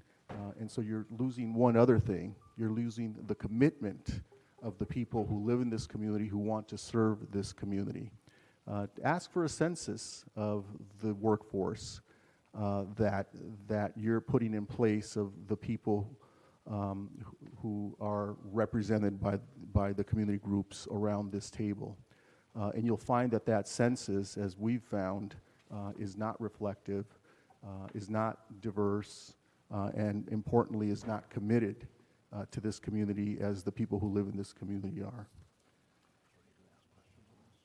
If you look at the city of Los Angeles as an employer, you're going to find that the workforce, of the county, the workforce of the county is 5.1 million people. The job growth in Los Angeles County over the last few years, since 2011, has averaged 2.5 annually. We're anticipating, and if you look at most forecasters, you'll find that it's fairly common to find that the forecast is going to be on a downward trend in terms of job growth. The rise in personal income has gone from $48,790 in 2016 and is predicted at $52,080 in 2019. But look at your workforce and see if it matches up. Look at your constituents. You saw the diversity. You saw the lack or the downward trend in terms of diversity of your workforce. And ask yourself, are the people who we could employ, who we could help to see the benefit of a rising economy, a rising tide, are they seeing it equally across the board? And you're going to find that the answer to that question is no. And then there's the power of economic development through city jobs. You know, you have both current jobs, and again, ask yourself, are we maximizing our dollars to ensure that current jobs are going to the people of Los Angeles, to the people who you as elected officials want to help, and I know you do, but does your budget align with your goal, your stated goals of helping your constituency? And are you maximizing that? But it's not just the current jobs. It's not just the current job opportunities. And we do distinguish between the two. We distinguish between people who are already employed by the city of Los Angeles and people who could be employed by the city of Los Angeles. But that's not where we stop, and that's not where you should stop. Because remember, those jobs represent an opportunity for future generations. Because in most cases, those jobs are helping to raise tomorrow's leaders, your constituents, our successors, and the city of Los Angeles collectively. And so when you think about current jobs and current job opportunities, also consider the opportunity for those families that you're providing. You know, I strongly believe, as I know many of you do, that the school systems, not just in Los Angeles, but statewide, made a tremendous error when they removed vocational opportunities from the school system, because they denied, with that stroke of a pen, with that budgetary action, they removed lots and lots of opportunity for many, and I would say to you, the majority of kids in the public school system. And think of your action, your budgetary action. When you contract out, you're doing the same thing. You're taking away opportunities, good paying jobs for many people who could benefit from those same jobs. And if you don't draw a parallel between those two budgetary actions, your budgetary action and the budgetary actions of school districts when they did that, you should, because those entry-level jobs, whether they be in lot cleaning or street services or tree surgeons or security officers or detention officers, those are the job training opportunities for constituents and for many communities that would afford them an opportunity to raise their family. I was listening recently to the Lyndon Johnson tapes, and in one of the tapes, it's a recorded conversation with President Johnson and Martin Luther King. And Lyndon Johnson, in his colorful and entertaining way, but in this case very serious, makes a commitment to Martin Luther King and says to him, we're going to provide opportunity in this country for African Americans, and we're going to start right here where we can control it, by blowing open the doors of every post office and every government agency that we can, and provide an opportunity for people to work there and make a living. When you look at the numbers and the graphs that were provided earlier, we seem to be headed in the opposite direction with a 22% decrease in the African American female workforce, and I won't repeat the others. So we're asking that you invest, that you take budgetary actions to invest in this community, to invest in the people who make up the future of this city. Finally, it's important to recall that city workers are more than just an expenditure, are more than just a budgetary line item. And I've gone through some of the reasons, but let's recall that that Government Code Section 3100 through 3109 mandates that all public employees are disaster service workers. Every time you contract out a service, you're missing an opportunity to create another disaster service worker, because those contracted out for workers are not public employees, and therefore under the government code are not disaster service workers. The Department of Emergency Services has only 26 employees. In a disaster, those 26 employees, as we well know, will not be able to handle the need for service and the need for coordination of services that are required. If you have a robust public employee workforce, they could certainly augment that. All civil service city employees are also on call for disasters and have an affirmative duty to report and assist in any way that they can. Contracted workers are not. And then there's the issue of services without a profit motive.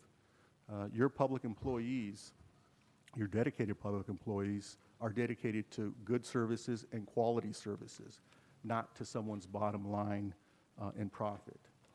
And then you have the issue of direct control and accountability over the civil service workforce. Recall that civil service was not intended to protect workers.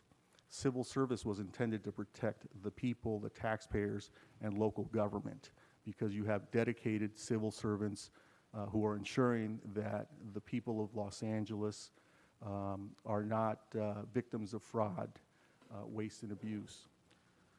When you contract out, you lose that control. And finally, and importantly, the civil servants overwhelmingly that you employ, members of the Coalition of LA City Unions, over half of our coalition members are residents of the city of Los Angeles and consumers in the city of Los Angeles. Again, when you contract out jobs, you're also contracting out consumers, you're contracting out tax dollars, and you're contracting out business opportunity for your business community. Thank you.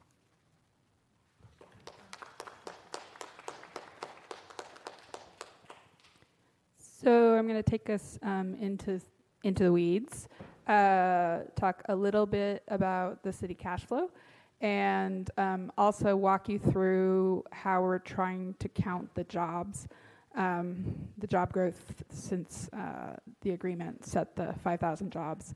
I will say on tracking the jobs, it's incredibly difficult, and I think we need to come up with a better way to do it, because I keep looking at different sources and they all say different things. So I'm going to walk you through that. So the first thing I want to flag, you all saw this last year, but for the public, the city's actual cash flow has never had a deficit. So in budget land, we have to talk about structural deficits because we're balancing a book of projections for the incoming year. But what you see when you look at the comprehensive audited financial statements of the city is that there hasn't been a deficit. We've been, through your all management of the city, we've actually done very well. You can see that the gray section is, that's basically reserves, and then the blue is cash in. The CAFR also gives a job count in its contents. So I looked at different years and did I looked at the general government number, and then I subtracted fire sworn and police sworn to remove that from the civilian government number. And the number that comes out is we're missing 3,825 jobs. So that's the CAFR. And to be fair, the CAFR ended in fiscal 17. So there's another year of hiring. So then I went to the controller's website and downloaded payroll data. The payroll data is not precise because it includes people who come in and out of the city and aren't necessarily working at any given time. But the count that I saw is about 24,000 full-time individuals and about 11,000 part-time individuals. I don't know, again, if that data, especially for the part-timers, is really representative of who's actually getting a check, but it's almost a 2-to-1 ratio, which is disturbing. Then the other document I went to, and I think this is a document we actually used in negotiations when we set the 5,000 position number. This is city staffing, not including proprietary departments, so it's everybody but LAWA, DWP, and the harbor. And so we saw from 09 to 12-13 that we lost the 5,000 positions here. And because the prior chart lumps civilian police in with police in general, with sworn police, I went through and I extracted the sworn to see what the civilian number is. And so that number is we're about 3,000 away still from 5,000 new spots. And that's just the math for the previous chart. I wanted you to have it, but we don't need to look at it. Then the other statistical marker that's in the supplemental budget book, the Spiral book, my very favorite book. It tracks, I went through different years of the book and followed the vacancies, and we can see that we're still relying on vacancies and the salary savings structure rather than filling positions. And then on vacancies, this is a topic of immense frustration for folks in the targeted local hire working group. It took us 2 years to get a list of actual job title vacancies. I don't understand why it's so hard to do. But anyway, we need precision in service restoration that includes vacancy transparency. I would encourage you next year in your budget to include a section of the book that tells you exactly which positions you're not going to fill, so that it's, or make a column and say vacant, so that it's clear to everyone what's being authorized. The CAO did make a list for the PAWS committee several months ago. We appreciate that. You might want to ask for a report back for a vacancy list of the jobs that are programmed in the department budgets but are not going to be filled.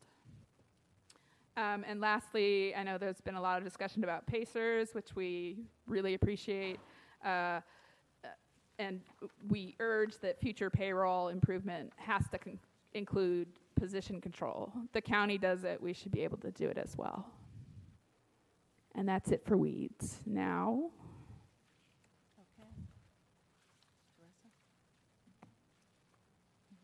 now we'll head to targeted local hire. That would help. Didn't know what you were asking. Good afternoon, everyone. Teresa Sanchez with AFSCME District Council 36. I'm going to talk about lost opportunities.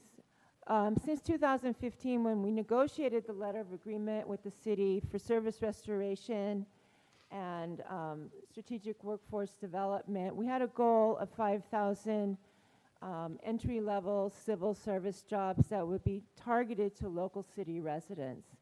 To date, we have close to 5,000 applicants in the pool. We took 2 years to develop an infrastructure to streamline entry into an alternative pathway into civil service, targeting local residents that have traditionally faced barriers to civil service employment and living wage jobs of any kind. But unfortunately, to date, only 253, as of the end of March, 253 people have actually been hired through the Targeted Local Hire program.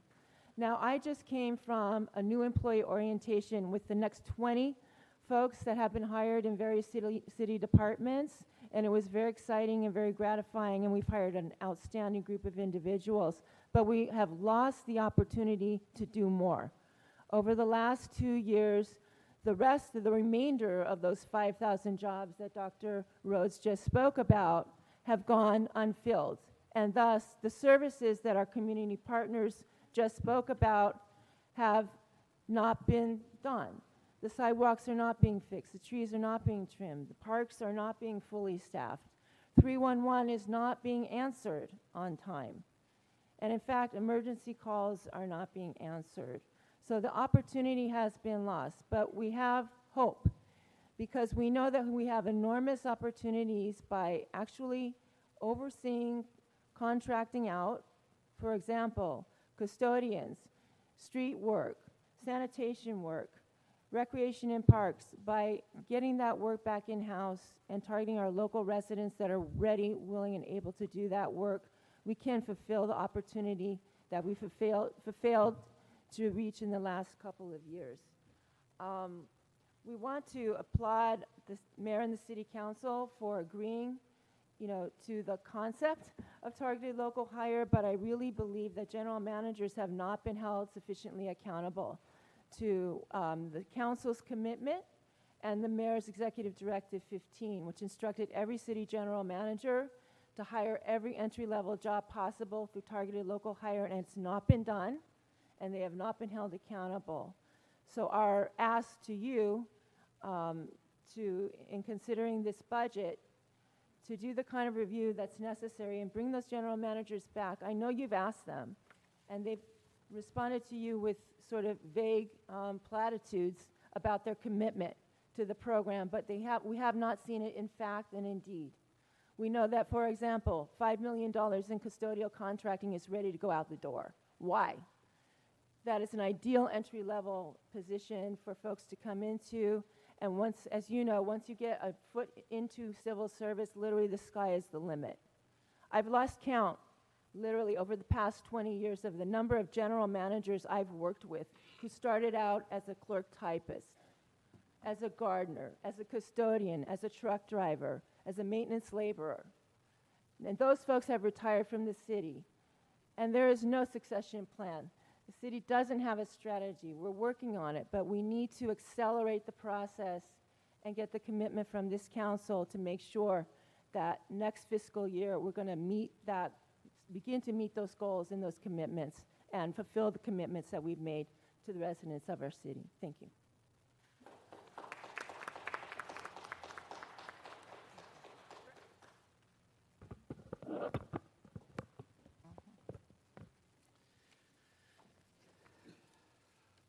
I just want to say good afternoon to the Budget and Finance Committee. Special thank you to Mr. Krikorian for allowing us to speak. We've been doing this for several years, and I appreciate the ability for us to give our input on the city's budget. My name is Gavin Kuhn, the business rep for Operating Engineers Local 501, part of the Proud House of Labor. This is kind of a bit of good news, I like to think. We're not quite there yet, but I like to call it a positive. You may have heard a lot of stuff that needs to be done today. But I think this is a very good positive benefit, a lot of hard work. In the last negotiations that we held 3 years ago, it was agreed between 501 and the city to embark on setting up an apprenticeship program. And there's many reasons for that. I'll touch base in a minute. But we're starting negotiations this time again, and working with the city, we're going to have it's been agreed between the parties, we're going to have the full program spelled out and agreed to between the parties and ready to go when we finish our negotiations, which is great news.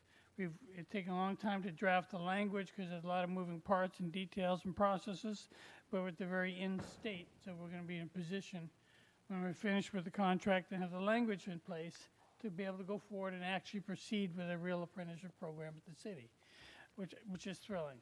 I know building trades are on a similar track. Can't speak for them, they're not here today, but I know they're working on a similar type of concept. Our program is a wonderful program. I think it dovetails perfectly with the local target hiring, because the way we've designed this program with 501, the city has 2 doors for hiring. It can either go to we're a state certified apprenticeship program. There's rules governing how that process works under the state. And so you can either go use the certified list that we've gotten run every 2 years, or the city can hire directly on its own, from its own source, of employees to drop in right into the program, which is perfect. If the city identifies an appropriate candidate, it's an absolute perfect fit for our program. The requirements for our program, especially for our program, which mirrors the state certification for apprentices, you've got to be 18 years old, high school or equivalent diploma, and you have to pass what's called the state apprenticeship program test, which is equivalent to an 8th grade education. And that's it. And then whatever requirements the city wishes to place on top is their business. If the city has somebody that meets that criteria, you can they can request that individual join our program, and off they go and running. It's a 4-year program. It's an absolute, I'm very proud of our program. Many of our engineers come out and become chiefs. They're that well trained. The city benefits because you can pick and employ a person who has no engineering background, but when they're done, they're highly skilled engineers, and they'll be able to perform their work throughout the city. You can't, one of the concerns that we have is you cannot find these kind of skill sets on the street. They're just not available. And we have an age demographic problem. In the next 5 to 10 years, we're going to have a huge hole, and you're going to have problems finding people. And this is a perfect marriage. So it dovetails perfectly with the targeted hiring, trying to look for community members who identify perfectly for this program and wind out with well-paying jobs, because a lot of our engineers, with the overtime and stuff, make in excess of $100K for you. It's a great paying job. Not only that, you can work anywhere in the United States once you have that skill set. This person has a skill set for life. You've given this person a gift. And so this is a wonderful program. Currently, we've already had discussions with the departments on engaging on this, and I'm hoping that all departments engage. That's my wish. But currently, LAWA's indicated an interest, so is Harbor and General Services are possibly picking up. So I'm hoping that that you will grant them the budget freedom to be able to pick up these apprentices, and we can go forward. The apprentices start typically at a 60% reduction in salary, so it's quite a cost savings to the city. There's a modest cost to the city for it, because we have to pay for the training, because there's a lot of classroom outside of work hours. They work full-time, then they go to classrooms at night. And so it's an intensive program, but the rewards are well worth it at the end of the day.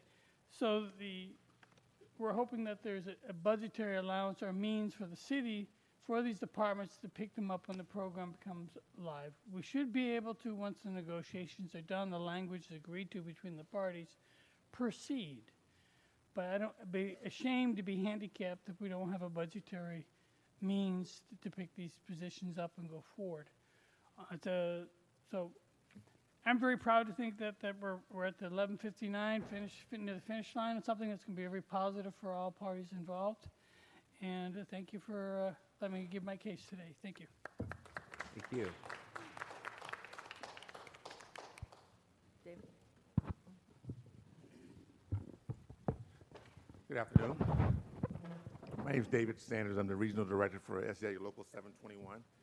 And we represent about over 90,000 working families.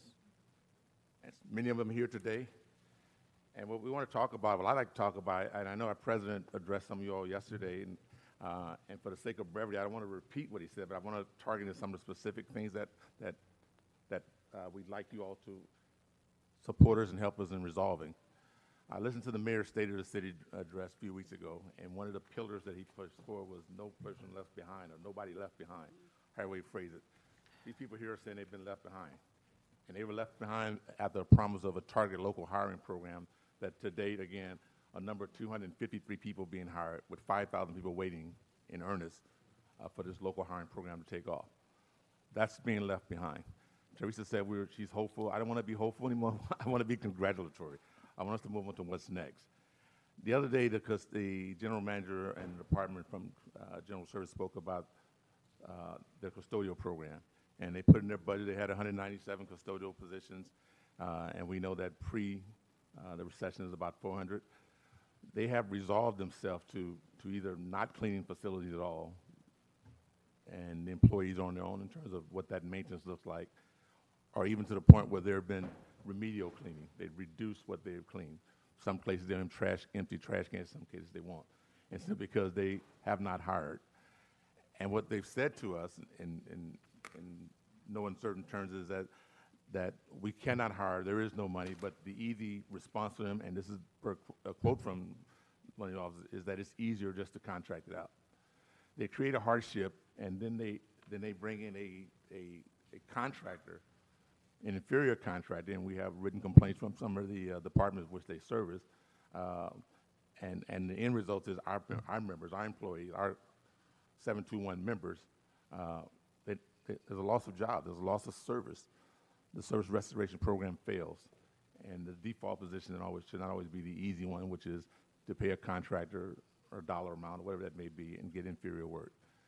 We talked about the career paths for a lot of these custodians, including the current general manager who started off as a custodian who now runs the department. That is the vision of the city.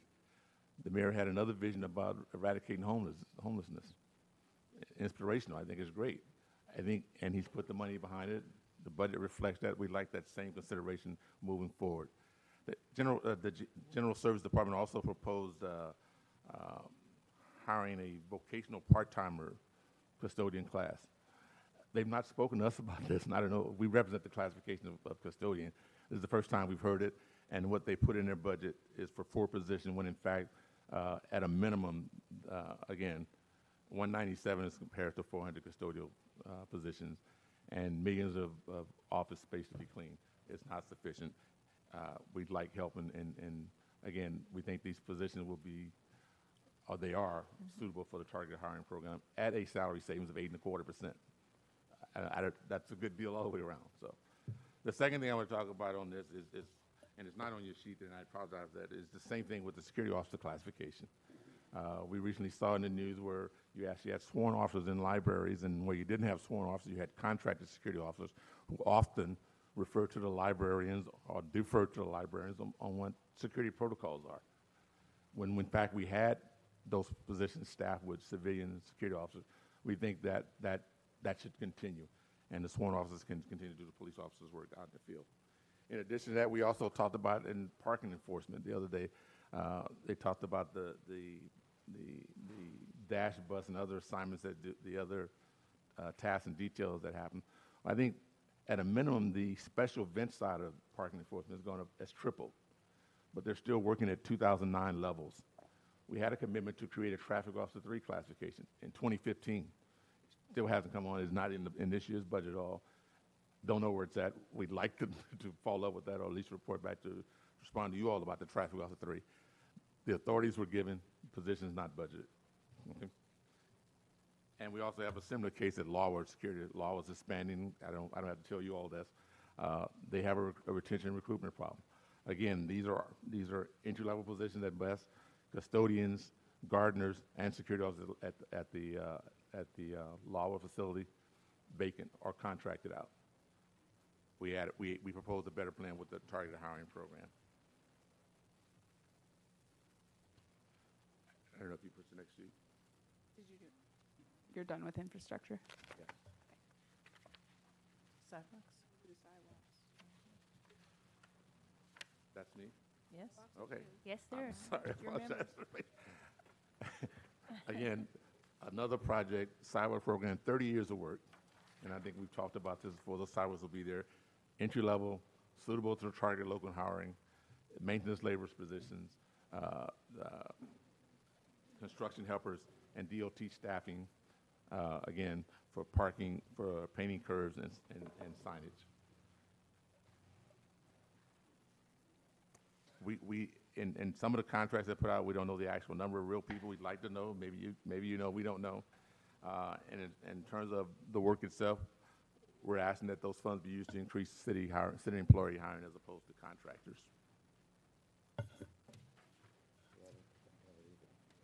Yeah, that's you. You know, I think that infrastructure slide that you just went past, I don't think we have it in our packets, if you have another copy of it. The infrastructure slide? Oh, I don't know what happened. It's missing. I wrote on mine. Just It's in when mine, you can. that's- I don't mean to, it's okay. We don't need to interrupt the flow. Just Okay. go for it. I just want to let you know that Yeah, we're we'll missing get it. you the correct one.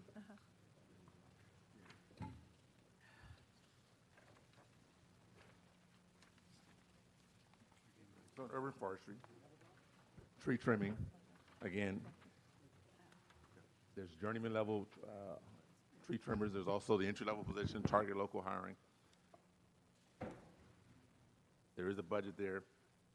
We have crews out there, but there are no dedicated crews. There are ad hoc hybrid crews. We think this will align itself and is appropriate for the target local hiring program also.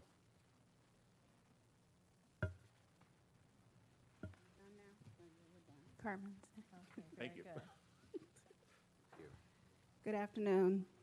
I'm Carmen Hayes Walker, President, AFSCME Local 3090, representing the LA City Clerical and Support Services workers of this great city.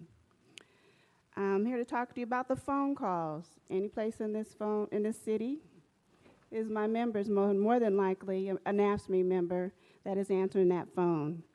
In the Department of Sanitation, we noticed in the budget that they added 40 positions. You know, that's a good start.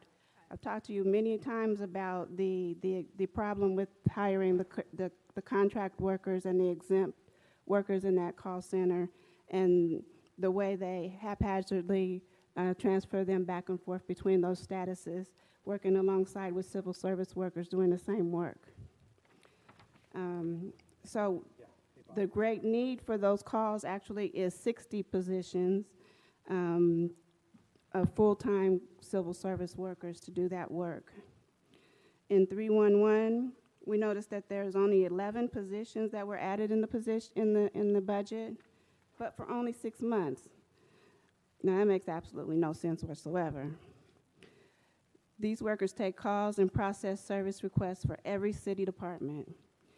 They're under tremendous pressure due to the short staffing in the workplace. Creating 11 jobs for 6 months is like a Band-Aid. As this city adds programs and each department increases services to the citizens of Los Angeles, the cost to 311 increase. You're taking the concept of one call to City Hall down to a horrible path which the citizens will become irritated and angry and discouraged. These 11 positions should be full-time civil service positions in this budget, and they should continue as an increase in the budget. In, let's see, in 911 dispatch. To much of our surprise, the 911 dispatch center police service representatives who are hired to respond to emergency calls to the citizens of this great city have been instructed to deliver, let me go back, to this great city, who were hired to deliver emergency calls to the dedicated men and women of LAPD, have also been instructed to take care of non-emergency service requests through the My LA 311 app. So you can only imagine, as the word gets out, what happens to the 311 requests. You can just call 911 to get a dead animal pickup in your neighborhood. What is really going on? So we teach our children to only call 911 when there's an emergency. So what will happen if a 9-year-old calls about someone snatching his little sister in his front yard, but he can't get through because the dispatcher is taking them non-emergency call? I understand providing service when you receive a call, but this direction is a little backwards. In the Animal Services Call Center, I know that the department wants to recover the call center in the department. The department currently receives 18,000 calls per month already without the call center. So how is it possible that a call center with 10 people is supposed to take those calls? The calls are highly specialized, giving the citizens not only the hours and the answer to daily questions about where my animal is, but they give detailed information about ordinances and codes relating to the animals brought through this city at the Animal Services Department. I think that's all on that slide for me. Good afternoon. My name is Linga Sanga with AFSCME District Council 36. I'm here to talk about restoring park services. So we think it's wonderful news that we see an increase of new services for the youth programs. You know, that brings together the community. Our sister over here from Scope identified that, you know, with kids on the streets, you know, they get into maybe gang violence or anything like that. So with these programs, that's great for the community. However, the Parks and Rec sees a cut of $1 million that fails to consider the infrastructure. As identified on Monday's budget hearing from General Manager Shull, that we are still clustering, and what that means is that our current employees who are directors are responsible for multiple centers, and that shouldn't be the case. So we need to restore all those positions in those specific facilities. The non-seasonal part-time workers need to be permanent.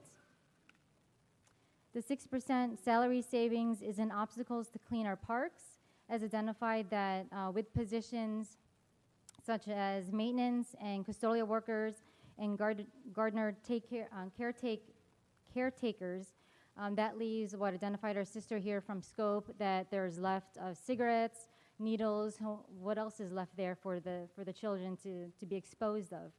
And I think it's best on what our brother here, Daniel, said from the community organization. He states, and I quote, "A healthy park is a healthy community." Thank you. Thank you.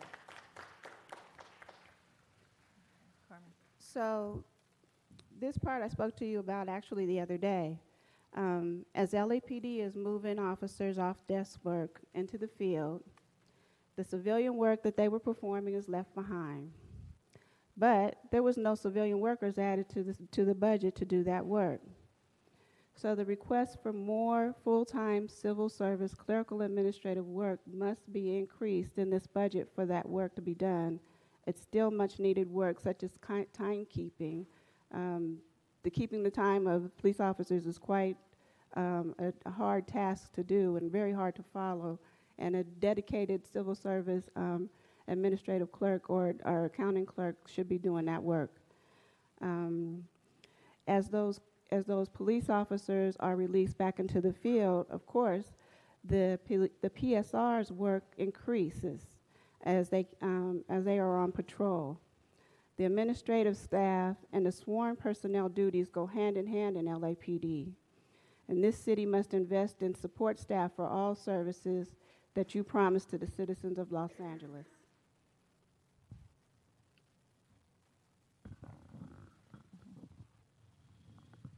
Hello, my name is Property Officer White. I'm a property officer with the Civilian Division of LAPD.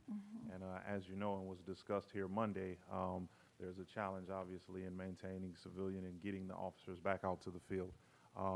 We have a number of unopened property rooms which waste significant time for the officers and inhibits that critical support we need out in the streets and in the field. We as property officers perform obviously a critical chain of custody role. It's a pretty invaluable role. We're a smaller unit, and obviously due to the sensitivity of what we do, it may not always be known how significant that role is, obviously, until, God forbid, something negative were to happen. It would be all over the internet. But you haven't heard that, so we're doing our job well. We do need to staff those rooms. Currently, we have 19 area rooms that officers need available, and 12 of them are currently unstaffed. This is very significant when you consider the amount of time they travel just to get the evidence to us so they can get back into the field. And when you were discussing their budget Monday, obviously you can do the math on how many hours they're losing, that we could obviously provide that for them if we had the appropriate staffing.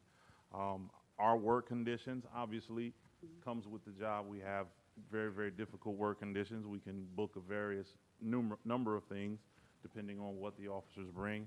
We're constantly, under the haze of narcotics, which we store and we keep for the city until the appropriate time. We have, obviously, space opportunities, and a lot of that is due to the rooms not being open.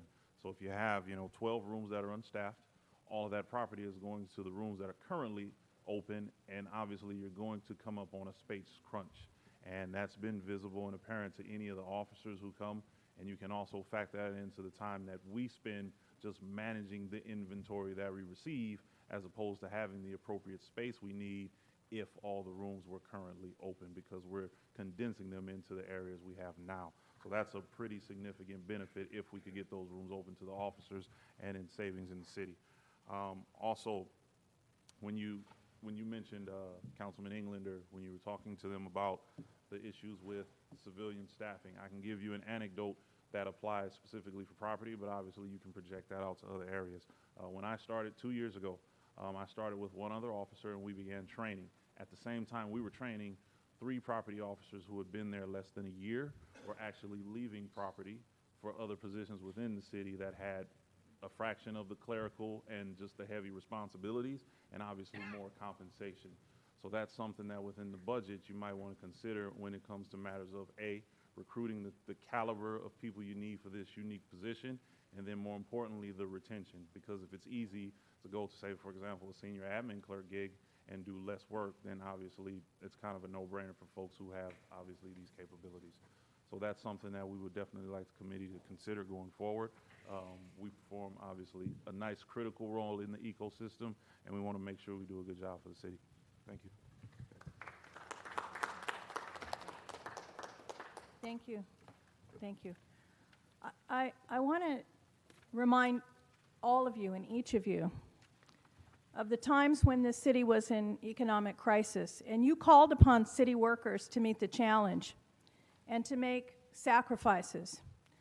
And city workers signed on the bottom line to defer wage increases, to reduce medical benefits, pension benefits.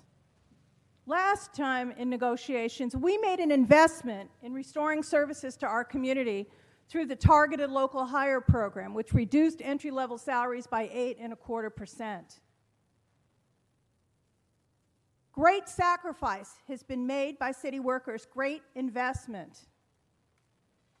You've heard from our community partners who've talked about the sacrifice that communities are experiencing because of the lack of restoration of services, whether it be insufficient programming in parks, insufficient work on our streets and sidewalks, the wrong workers doing performing inefficiently in the police department, because civilians should be doing civilian work and not police officers. So today, you are contemplating decisions about the highest level of budget that the city has ever considered, that you have ever considered. And I ask that you honor the promise that you made to all of us collectively, to community, to workers, to restore city services, to restore that work through the creation, through targeted local hire, through an investment in quality civil service, and restore the vision of a workforce that looks like Los Angeles, is of Los Angeles, and serves Los Angeles with pride. Fill the 5,000 jobs. The funds are there. The data is available. I ask, I implore you, just do it.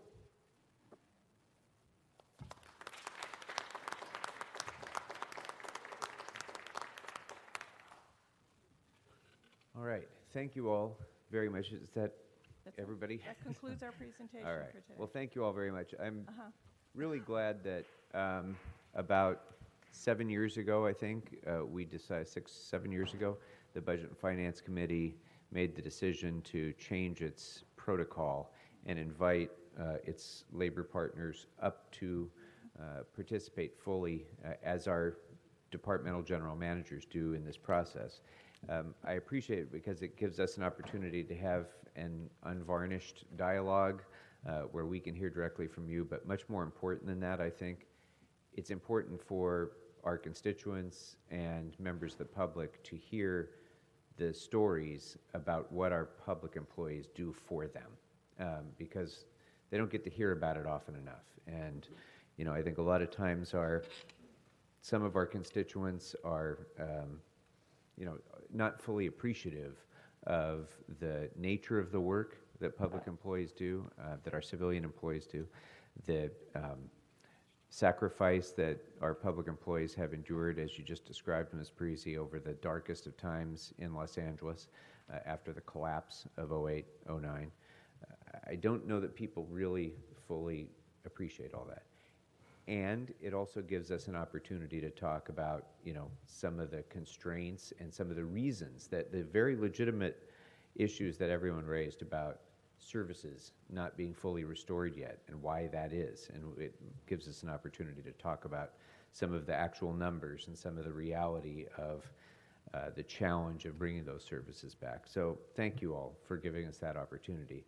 And some of the specific points that you've raised today, with specific positions that realize real efficiencies and long-term benefits, I appreciate those specifics as well. And as I think those of you who've been paying attention to what we've been talking about over the last few days, as your property officer just indicated, a lot of these are things that we've been saying over the last few days, these specific things. And so I'm glad we're at least partly on the same page with some of those priorities. And I think as we come back over the next few days with the reports back and with the final adjustments that we'll be making to the mayor's budget, I think to the greatest extent that we can, many of those issues will be addressed. And particularly, I think with targeted local hire, you've probably heard one or the other of us ask every single department general manager that's come before us, what have you done for targeted local hire, and what more can you do that you haven't already done? One of us has asked that, I think, of every single department, and we will continue to. And Mr. Kretz and I have been speaking along with Councilmember Harris Dawson and other members I know have shared this concern too. And I hope I'm not speaking out of school, Mr. Kretz, but we've talked about having regular reports to the PAW committee about progress that each department is making in filling positions with targeted local hire and creating new opportunities for that. Just in the way we do quarterly financial status reports here in the Budget and Finance Committee, we want to do regular targeted local hire reports as well in order to ensure that kind of accountability that many of you just discussed. Sidewalk repair. You know what I mean, it seems silly to sound so passionate about sidewalk repair, but I am, and I think all of us are. And this is something that I've spent a lot of my life working on the last 5 years. And this is maybe one of the best examples of an opportunity to put people to work, not for a year, but for decades. Yes. You know, give them an opportunity to bring people into the payroll and be part of civil service, and to have a good paying job for many, many years to come, because it's going to be a long time before we run out of sidewalk repair work. And to contract that work out doesn't make a lot of sense on the whole, because we're never going to run out of that work. Right. This is not something that we just do on a spot basis. Mm-hmm. So I think I don't want to go through every item and repeat everything in your presentation, but I do think that all of us very much appreciate the general atmosphere that we've had in this discussion, but the very specific examples as well are really well taken. And I'm going to give all the members an opportunity to talk. I want to come back a little bit to some of the constraints and some of the actual numbers, but I want to give everyone else an opportunity to talk too. Mr. Kretz. Thank you, Mr. Chair. And I've been as frustrated as I'm sure members of the coalition by our inability to actually hire the 5,000 people that we committed to. I know I've been told by some, well, we've hired 5,000 people, but that includes the people that we've replaced due to attrition. I don't believe that was ever the conversation. It was, how do we replace the service of 5,000 people that we have previously cut? If you continue to negotiate in your next negotiations, the remaining piece of that, I would hold the city to actual benchmarks, and I would hold the city to penalties for not fulfilling our promise, because we have not taken this as seriously as I think we should. I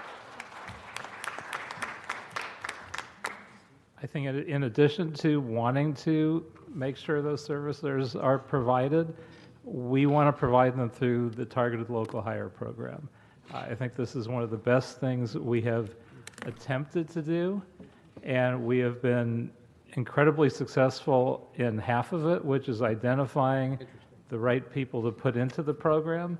We have thousands of people now that could go into the program, and in the low hundreds that we've actually hired. And there are departments that have done this really well, although could do more, like the airport, and they've had incredible success. So why is such a high percentage of the total targeted local hire just from the airport? It's because they've actually committed to doing it. And we've met with the departments and we've grilled them, and some had excuses that sound like decent excuses, but I believe that's all they are. So we will continue to push hard. I think there's no question that when we do analysis of hiring, we should also look at the externalities of that in terms of the value of hiring people that are LA residents and the addition to the economy that we provide when we do that. And I'm not sure if we have a legal way to do this, but in our hiring that goes beyond targeted local hire, because it's largely entry level, I don't know if there's a way to incentivize the hiring of LA residents for those positions. I don't know if there's a way to give them extra points in consideration for jobs. But again, it's clearly of greater value to our own economy every time we hire someone that's a resident of LA and not of Riverside or wherever else they may be coming from. I've mentioned this in every budget session for years, and others have as well. There's some areas where I think we do the worst job of contracting, and it's completely unnecessary. Our urban forestry, in my view, is the worst. We pay too much for it, and we get complaints from residents who are mad that their trees aren't trimmed, and then they're madder when their trees are trimmed because our contractors do a terrible job. We know there are needs for tree trimming. We know there are needs for sidewalk repair. Some of these needs are ongoing, and there's no reason why we should have worse jobs being done by contractors and paying extra for the privilege. So I think it's time we move in that direction. One thing I'm not sure, I don't know, I wasn't aware of, I don't know whether my colleagues are, that we're looking at having our 911 operators do more than just emergency services. If that's actually true, I would think that is a policy that needs to be changed immediately. If anything, I would like to have the ability to have an automated button that someone can push. As soon as something is clearly not an emergency, you press the button, it explains on an automated bit of information that you're being transferred to the 311 line because the 911 service is limited to life and death emergencies, rather than have them do any kind of handling of non-emergency work.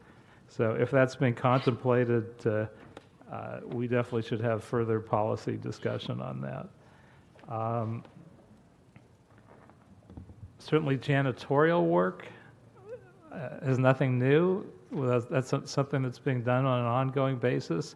I don't know why we're still contracting out for those services, and hopefully those are millions of dollars that could be spent on hiring people from the targeted local hire and hiring our LA residents. And there's so many things that we could do. Some of them, unfortunately, we're so close to the fiscal year that we may not be able to gear up for them. But I really don't want to be having this conversation about any of these services when we do our next budget. We should be ready to hire every city employee that we can in these categories and use our very valuable targeted local hire to pull in people that otherwise would be hard to employ. Mr. Bonner?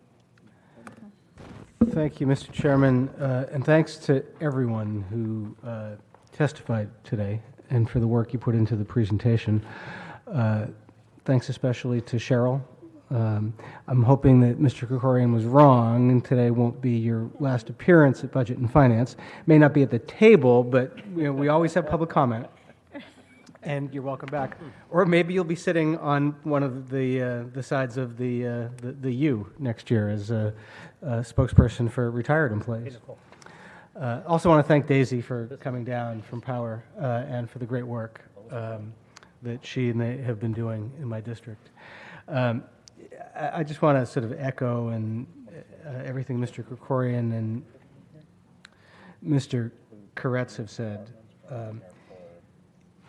Mr. Koretz and I often talk about the problem with tree trimming, and it is always clear to me when there are contracted tree trimmers in my district, because I get complaints about a city service being delivered.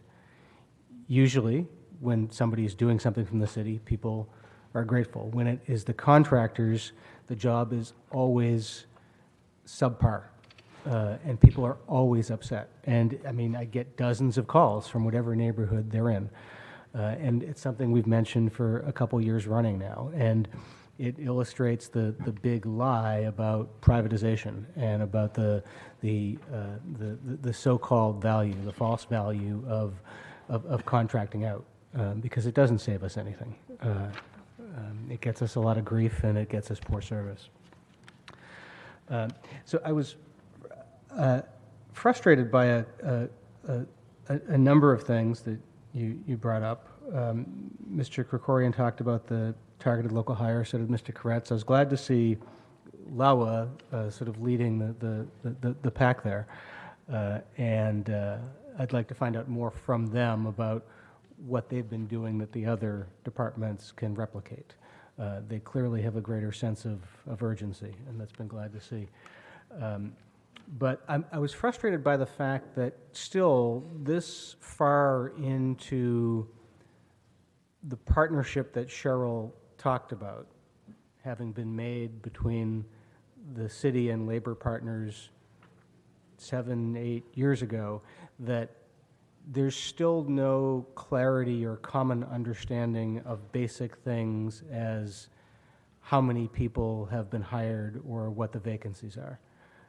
It's frustrating that Dr. Rhodes had to go through, downloading stuff, and there's, every place you looked had a different answer. So one of the things I'd like to do is get I'll phrase it as a report back. I hope it comes out of the committee as an instruction that CAO sit down with the coalition and come up with an agreed upon math or methodology so that there's no dispute of what the numbers are, so that we all know how we're counting and what we're counting.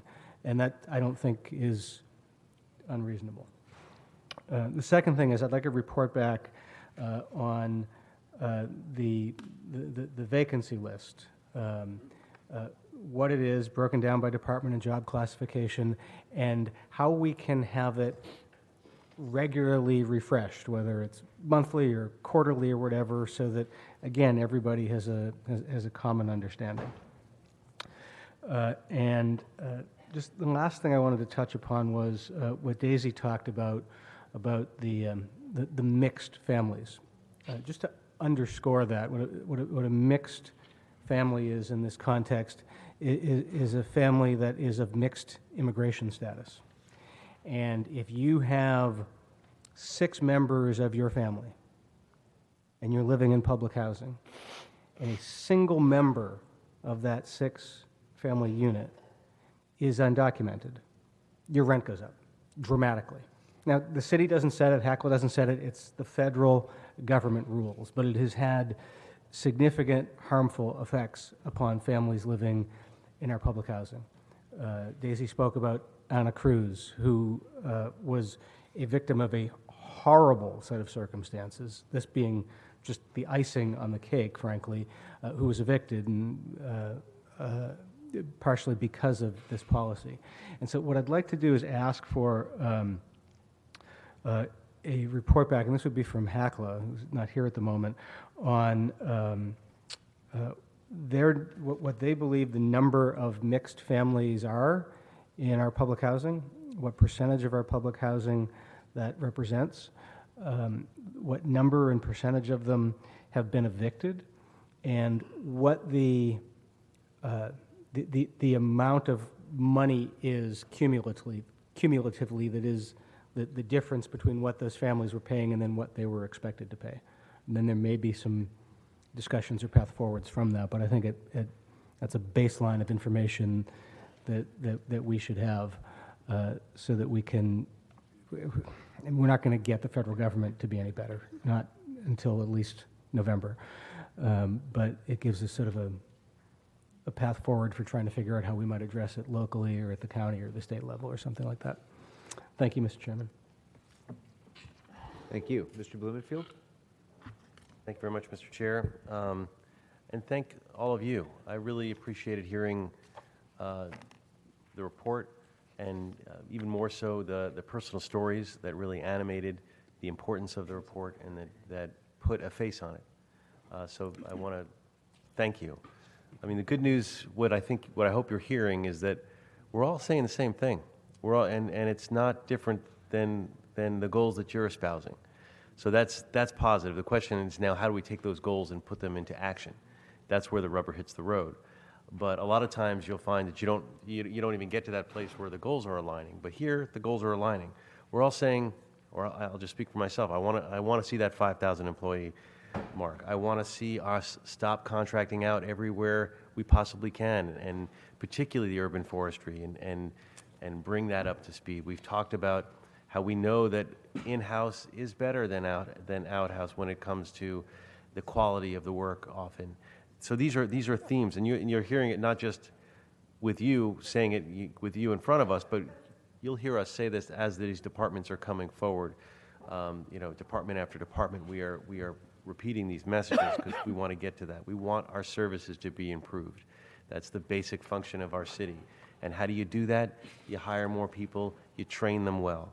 I love the story, Gavin, I love the story about the apprenticeship and what that can mean to people. And if I ask for one report back out of this, it would be, I'll ask for a report back for the possibilities of other departments doing apprenticeship programs like that. I know we have a few, but the more apprenticeship programs that we can do and really lift people up, the better. I mean, that is a win-win. It's good for our city, it's good for the employee, it's good for our community.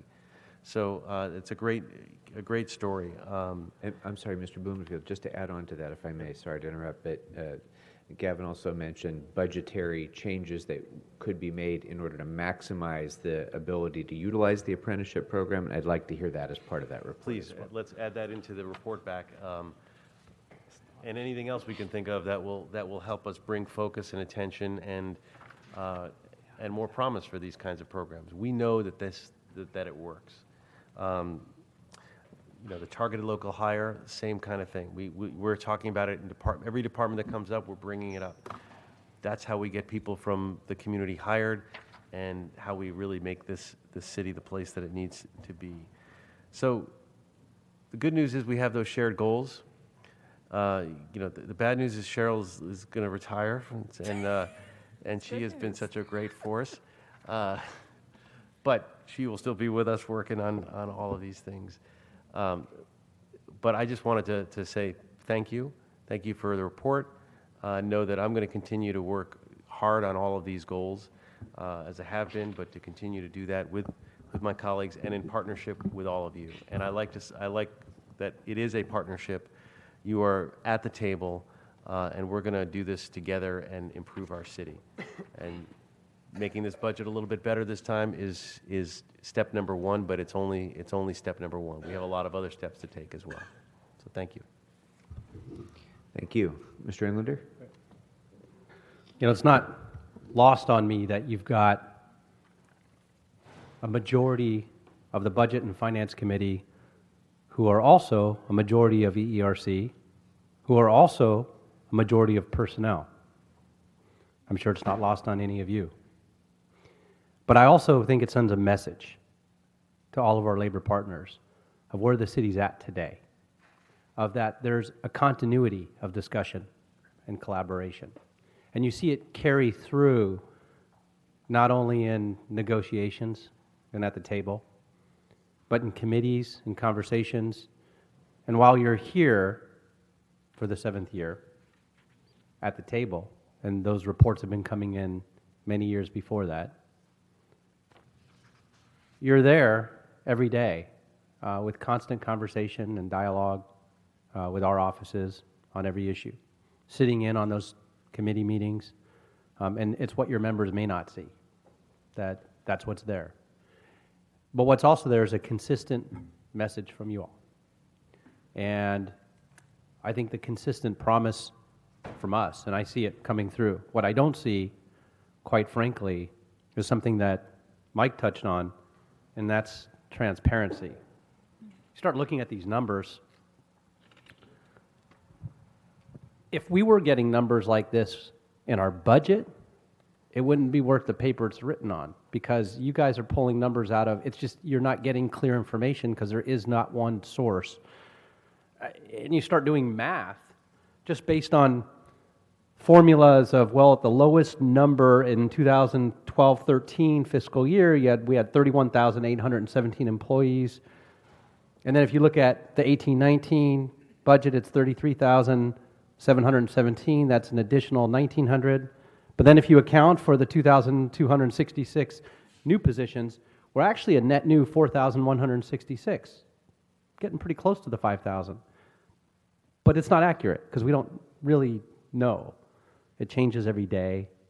It depends on how you count it. Depends on if they're vacant positions or not.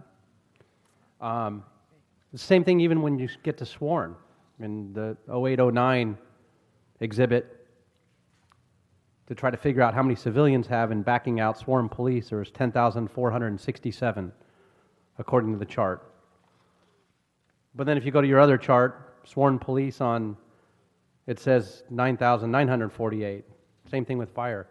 Because every time you log into those cities' website and try to pull down a different data chart, they're different numbers.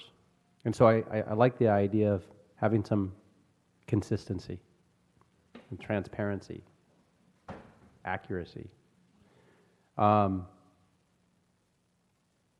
think you heard from not only the chair of budget and finance, but also our chair of personnel and all the members of this committee talking about local hire. You certainly heard the passion come out in personnel committee, and where we've been taking that discussion to hold general managers accountable and bringing them back to the table consistently. So I want to thank you for the partnership, because that's what it is. It's not an us versus them, or who's better, who's worse. But it's, I think there's more of a partnership, quite frankly, today than there has been in a very long time, where people are actually on the same page and committed to improving city services, to making sure that there's quality work. We know that many of the horror stories and nightmares that Mr. Koretz was talking about, a lot of those are in our rearview mirror, and there's a lot of them we're still getting through. So I appreciate that, that you're all here, not just today, every day. And I know you all have all of us on speed dial too. And that means something. And Cheryl, to you, thank you for your commitment. I understand, I know this is your last time at the table in a formal setting like this, your last supper. And we appreciate your commitment to so many tens of thousands of people over so many years that you've made a difference for in their lives, with better working conditions, actual jobs and putting food on their table, a roof over their head, putting their kids through school, making the city safer and cleaner.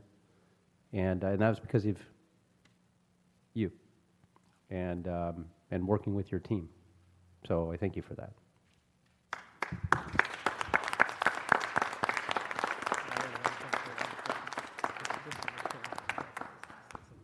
I had some other things to say, but I think finishing on the note of applauding Cheryl Parisi is the way to finish up. I say that, but then Mr. Koretz apparently has something else to say. So No, go ahead, I would Mr. agree. Koretz. I think Mr. Englander said it better than I could have, but I do want to point out that in the 80s, in West Hollywood, when I helped create West Hollywood's city union, which was an AFSCME local, that I helped hire Cheryl Parisi as a little representative.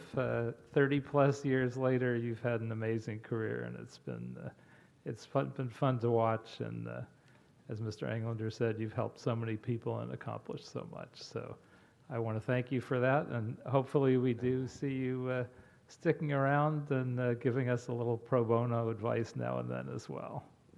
Guess I'll bring my dog and stand and talk in public comment. Fair Thank enough. you all very, very much. Appreciate your being here and appreciate your service to our city as well. Thank you. All right, next up, we will go to the Department of Neighborhood Empowerment.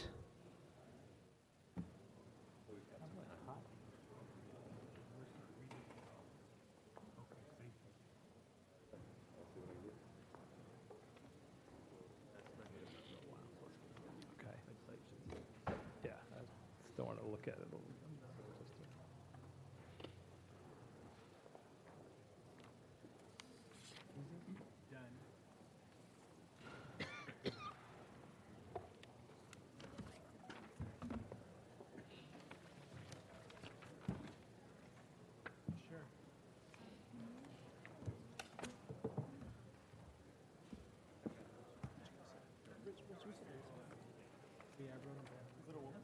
Gracie's not here?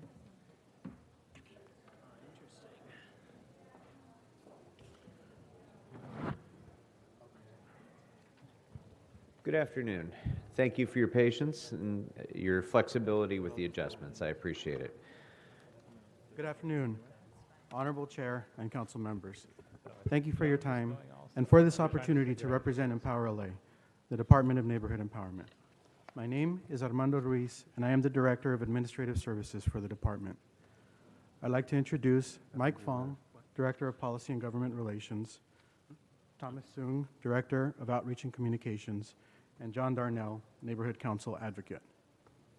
Unfortunately, Gracie Liu, our department's general manager, is ill and unable to attend.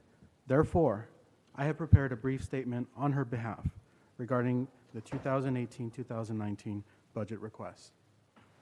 First off, I would like to thank the amazing department staff who worked tirelessly to accomplish the mission of Empower LA in promoting civic engagement and making government more accountable to local needs. I would also like to thank our partners in the mayor's office, the council offices, the CAO's office, and the CLA who support us on a regular basis. I am grateful to our neighborhood council partners, Board of Neighborhood Commissioners, and our city partners, such as the Office of the City Clerk, the Office of the City Attorney, Personnel Department, the Public Works Department, ITA, the Department on Disability, Controller's Office, along with several others. Without these collaborative relationships, Empower LA would struggle to meet our mission. Lastly, I am grateful to our General Manager, Gracie Liu, whose vision and leadership have steered us confidently through these past several years, and whose passion for the neighborhood council system has served as a guidepost for our department's hard work and dedication. The General Manager would also like to thank you for your consideration of her budget letter. The budget package being requested in this letter focuses on a comprehensive outreach campaign for the 2019 Neighborhood Council elections, in collaboration with the Office of the City Clerk, who will be administering these elections. We have already started the groundwork for the election outreach by conducting over 200 Neighborhood Council 101 sessions to underrepresented communities and making connections with nonprofits and academic institutions in the past year and a half so that they can assist with candidate recruitment. Any election outreach funding we receive will be focused towards making the Neighborhood Council more representative of their communities. As mentioned in this letter, a potential funding source for this budget ask could be any unspent Neighborhood Council funds for this fiscal year, which, as of this date, is around $1.6 million. In prior years, the final unspent funds have ranged from $300,000 to $600,000. As the budget letter goes into greater detail and with greater expertise than I could offer, I'd like to once again simply say thank you and welcome any questions you may have at this time. Thank you very much. We'll begin with Mr. Kratz. Thank you, Mr. Chair. First of all, I want to thank you again for all the work that you do. We're proud of the 1,800 board members across the city who volunteer their time in their communities, but that's obviously a handful for all of you. I know your department used to have somewhere around 60 full-time positions, and now it's around 30. So what's your sense of what the magic number actually would be to do everything you need? And what would different roles be? For instance, I know you hired an executive assistant, but I don't think you have an assistant general manager. So if you had your wish list in terms of how the organization should be structured and funded, what would that be? Thank you. It is true that we were at a point over 60 staff people, and then we did suffer from what most other city agencies suffered. At our lowest point, we were at about 15 staff people for the entire department. I came on board when we were about 17 strong full-time staff positions, and one of the biggest changes was the ratio of neighborhood council advocates that were able to assist the neighborhood council board. So when we were at our smallest amount, we were at about a 15-to-1 ratio.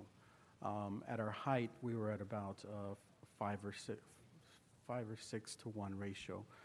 So that's kind of what we're working towards. Where we are right now, we are at 31 full-time positions, and 15 of those are the neighborhood council advocate positions, which gives us about a 7-to-1 ratio. So if you were asking me right now how many more we would need to properly represent and assist the neighborhood councils, I would say anywhere between 4 or 5 more project coordinators, which are neighborhood council advocates. Well, I'd like to ask you a couple other questions. One is there's a subdivision application currently in progress in my district in Westwood, which I'm sure you're all aware of and focused on it. So I'm a little bit curious about the process regarding subdivision boundary adjustments. Are there any other such requests waiting for you to add staffing to handle them? I know we heard from constituents in Westwood that there have been issues about proper outreach throughout the current subdivision application process for the Westwood Neighborhood Council. And I know there's an election scheduled for May 22nd, so if that's approved, how would that be accounted for, or is it accounted for in the upcoming budget? Thank you. I'd like to refer this question to Mike Fong. Good afternoon, council members. Mike Fong with the Department of Neighborhood Empowerment. Thank you, council members, and thank you, Councilmember Koretz, for that question. In terms of the North Westwood subdivision proposal, the election is on May 22nd. We're partnering with the Office of the City Clerk on election outreach, and we're hosting a round of community meetings in the Westwood community. We had our first community meeting in the Persian Square neighborhood area on 1424 Westwood Boulevard last week. We'll be having another meeting next Tuesday at UCLA on Tuesday, May 8th. And the vote by mail process is currently open and will be open until May 15th. We encourage all stakeholders who are in the Westwood area to be engaged and to participate and to make their voices heard in the subdivision election on May 22nd. Very good. And what's the status of online voting? What are the issues with it and costs?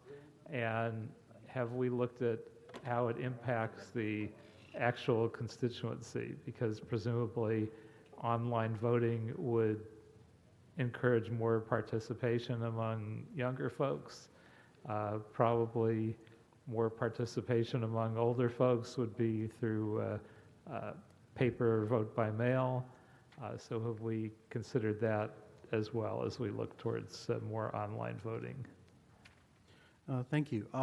Actually, as stated earlier, you may be aware that the city clerk is taking care of administering the election. So for our department, we're only handling the outreach elements.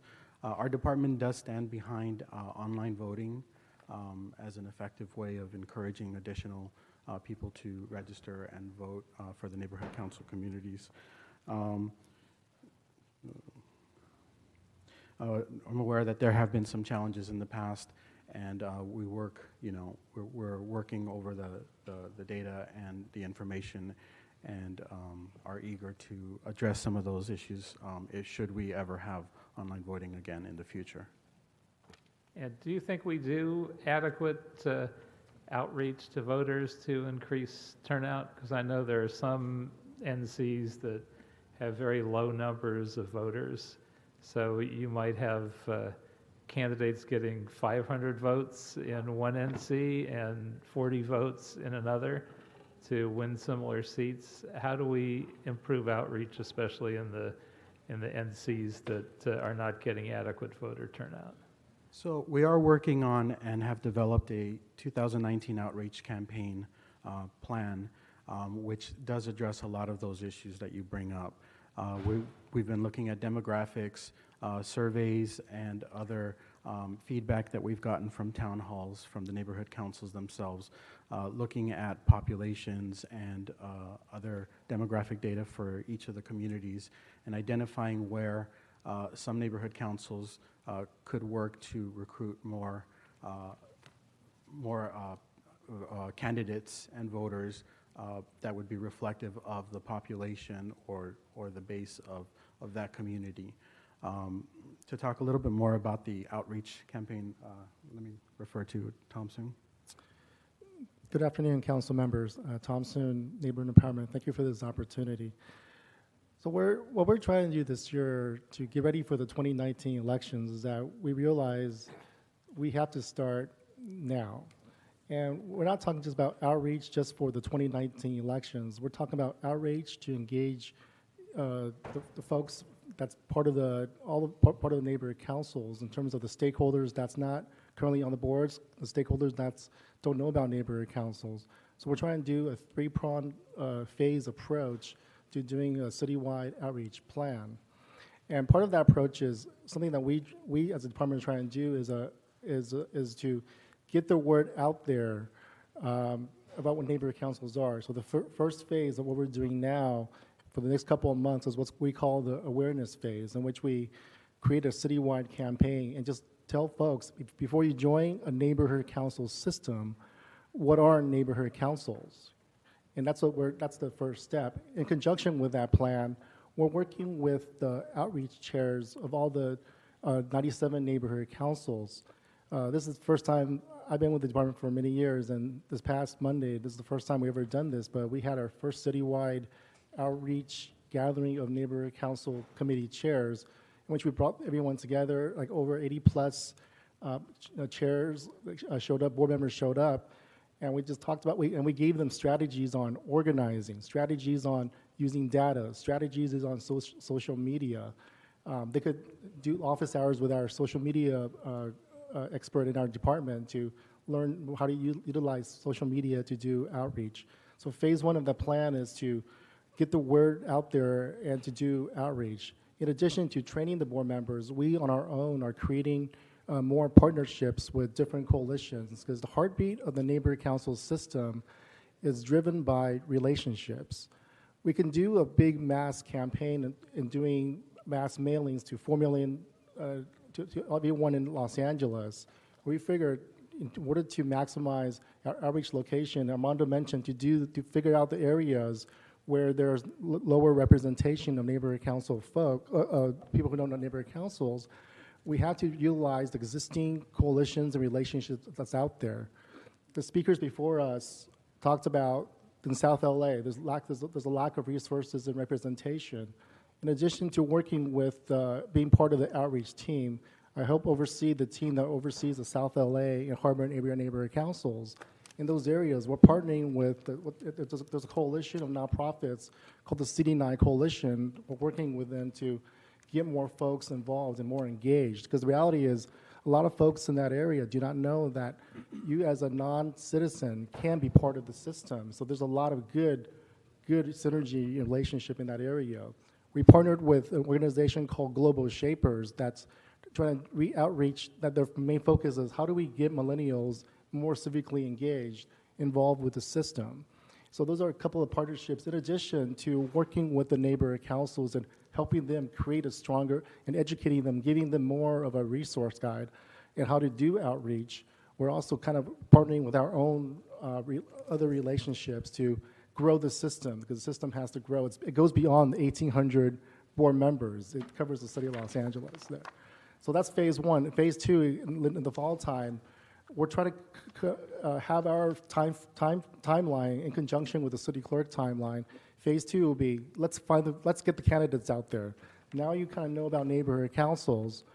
How do you join as a neighborhood council, and how do you how do you join, or what's the purpose of that? Let's get some candidates, and finally the last phase is let's get some voters there. And once the voters come on board, how do we keep them? How do we keep them engaged? Our thinking is, look, yeah, I agree with you, Councilman Kretz, that some of these councils that, sometimes it takes there's not that many that show up, right? And we had data on that, and okay, we know that. We know that this area has less voter turnout. Fine, we'll target those areas that need more engagement. But also, we're not just looking at voter turnout. We're also looking at the demographics. What the neighborhood council boards, are they representative of those areas? Are there gender, the gender, age, ethnicity? And we look at those, and we will try to do some more targeted outreach in those areas, so the system could be more representative as well. Well, thank you. And I'd like to ask for a couple budget-related report backs. One, the cost and potential funding source for 2 more project coordinators above what was asked for. And also, I'd like a report back on what the result would be if, instead of just sweeping unspent neighborhood council funds at the end of every year, if we swept them into a neighborhood council fund to focus exclusively on additional outreach. Thank you. Okay, thank you. Mr. Bonner? Thank you, Mr. Chairman. Thank you all for being here today. I'm sorry Gracie isn't here. There's a couple questions We are too. wanted to ask her, and a couple of them I'll just hold until I can speak with her. But I wanted to start the conversation with Gracie, and I'll ask you this. How do you think our neighborhood councils regard Dunn?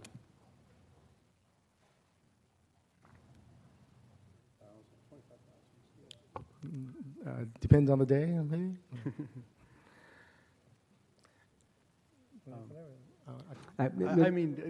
I guess just to start to answer that question, I definitely am not the expert on this, but I do think we have such a diverse group of neighborhood council members with their own interests and focuses that, we're here, we're a small department, we do our best to work with them and represent their needs, provide training, provide support, and a lot of the partnerships and a lot of the training and a lot of the interactions are, I would say, predominantly positive. Yes, it's true that there have been times where somebody was unhappy, didn't like a decision that was made or a direction that maybe we had to go through, but for the most part, I would feel very comfortable saying that we've been working hard to commit to giving them the support, the kind of support that they want in the time frame that they're requesting it. Okay. I hear a lot of differing opinions back from my neighborhood councils. A lot of them, frankly, feel like it's sort of a gotcha agency sometimes, or an agency that's more focused on some of the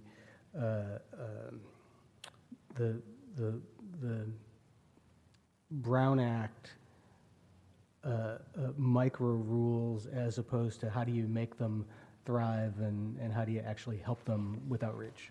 So I do get a lot of criticism. That's a dialogue I want to continue with Gracie. But you said you have 15 neighborhood council advocates, right? Yes. And their job is to go to all the neighborhood council meetings? That's correct. What do they do there? Do you want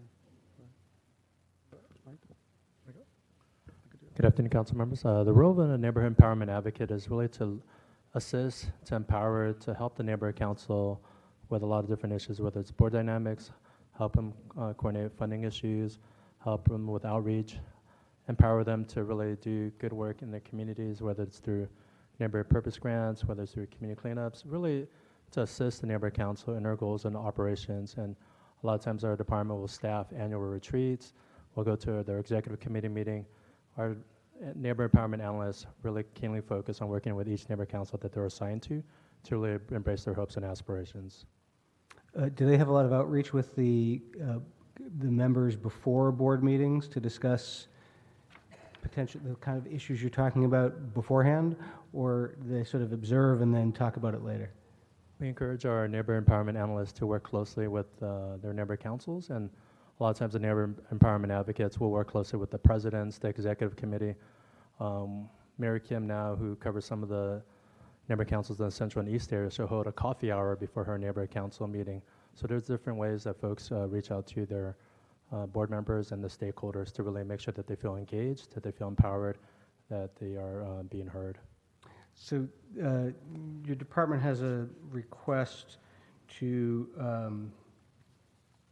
effectively take away a bunch of the neighborhood council's money that they've left unspent or banked, depending on how you want to describe it. What feedback have the neighborhood councils given your neighborhood council advocates about that idea? In terms of the funding, there's usually around the 300 to 600,000 in unspent funds, which usually, I believe what happens is I'm sorry, can the CAO assist with the answer on that one? With the unspent? As a general matter, we have rolled over their unspent budget. We have not actually swept it. There was a proposal, if you recall, sir, maybe 5 years ago to actually sweep it, Yes. and your council heard from your neighborhood councils and Yes. decided not to. No, what I'm asking is that the letter from the general manager is asking for more money for neighborhood council outreach, and to fund that, they want to use some of the unspent neighborhood council dollars. So that's effectively taking away their money. So what I'm asking is, your job is to liaise with them and to advocate for them. What do they think of that idea? It's my understanding that the general manager has communicated with several neighborhood council representatives, and they would prefer that these funds be reinvested back into the system. So something like outreach for the entire neighborhood council system, many, I can't say all, many would be amenable to that. Yes. They would be? Yes. Okay. I don't know that that's the case. I'd like to actually get some verification. So I'd actually like to get a report back from the department on a couple aspects of this. One, I'd like to know how many neighborhood councils have been asked about taking their money and using it for community outreach, and what the response has been. Because if you're proposing to do that, I think hearing from them is certainly a reasonable thing to ask. And then, while I support the goal of doing more outreach, I'm just, and I appreciate what you said about the strategy for it, I'd like to know a little bit more. So I'd like to get a report back from you on how Dunn determines what neighborhoods are underrepresented, have low levels of civic participation, or have neighborhood councils that are not representative of the neighborhood. And I'd like you to include the metrics or the data sources you use in making those determinations. I mean, it may be subjective, it may be objective. I'd like to know. No, I think that's good information for all the. Yeah. That's a good information. Thank you. And then I was very, very glad to hear you talk about the partnerships you've been doing. And I loved a number of the organizations that you mentioned. I thought that was really good. I'm just curious, we just had a bunch of representatives in here from organizations who are partnering with labor, and I'm wondering if we've ever done similar partnerships with the Black Workers Center or Community Coalition or ACE or SCOPE or Power. Yeah, the two, for the South LA area, COCO, the Community Coalition, definitely. We met, we're starting our partnerships with them. Also, Scope is another one that we're trying to work with too. In South LA, the other one is that we're working with CD Tech and Public Allies as well. So definitely this whole table here, I wish I would have, definitely we'll try to stay in touch with them. Yeah, I'd like, if I get a report back from Dunn with a list of the Partnerships? the partnership organizations that you've Absolutely. used. And I believe that is it. One last question. On the so-called underspending by the neighborhood councils, do we have a sense of what the dynamics are for that? In some cases, I've heard dealing with the city, and I don't mean Dunn specifically, dealing with the city to spend money has been difficult. On another hand, I've heard neighborhood councils just don't have it together and can't reach consensus on what to do. And then on the other hand, I've heard, now I'm on my third hand, that they're deliberately banking the money so they can do a big project in the community. They may want to do a big median beautification project that may be $100,000, so they need to have a couple years' worth of funds. So do we have a sense of which of those factors is biggest, or is it a mix and there are others? I think all three, what you mentioned is true. Going back to Councilman Bonner, you asked the question of, do people like Dunn, okay? And I made a joke of, depends on the day. Mm-hmm. The reality of this is, I think for you, Councilman, and for our department is this, right? No one's going to call our department unless there's a crisis or something's going wrong. And that's a narrative we have to change and kind of doing better promoting the positive stuff, what's going on with neighborhood councils. Now, to answer your question of, what is our role in maybe helping the neighborhood councils facilitate and spend their money, some people will welcome that support, but as soon as we say, hey, maybe we should do this, why are you taking over our council, right? If we don't do enough kind of admonishing of the rules as well, how come you're not doing your job? So there's that tension that we lie in terms of where we try to fit our role in it. So that's why I want to kind of put that out there. But in terms of us with the new fiscal year coming up, one thing that we can try to encourage the neighborhood councils to do is to have a strategic plan and try to work with the city clerk and us and just try to have better communication and make sure those funds are spent. Part of it is, yes, how do we? Some councils are just not getting it together on time and they miss the deadlines. And what do we could do better at that. Maybe with more staff we could do that. Thank you. Thank you, Mr. Chairman. Mr. Blumenfield? Thanks. Most of my questions have been asked and answered, but I've come up with a few other ones. At least one of the neighborhood councils in my district has been struggling with quorum issues. And of course, that means they can't take positions, they can't spend their money, they can't do a number of different things. And not coincidentally, they're also a group that's in a very disadvantaged area, a very low-income area. So what are we doing to really focus on neighborhood councils like that are struggling in that regard? Can you talk about, within your current budget, how are you assisting those struggling neighborhood councils? Whenever a neighbor, depending, irrelevant of the area, the Board of Neighborhood Commissioners put together a policy back in 4 or 5 years ago called the loss of quorum policy.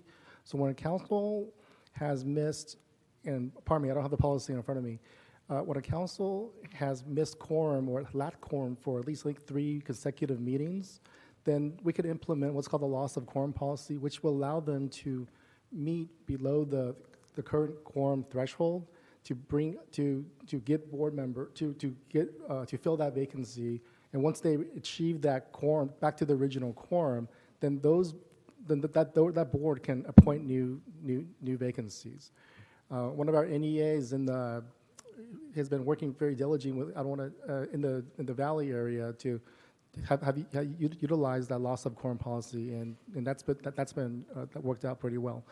I'll answer it this way. What have we been doing is that one of the questions that came out of the we had this citywide elections, outreach meeting this past Monday, like I mentioned, and everyone broke, and I was very surprised. It was down here by Dean Hall, and a lot of Valley folks were there, and we broke up into the different regions to talk about challenges and issues. And it's not only about getting candidates for the 2019 election, but it's also about how do we, because neighborhood councils have vacancies between elections as well. Right. How do we come up with a strategy to recruit and get vacancies? There's board attrition, right? Some of these board terms are 4 years, right? How do we come up with a strategy to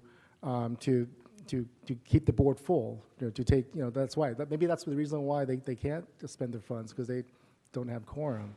So that's something we try to do, is that we have the policy in place for them to fill their quorum, but then I think with this new synergy of working with the outreach chairs and maybe more data information, we could do more targeted, outreach and strategies to, using their outreach activities, whether it be the 4th of July parade, National Night Out.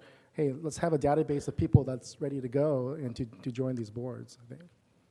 You mentioned the money, and I thought I understood what happened with unspent funding, but then part of this discussion got me confused. So maybe to make it real easy for me to understand, what happens when a neighborhood council at the end of the cycle has unspent funds? What happens to that money?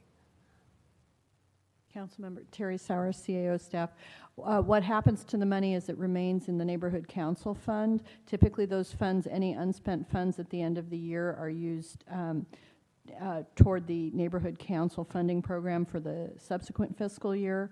But they go back to so if they're they do not revert to the general fund. They are in the neighborhood council fund. But the allocation. So what's the allocation for each neighborhood council? 42,000. So let's say they didn't, for the sake of argument, they didn't spend 20,000.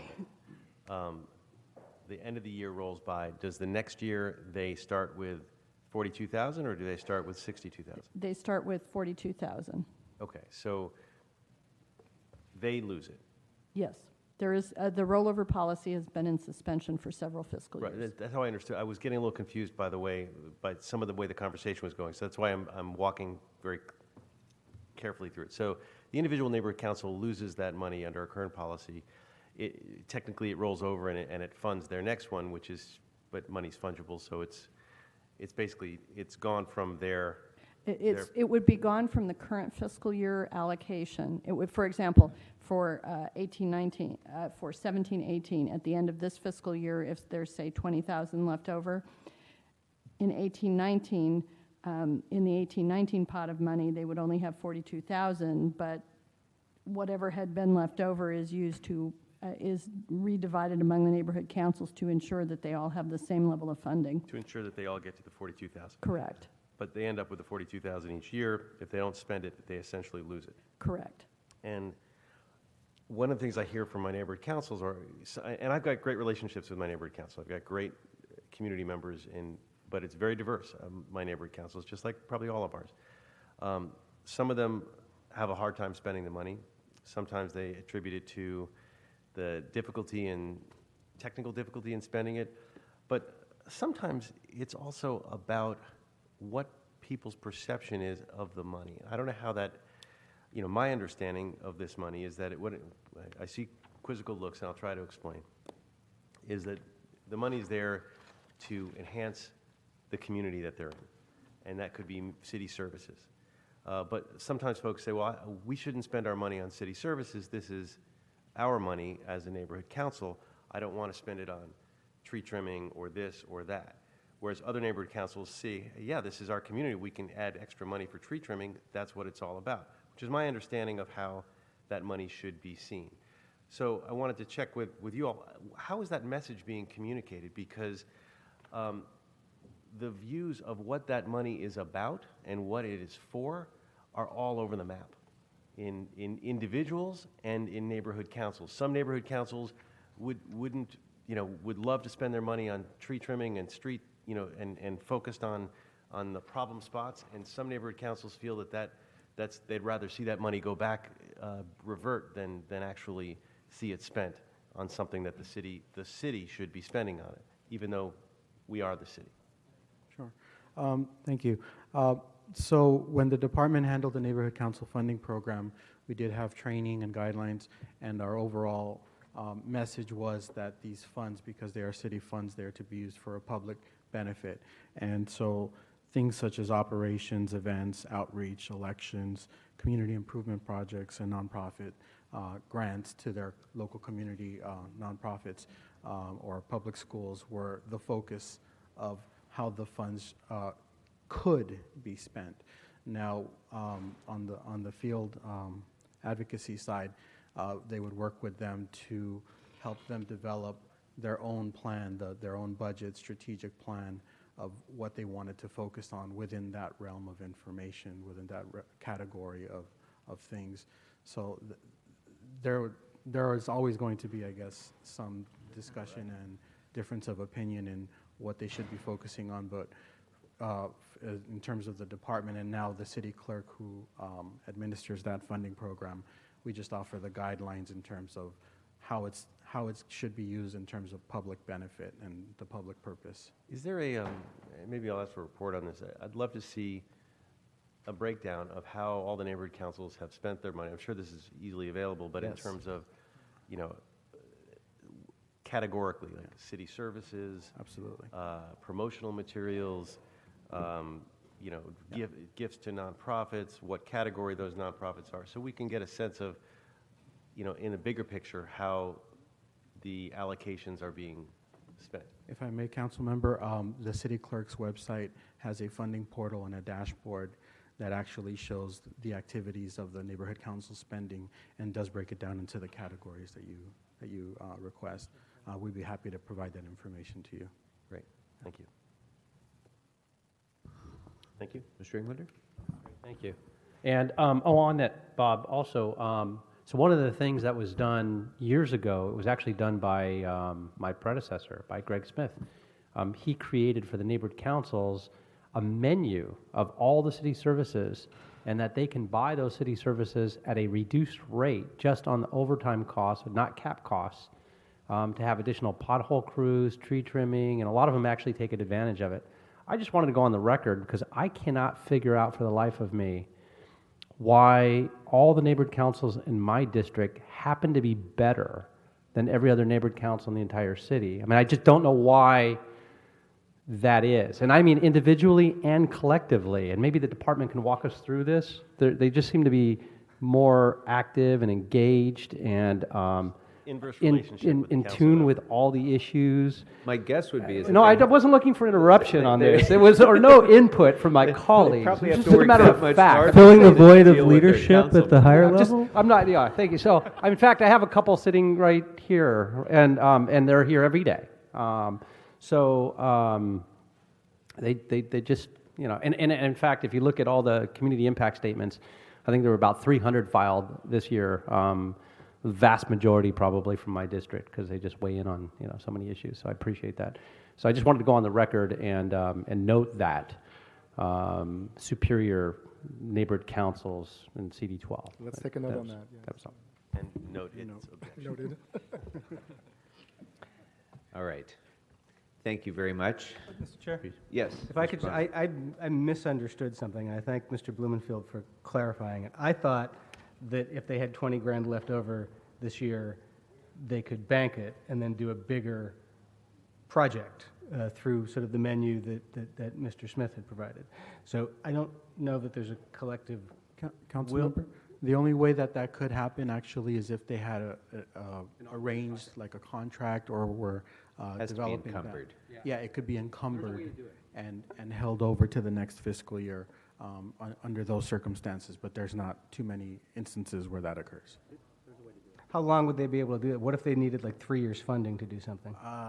Unfortunately, I don't have that information off the top of my head, but when we were doing the funding program, we would work with them to see what would be permissible under the rules, and I'm not sure how the city clerk funding program handles that now. So what I'd like to know is a report back on what the fiscal implications would be if we allowed the neighborhood councils to accumulate up to $100,000 to be able to deliver a big bang project in their community. Okay. Thank you. All right. Thank you all very much. Thank you. So members, I'm going to juggle the agenda a little bit more now. Forgive me for doing this on the fly as we go.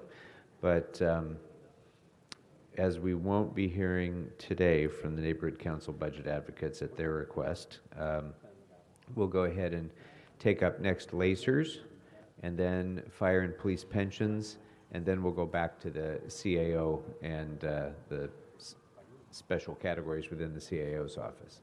So if we can invite up LACERS next, please.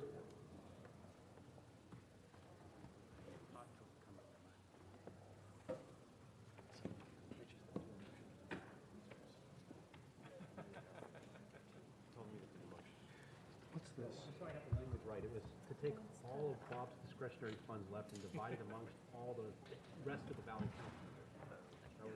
Okay. So that's not something you can divide by LACERS? They're all thinking that. Okay. I can pull it up in 2 seconds. Okay, so we're on LACERS?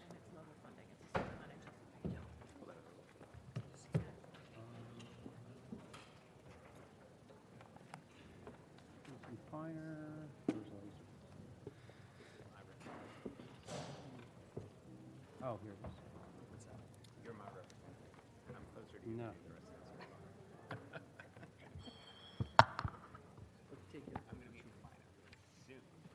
They don't have one. They don't have one.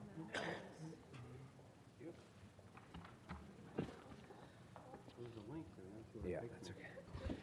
Good afternoon, Mr. Guglielmo. We don't have a letter, so I think you're going to have to start from scratch with us. And thank go you very ahead and, much. Good afternoon, introduce- sir.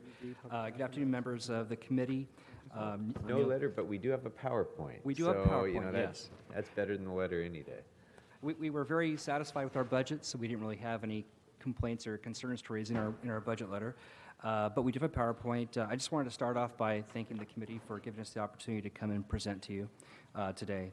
And I wanted to do a quick introductions for my senior management team for LACERS. I'm going to start off with Lita. Lita is our assistant general manager. She does so much of the work in the department, all the member services. And Dale over here, who really leads our administrative services team and budget. And then we have Rod as well, who's our chief investment officer. So a very talented team. And then also joining us back in the rows back there are some of our key staff as well.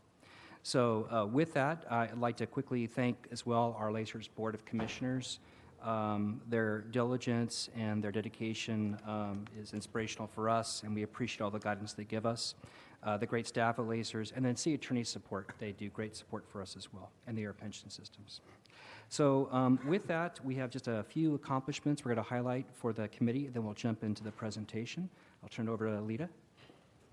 Good afternoon. I want to share some information with you regarding our pension administration system replacement, recent replacement. This is our system of record, which contains all of our member information, including yours, and where we pay all of our retirement benefits from. We began this project 5 years ago with 1,600 system requirements, and over the 5 years, we tested 7,500 cases. These stringent requirements and the rigorous testing that we performed on the system led to the successful implementation on March 1st of this year.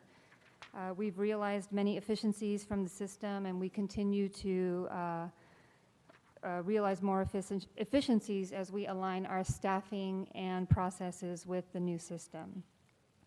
And I'd also like to share some statistics from our retiree healthcare program. These statistics are over the last 10 years. The numbers of our covered lives has increased 24% over the last 10 years. It's increasing at a slightly higher clip these days. We're having record numbers of retirements. Our aggregate medical premium increase per year has averaged 4.8%, which is well below the actuarial medical premium trend rate of 8.28 for the same time period. This is really important as it allows us to continue to provide a meaningful subsidy for our members, as well as reduce our costs to the plan sponsor. Our annual renewal savings over the past 10 years have ranged from $1.1 to $4.2 million per year, for a total of $22 million in savings over the past 10 years. And again, that's our retiree healthcare program. Thank you. Rod? Okay, I'd like to provide some highlights of our investment program. So for the fiscal year, as of December 31st, so it's basically the 6-month period, the plan returned 8.07%, and a portfolio value at the same period of December 31st, 2017, at $17.174 billion. Wanted to also mention that our assumed rate of return is 7.25%, and that's about in line with most public pension plans.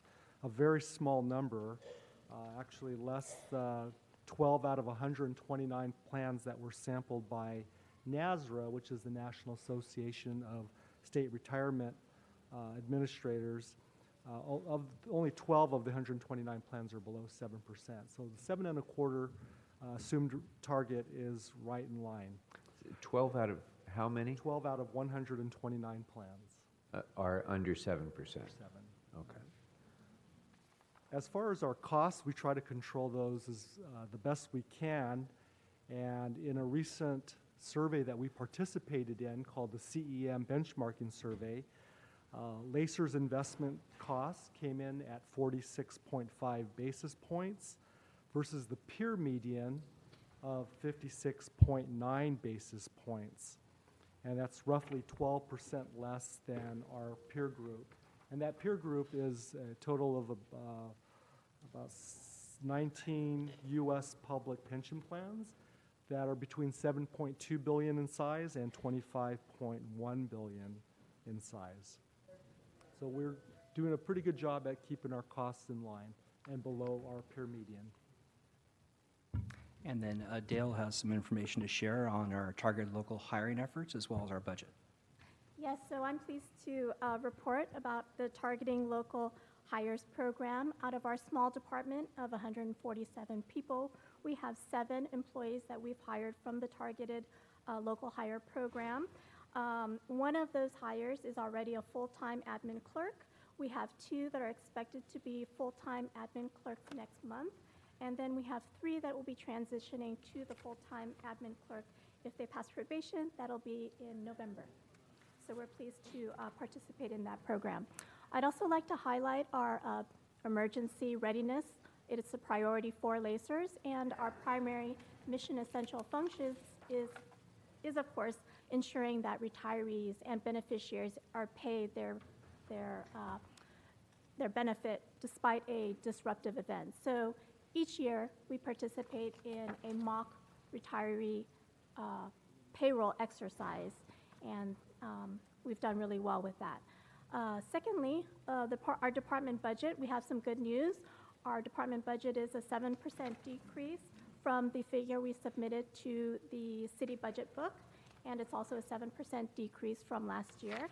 And so the proposed $26.8 million budget is down from $28.9 million, and that'll be finalized by our board on Tuesday. Thank you.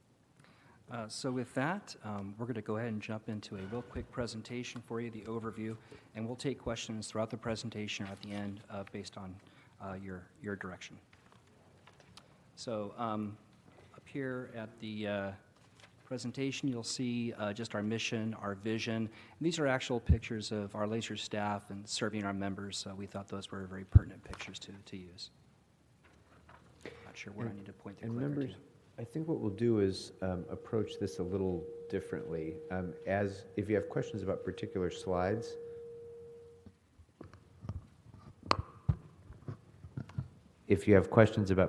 slides, let's just go ahead and take those as we go, and then we'll come back and ask more general questions after the conclusion of the presentation.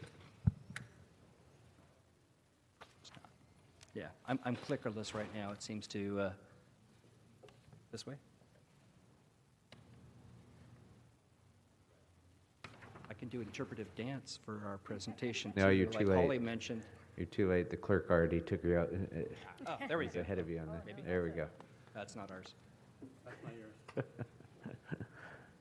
well, we'll get another shot.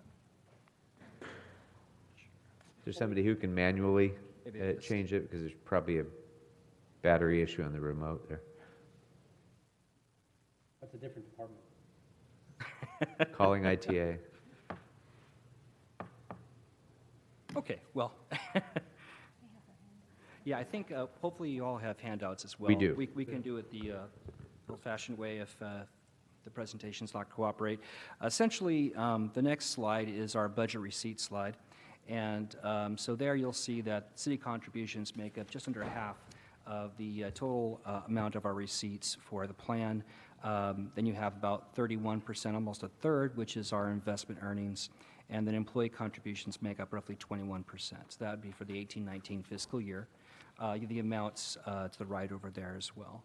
And then keeping in mind, obviously, we have two tiers that we are administering, the Tier 1 and Tier 3 for our members. So on that, Yes. This pie chart indicates that for every dollar contributed by one of our employees to their pension funds, the city contributes $2.50, more or less. More or less. So is that fairly consistent from year to year over time, or has that fluctuated? That doesn't fluctuate so much as the investment earnings. Right.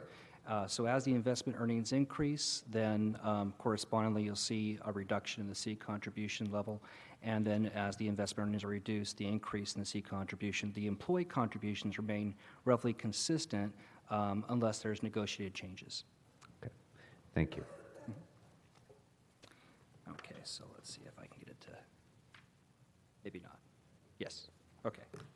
So the proposed budget expenditures is our next slide. You'll see the history going back to 13, 14 in that. We've broken this down into our health benefits portion as well as retirement benefits. Something was mentioned earlier by Lita. We've seen a significant increase in the last few years of the number of retirees we've been realizing. So if you go back, our average might be 300 or 400 retirees. Now we're retiring on average over 800 per year. So quite a few retirees that are coming through our system. And you'll see the expenditures there. On the health benefits side, that's that orange shaded portion, and it really doesn't change that significantly. We've worked very diligently to provide excellent health care for our members while keeping the costs as low as possible. The retirement benefits have been increasing, and that's both a combination of the number of additional retirees we have as well as negotiated compensation increases for staff, so as COLAs and things like that take place. And moving on to the next slide. Okay. All right, so this is our proposed budget. As Dale had mentioned earlier, you'll see there that we're budgeting each year.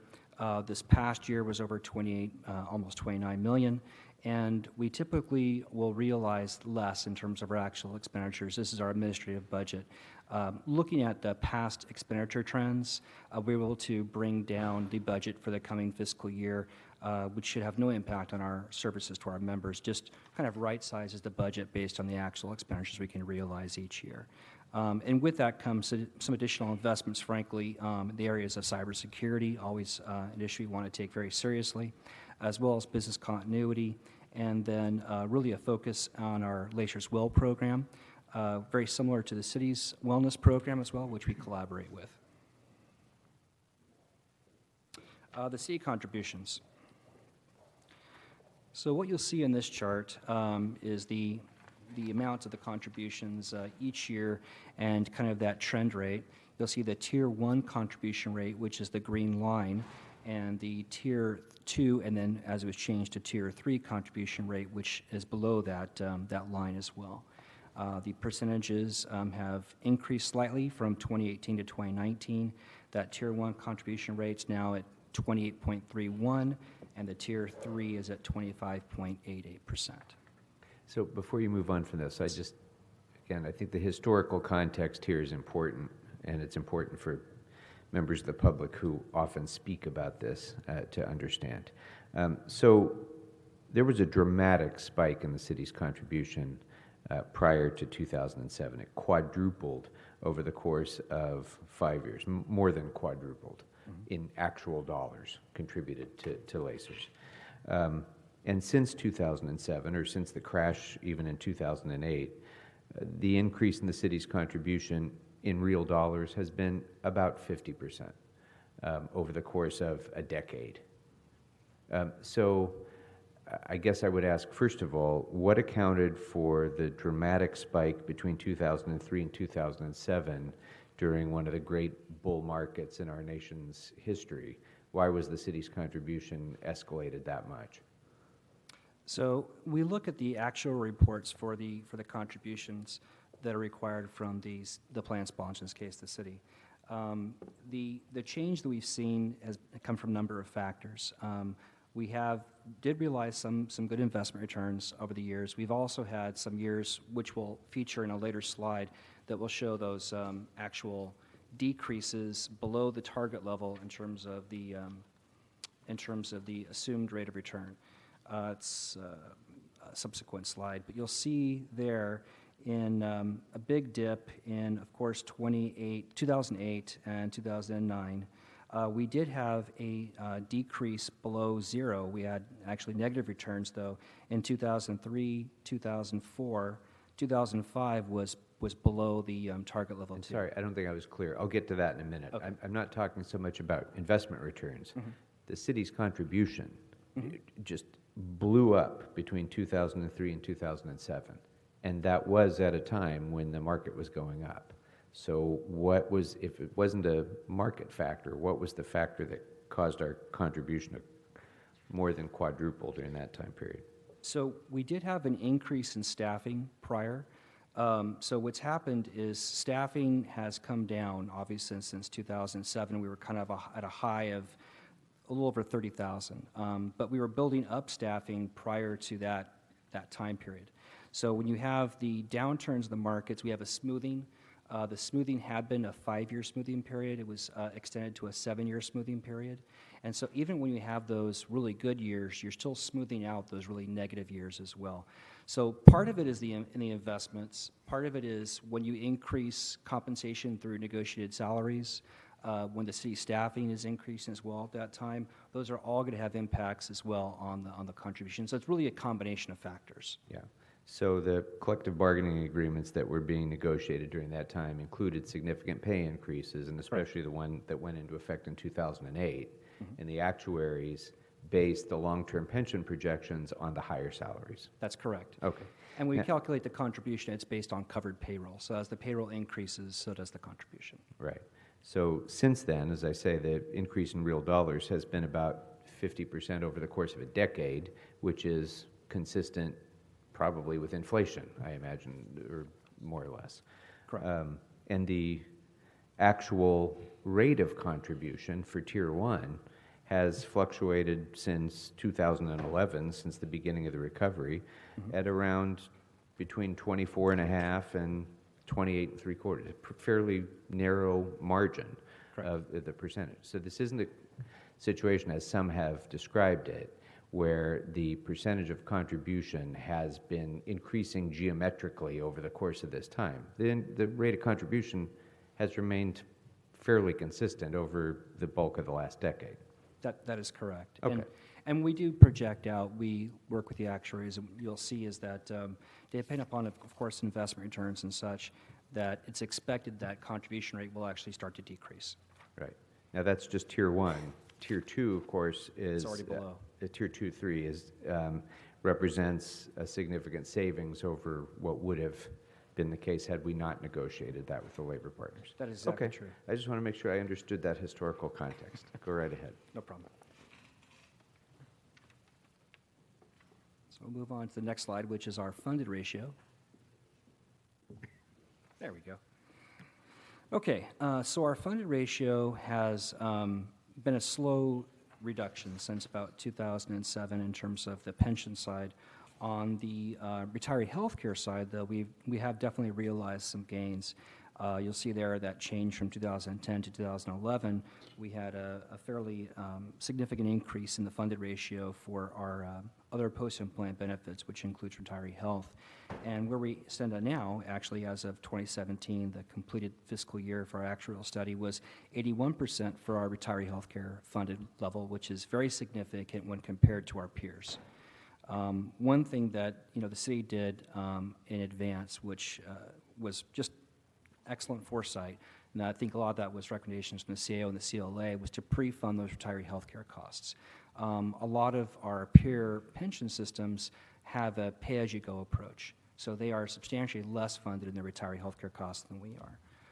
And where you see in terms of the stabilization rate of the retirement funded ratio as well, we're at roughly 71%, 72% or so, 73% combined. We obviously want to increase that fund ratio over time. But we are well positioned when compared to our peers on the health, and we are right in line with our peers on the retirement side. A lot of studies have come out within the last year or so that have showed that the average is roughly 63% in terms of, or 70% in terms of the funded ratio. So, and NC PERS, one of the surveys that was done in December 2017, showed an average of 72% for the average funded ratio for most of our peer pension systems. So we think we're doing well there. This is just a description of our actuarial assumptions, the primary assumptions that we have. There's the economic assumptions, which includes the rate of inflation and investment return. And then there is the demographic assumptions, which includes the mortality rates and the retirement rates. As I indicated earlier, our retirement rates are higher than we've seen previously. We're above 800 retirements within a year. And the mortality rates, I mean, the great news is that our members are living longer. But that also comes with additional costs to provide those benefits as our members do live longer. So one thing that will be considered by our board coming up later this summer will be the economic assumptions, especially the inflation rate and the mortality rates. So that's something that we'll be looking at and bringing some analysis and recommendations to our board later in the summer. The next slide is our asset allocation. So actually our board went through a fairly extensive education process led by our staff and by our consultants on asset allocations. And the board recently adopted an asset allocation strategy. This was April 10th. And as you can see there, the breakdown, the largest composition is equities, the non-U.S. equities and then U.S. equities. But that number in the middle, that standard deviation, represents a risk factor, as it were. When we look at our investments, what we want to do is maximize those risk-adjusted returns. So you want to be aware when there's down cycles what your potential losses can be as well. So you want to maximize your returns while trying to minimize risk as much as possible. And that's what that factor represents at 13.3%. It's slightly above our peers. Our peers are roughly 12.5% for the risk factor, but we do feel comfortable with the 13.3%. So just something to be aware of. It obviously has a great deal to do with our investment returns, whatever asset allocation strategy we employ. The next slide is the investments, assets, and expenses. And so the shaded portion represents the actual portfolio of assets. That's that above $15 billion mark when you look at the end of 2017. The two lines, the blue line represents the total fees. The green line represents the management fees.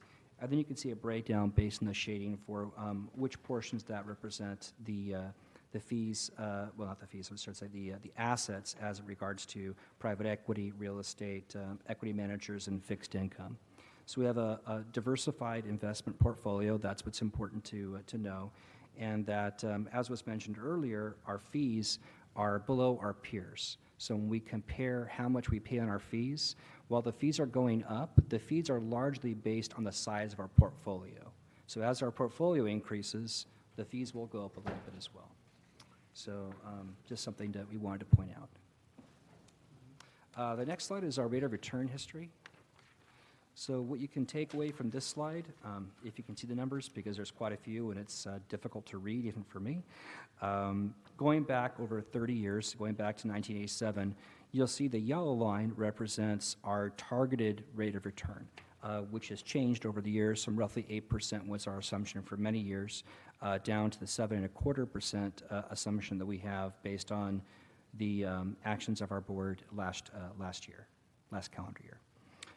You'll see there, obviously, there are years that we are at or very near our assumed rate of return. There are years that we're also substantially below. The 2008, 2009 markets, those downturns were significant impacts to us in our investments. But we've had some really good years since then, too. This year has been a little bit volatile. The first 6 months, as Rod has indicated, we were above 8, which was great. However, the last several months, the market has gyrated a little bit, and so the investment returns will continue to change until we get to the end of the fiscal year. But we have been above the target level this year. So if I may ask, Yes. as a simple report back, I'd like you to generate this same slide for me with a 10-year running average, a 20-year running average, and a 30-year running average of actual rate of return. Absolutely. We actually have that prepared already. So I expected you might. Yes. Thank you. Okay, so moving on, the next slide is going to be our membership. So when we talk about our members in Lacers, it's our 25,000 plus strong active employees that are our members. Most of you are our members. And then we have over 18,000, almost 19,000 retirees and beneficiaries in our system as well. So you'll see there the change over the years. We have seen reductions in staffing. ERIP in 2010, that was obviously a big change in the staffing levels. And then since then, you've seen that staffing has begun to come back up across the city in terms of our active membership. What is changing, though, is that green bar will decrease, and the blue shading, which represents the Tier 3 members, is going to continue to increase. So over time, we're structurally going to see that change between Tier 1 and Tier 3 in terms of the membership and what that does in terms of impact to costs. The next slide is the retirement, the average annual benefits. So, you know, I think what's important is to frame the benefit that we provide to our members. We have employees that will work 30, 40, 50 years for the City of Los Angeles and for our residents. And the average annual benefit for those members is at $43,000, $43,500. That is a relatively modest amount considering those members are not going to receive, by and large, Social Security. So, you know, there's a lot of talk about pensions, but I think it's good to frame it properly, which is that benefit is very modest. More recent retirees, because of pay changes over the last several years, are closer to that $50,000 mark. But the survivors, you know, their benefits around $26,000. So it's just something to bring into context for our members. And these are folks that, you know, we take pride in serving those members who have served all of us in all of Los Angeles for their so many years. So. Yeah. People like to pay attention to the aberrational 6-digit pension that, you know, makes the headlines, and they don't tend to look at the person who's worked for the city for 35 years and has to live their rest of their life without Social Security, drawing a pension of $35,000 or $40,000 a year. Absolutely. So the last slide, we call that our superhero slide. It looks kind of like, I don't know, like a Batman slide. But anyways, this is our health plan benefits and costs. So one thing that we alluded to earlier in the presentation was the fact that through a lot of work, audits, and actively engaging with our health plan providers, we've been able to keep those costs substantially below the actuarial rate that has been assumed. So you look at that 10-year average, that medical premium rate is at 8.28%. At the same time, the realized medical premium rate for Lacers has been 4.8%. So that, you know, that has been ongoing savings we've realized, which benefits our members, but also the city as a plan sponsor to helping to control costs. And then the maximum medical subsidy over the 10 years is at $1,414 per month, but the actual average expenditures in terms of that subsidy has been $592. So healthcare maximum amount, $1,400, but the actual usage on average is just below $600. So that, you know, that's been good. I think a lot of that has been an influence in terms of trying the wellness efforts, trying to make sure that members are taking preventative care, getting their regular appointments and checkups and things like that to help bring down the cost of some of the more expensive types of things that might occur if they let their health go. So trying to be proactive, I think, has really helped control costs. So with that, we're happy to answer any questions that the committee members have. Very good. Thank you. Mr. Bonin? I'm good, thank you, sir. Okay. Mr. Bloop? Okay, well, it comes back around to me.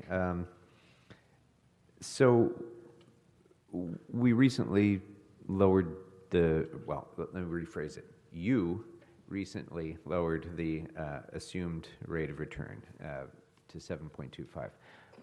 What does that mean in terms of real dollars and the city's contribution to Placer's pension fund? So the realized reduction from the 7.5 to 7.25 was, looking at Dale for the exact amount, if she might know, I know it was above 40 million.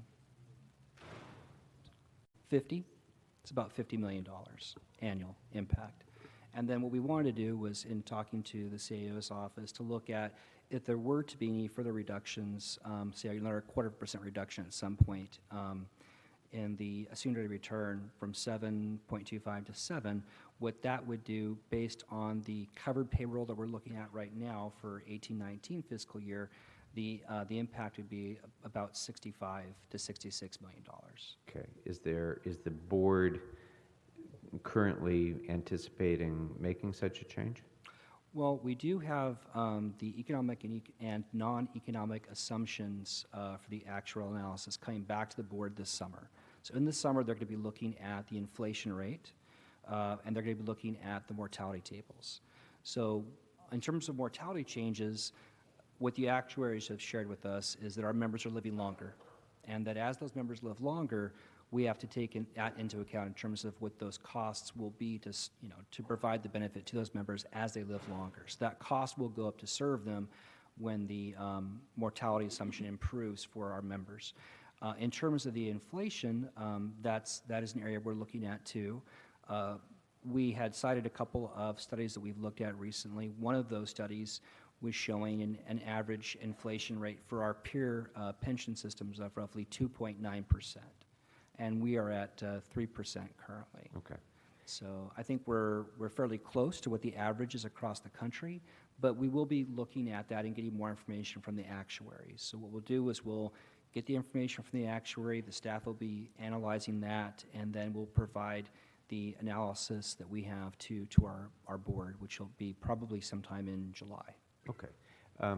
Now, you mentioned earlier that only, I think, less than 10% of public pension funds across the country have an assumed rate of return below 7%.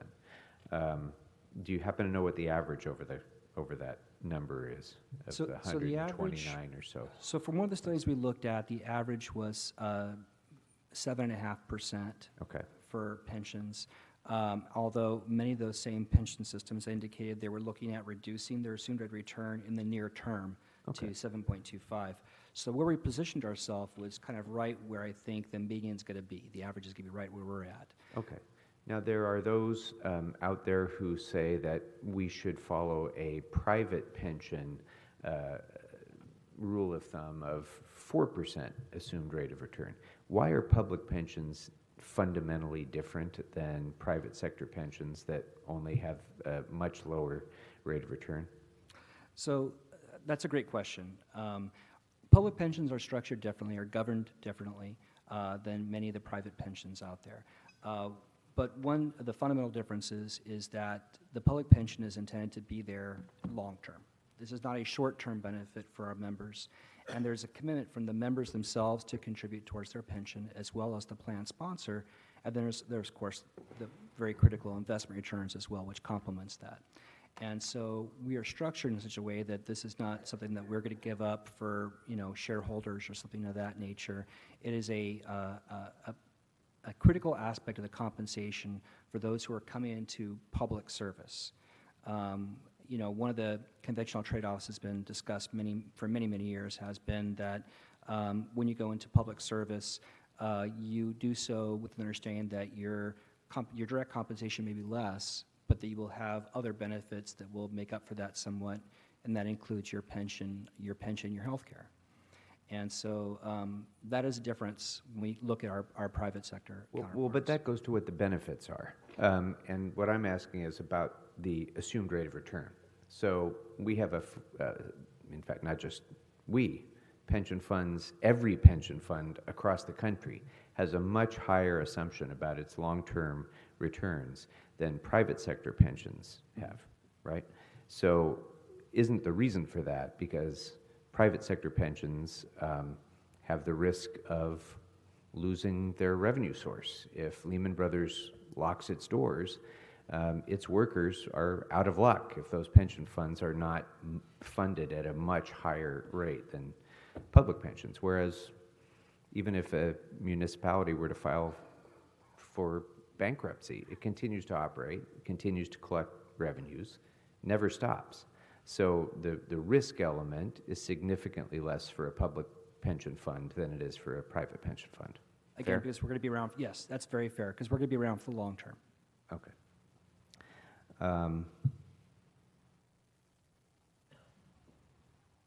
Okay, I think that covers what I have. Mr. Kretz? Thank you, Mr. Chair. So it sounds like we're doing at least as well on covering our pensions and considerably better in covering our health care as a city. That's very true. And that our colleague cities generally are at a rate of return assumption of 7.25 or perhaps higher. From the peer comparisons, that's what we're seeing, yes. So what would make us think that we need to consider a lower assumption of 7% that could cause a substantial amount of harm to the city and its budget in the future? That's a great question. So again, as we work with the actuary, one of the items that's been brought to our attention from the actuary was the assumed rate of inflation at 3%. What the actuary has told us is that many of the other plans that they provide services for had previously reduced their inflation assumption to 2.75. What we've seen from looking at just some of the peer comparisons is that many of our peers are right around averaging 2.9%. So some are above 3 and some are below 3. We are at 3 currently. We do look at the change in the financial markets and what's happening, and it does seem to be that inflation is coming up somewhat.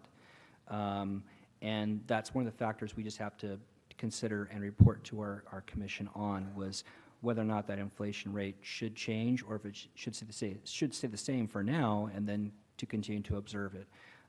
Every 3 years we do the experience studies, and as part of those experience studies, it gives us an opportunity to come back to our board to consider what are those fundamental assumptions we use for the plan.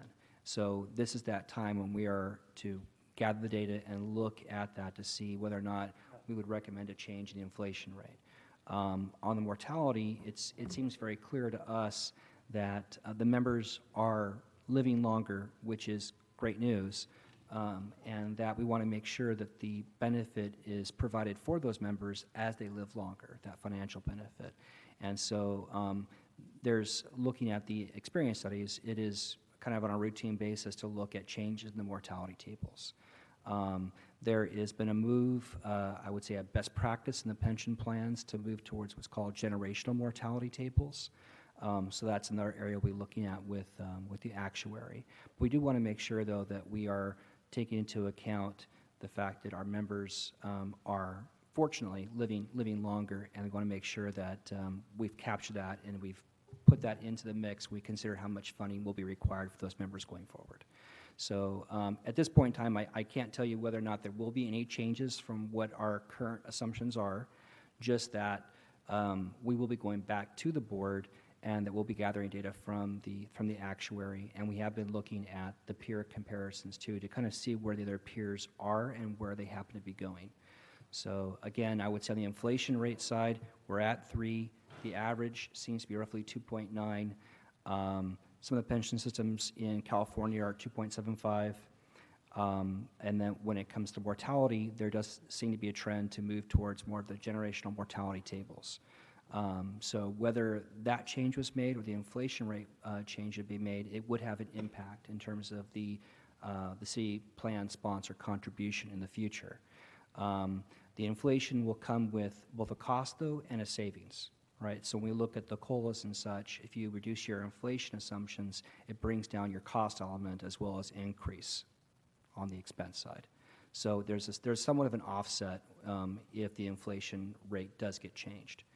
On the mortality tables, at this point in time, it's all positive, which means that it would be more expensive going forward as opposed to less expensive. Now, intuitively, it would seem like if we hit a period of higher inflation, that would be beneficial to the fiscal side of our pension systems, because you have a certain amount you're obligated to, but those dollars aren't worth as much. So you still have the same dollar obligation, yet if we hit 10% inflation, that value would be less. So one would think that would make us fiscally better able to stay afloat. So the inflation, again, we don't want to look at inflation changes that are occurring just within a year or even two. We try and look at what is the long-term inflation average going to be. And so that 3% that we're at right now seems to be where most of our peers happen to be at this point in time. Again, some are above that, and definitely within California, we've seen some pensions that are below that. But we don't have all the data right now to provide you with an answer in terms of where we expect to be on the inflation side, just that we are at 3, the peers happen to be roughly 2.9. It's something we will be considering and we'll be going back to the board on. But until we have the information from the actuary, the more up-to-date information, and we've seen what happens with actual inflation out there, we've seen inflation starting to creep up. So, do we keep inflation at 3 then? Or do we still consider lowering it? I don't think we would increase the inflation assumption at this point in time. But it could be that we recommend no change. It's something we have to consider based on all the data. So that's what we're doing, is we're gathering the data. We're looking at our peers as well. And in terms of the health of our retirees, do we include them in our wellness efforts? And fiscally, is that advantageous to us? So, absolutely. So the wellness program is targeted to our members, and the wellness program that we have for our retirees is complemented by the wellness program that the city has, the personnel department, for all of our active members as well. And there's a lot of collaboration that we're looking forward to doing with the city personnel department on wellness. Wellness is both a mental and a physical attribute, is how we look at it. We want to have our members stay engaged mentally. We want them to be active. We want them to be proactive when it comes to their health, getting their regular checkups, eating well. All those things are good for our members. It helps the members' quality of life in terms of improving that quality of life, and we believe helps them to live a more positive life at retirement longer. And what we have seen is that our members are definitely living longer, which, again, is great, which is absolutely where we want to go. But it just means that the cost to serve that member will be a little bit more because it'll be a little bit longer period of time. And what do you think of the relationship between Lacers and the council, particularly in terms of your decisions on rate of return, which are a little bit a middle finger to the council in terms of our obligations of funding the city, and especially if we struggle financially as we did before, and it actually could result in layoffs of some of your members and future retirees. So what I would say is that Lacers, and I think in agreement with our sister pension agency, Fire and Police Pensions, we are there to serve all of our members. That's our active members, the 25,500 strong active members, as well as the retirees and the beneficiaries, were roughly 18,000. So any changes we make, we're very cognizant of the impact that has on the city as the plan sponsor. And what you saw in our presentation today was steps we've taken to try and reduce costs, still providing excellent retiree health care services, but at reduced cost than we see the estimate would be for the actuary. So we've saved $22 million there. In terms of the budgeting, we are really trying to right-size the budget, and by looking at prior year actual expenditures, we brought the proposed budget for the coming fiscal year down by a little over $2 million, while still making some really good investments in cybersecurity and wellness and other member services. So I would say that we're doing what we can on the administration of the plan to keep the administrative costs low as possible while still providing excellent service for our members, being responsive to our members, and at the same time, again, trying to provide them with really high-quality retiree health care services, but while trying to do as much cost containment as possible, because we are sensitive to the impact on the city as the plan sponsor. So the steps that we can take, the other step I would say would be the asset allocation strategy. Again, we're trying to maximize those risk-adjusted returns. So we want to be responsible with our investment strategies, and we've managed to keep our fees below what our peer pensions are paying in terms of fees as well for those same kinds of investment strategies. So I think that we're doing what we can on the plan side to control costs. We're always happy to partner with their pension systems, with the city personnel department, with the mayor and the city council on things. Again, we want to serve our members, and our members are everyone who's active and all the retirees. And we do realize that when the changes are made in the assumptions and the city's contribution goes up, that it comes at a cost to the city. And that cost has to be balanced with services. It's why you're here. It's the difficult job that you have before you. So we're not trying to make your job more difficult. We're trying to, again, control costs as best we can while serving the members to the greatest extent possible. And I would add one thing we haven't talked about in our presentation was the fact that our members do feel, I think, for the most part, they are being well served. When we do our regular surveys of our members, we find roughly 90 to 97% of our members are satisfied or very happy with the services they receive from Lacers.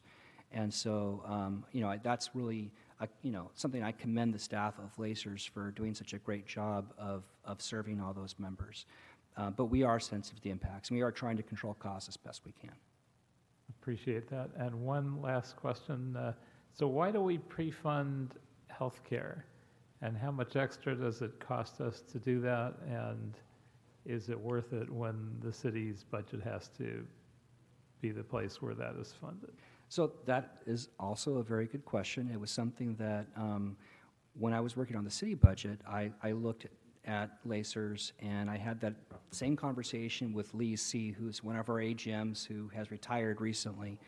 And what I have seen through many studies, the Pew Charitable Trust is one of the largest ones that has done a study on the pensions, is that the peer pension plans, as we have changes in accounting requirements as well, GASB changes, they have not been able to put forward the investments necessary for their retiree healthcare costs.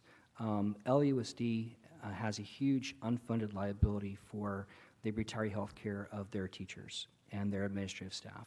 But if you compare that to Los Angeles and our pensions, that pre-funding that's been taking place since the late 1980s has put us in a position where we are 81 to 82% funded. So the strength of that funding means that healthcare cost element that we have is not completely met, but it's much it's much more substantially met than we can see for most other utilities. And utilities, I'm sorry, that's me going back to water and power. It's as compared to our peer public pension plans. And so it is one of the strengths of the city that the CAO and the CLA, working with the pension plans, had for a number of years been pre-funding their retiree health care. It meant that those funds have been able to, invest and multiply over the years, as opposed to if we were just doing a pay-as-you-go, then your unfunded liability for healthcare would be much, much larger. So it's not really an increased cost to the city, it's just making sure those costs are being met in a more timely manner so that bill doesn't have to become due later. One thing I would say too is, the city policy to fully fund the the required contribution for the pension plans. The city has met that. Not all states, not all cities or counties have met their pension obligations across the country. There are many that have not. The city has consistently met its obligations to fund its pensions and its retiree health care obligations. It is a testament to the city that it continues to do so. To the extent that it's possible, a credit card analogy, it is great to have money saved in our reserve fund and our budget stabilization fund. That is obviously something that the CAO takes very seriously, the mayor's office, the city council as well. But I would also tell you that if you look at a credit card versus your savings account right now is not going to make a lot of interest on the money you put into your savings account. You have to have a savings account. It's critical. However, that credit card, that interest rate could be substantially higher, 15, 17%, whatever it happens to be. So if you think of your unfunded pension, retiree health care obligations, to the extent that there is an ability at any point in time to put additional funds towards that, like you're paying down your credit card, it is a good practice to do to the extent that funds do become available. It is a wise practice. But again, the city has met its requirements, and not all the other jurisdictions have done so for their pension and retirement systems. So that is a compliment to the city of Los Angeles. And hopefully folks that view us askance for our level of rate of return will take that into account as well, because we're obviously much more fiscally responsible on that front than virtually any other major cities. Thank you, and look forward to continuing to work with you. Thank you, sir. All right, members, anything else for Lacers? No? All right, thank you very much. This was great. This is much better than a letter. Thank you for a very thorough and interesting PowerPoint. Thank you for giving us the time, and please ask a lot of questions of fire and police pensions. We expect interpretive dance from them as well, actually. Thank you very much. And that does, in fact, bring up fire and police pensions. So I'd like to invite up Mr. Serrana.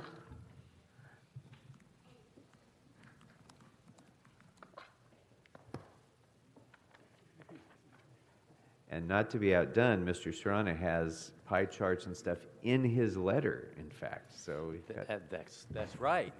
We wanted to show some color this year. Thank you for that. And a PowerPoint. You know, XAO, we cannot leave the office without a PowerPoint. All right. But Thank I'm you not very going to much. go through it page to page. I'm just going to highlight a couple issues. Be mindful of your time. Thank you. Go right ahead. So with me, Samantha Jew, who's our analyst and our most knowledgeable person on the budget, was passing out the presentations. I have with me also Mio Zadar, and then I also have Bill Raggio, my executive officer as well. As we did provide a letter, just give you a quick snapshot of our budget, but also just highlight the city's proposed contribution to our system. Thank you. We not only do we have the general fund contribution, but we do have the harbor, and for the first year we also have the airport as well, as we now have members, police officers from LAWA that are part of our system. The city's contribution, yes, is going up, and it is a factor of the change in the assumed rate of return from last June. The board did adopt a new lower assumed rate of return, plus along with some other economic and demographic type changes. So with that, on the expense side, our expenses are growing about 7.5%. This is our pension-related expenses. Those are slightly over $1 billion. As well, our OPEB and medical expenses are growing as well.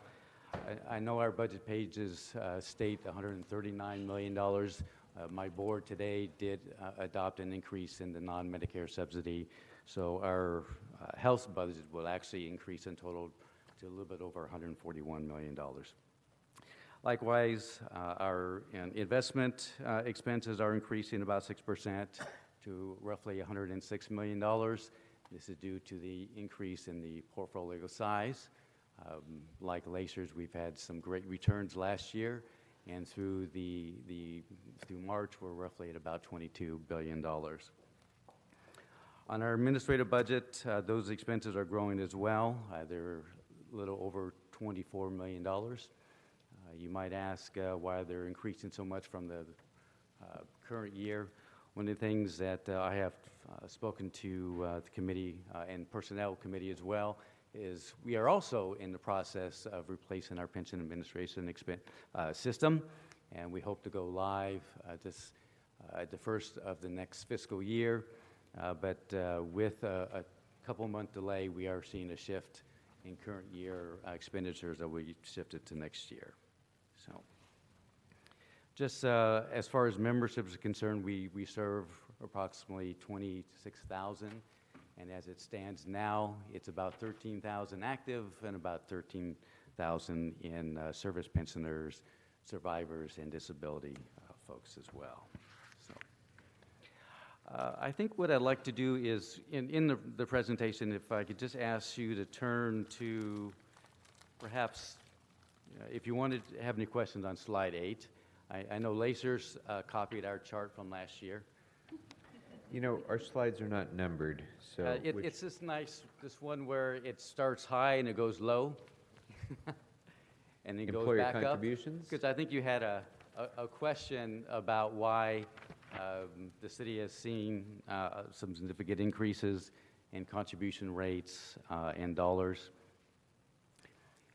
If you go back and look at some historical perspective, our system did have some challenges coming out of the late 70s and early 80s, and the city was faced with some contribution rates as high as 60% of pay.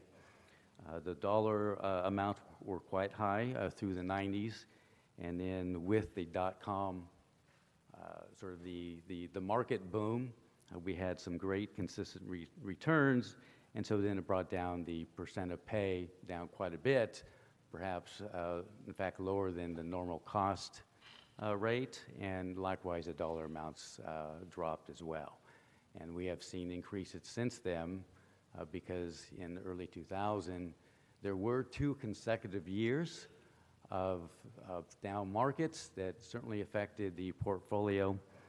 But it was also a period of time when I'd like to say the actuarial industry became more mindful of demographic changes. And this, we saw in the early 2000s a change to more updated mortality tables, I should say, and that factored in basically the initial discussion about longer mortality and how that factors into the benefits over the long term. Also for us, we started having perhaps a more relevant conversation as far as healthcare expenditures. Roughly in the early 2000s, the city did decide to provide 2 additional benefits. This is the survivor benefit that came into play as well. All these are good benefits, but there are certainly costs to those, and that was one of the other factors that led to the increase. And then, as everyone knows, certainly in this committee, the challenges from 2008 and 2009. So. Okay. Let's go back to your favorite chart there.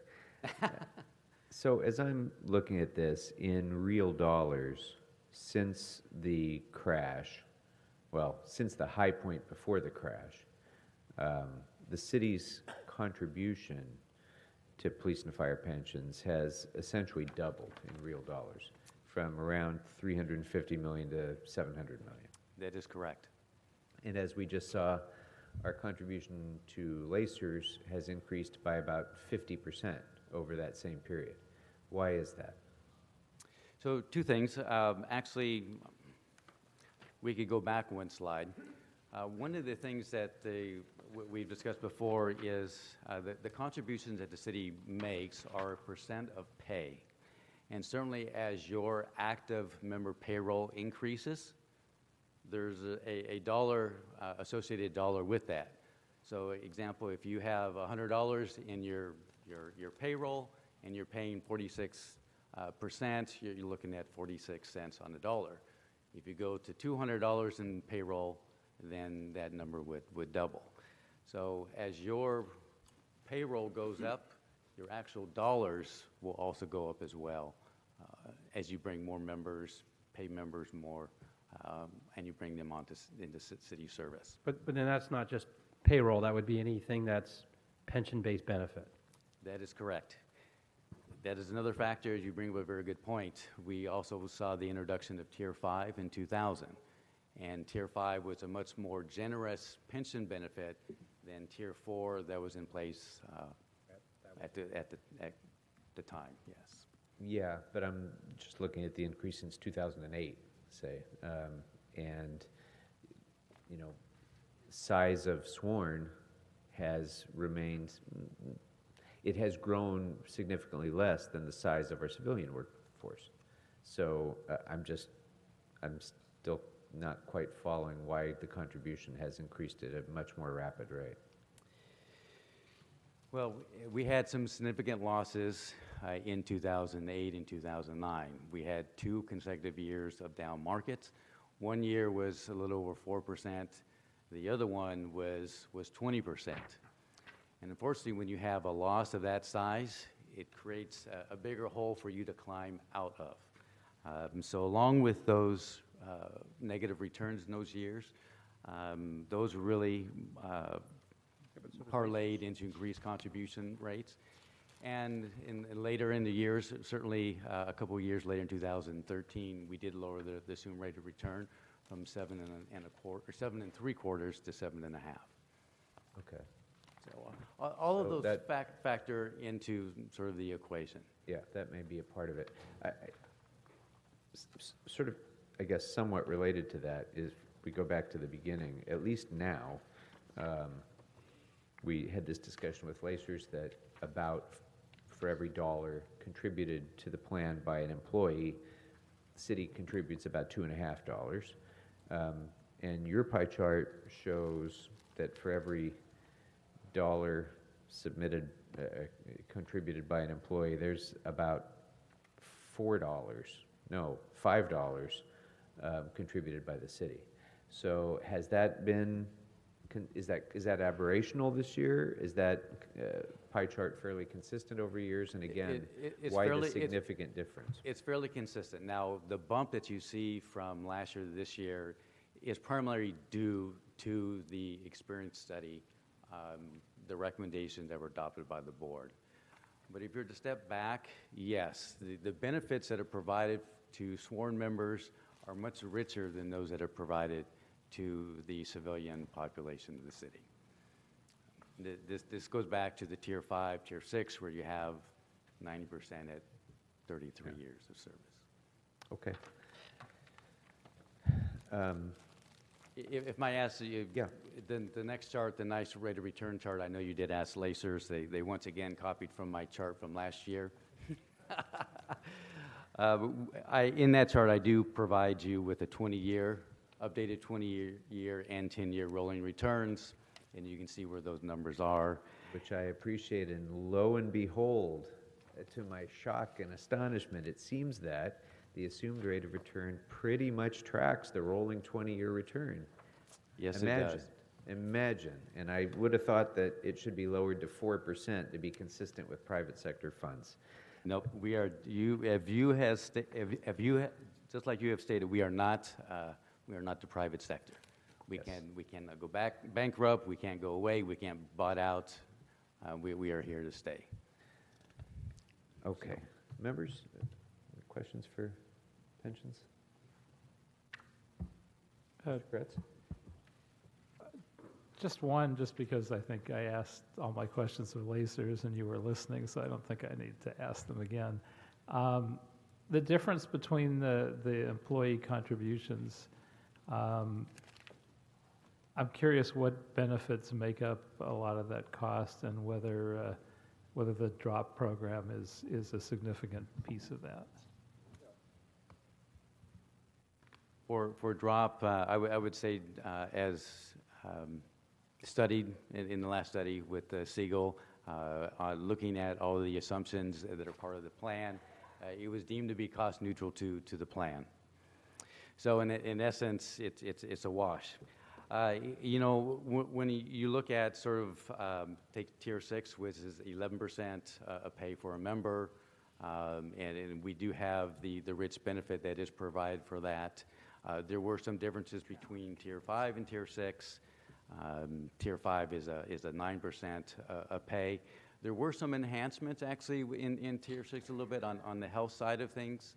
There's also an enhanced benefit on the disability survivor side. Bottom line, as far as Tier 5 and Tier 6, they are a well-structured benefit, but it is costly. If I just jump in real quick on that, Sure. And your board's looking at that as well, right? So, and the different costs. As far as drop, my board actually did approve to proceed with the study today. Oh, they did that today? Yes, they basically approved the Right. Siegel for me to engage Right. Siegel to Okay, start that the will study. coincide with the work that EERC is doing, so we can revisit that there. Yeah. Great, okay, thanks. Great. And I have nothing else. Thank you. Just one last thing I should have asked Lacers as well. Are there any steps that you would recommend should be, well, that you would recommend to your board be taken to reduce costs and thereby reduce the city's contribution in terms of fee reduction or, you know, choice of advisors or contracting or any other things that haven't already been done? Are there steps that can be taken to try to reduce costs? General manager salary reductions, I mean, yeah, whatever you can put on the table. That works. I'm right behind you on that. You know, I like to give our investment staff kudos and the board for really sitting down and negotiating the best rates. When we look at our peers, we are one of the lowest, you know, as far as when it comes to investment fees. We are constantly looking at those things, but it is somewhat a balance between sort of our asset allocation and mix and fees. If you were to go and look at our fees, we spend quite a bit of our fees on private equity. That's one of our big cost drivers when it comes to investments. But on the flip side of that, if you look at our long-term returns in private equity, we're talking 10 to 11%. So we try to balance basically what we feel should be part of a good risk-adjusted allocation, knowing that private equity has done very well. We certainly get the returns on that. When I say 10 to 11%, those are net returns on the fees we pay. We think that those expenses that we pay to those managers are well worth the return in that particular bucket. So, and likewise, I would say the same with real estate. Real estate does cost us as well, but it is part of the portfolio. Real estate is one of those asset classes where we actually earn income, which we actually get dollars instead of having to have capital appreciation, in which case we need to sell in order to pay bills. So real estate is another key aspect of our portfolio, provides income. There are costs associated with that, but we do get a substantial return from real estate as well. It's quite a mix. Okay. Anything else, members? All right. Thank you very much. Appreciate your being with us, Mr. Serrano. Thank you for your It's always a pleasure. input. All right. And last but not least, slide over, Mr. Llewellyn. Go to the middle. Luckily, sir, I have people smarter than I who will be talking. Center chair. I'm glad to get out of this chair. Center chair. Or as we say in this arena, the center ring.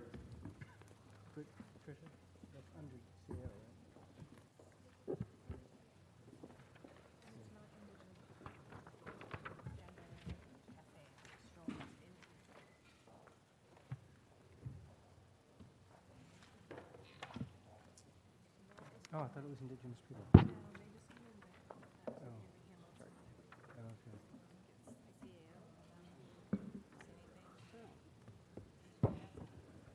Mr. Chair, do you want to start with GCP? We can start wherever you'd like. So, good afternoon. Good afternoon, council members. Sarah Bukirin with the CAO. So the GCP budget includes appropriations for contracts or programs that are not assigned to a specific department or are shared amongst multiple departments. Many items in GCP are included in GCP to highlight specific services such as congregate meals for seniors or services for individuals experiencing homelessness. So the GCP budget for 2018-19 is $185.7 million. This is a 33% increase over the current year. The increase is primarily due to additional funding for LAHSA, as well as the new Crisis and Bridge Housing Fund. With that, I'm happy to answer any questions you may have. Okay. Members? Mr. Englander. Great, thank you very much. On page 860, line 9, just a report back, if you could just provide a list of what all those items are.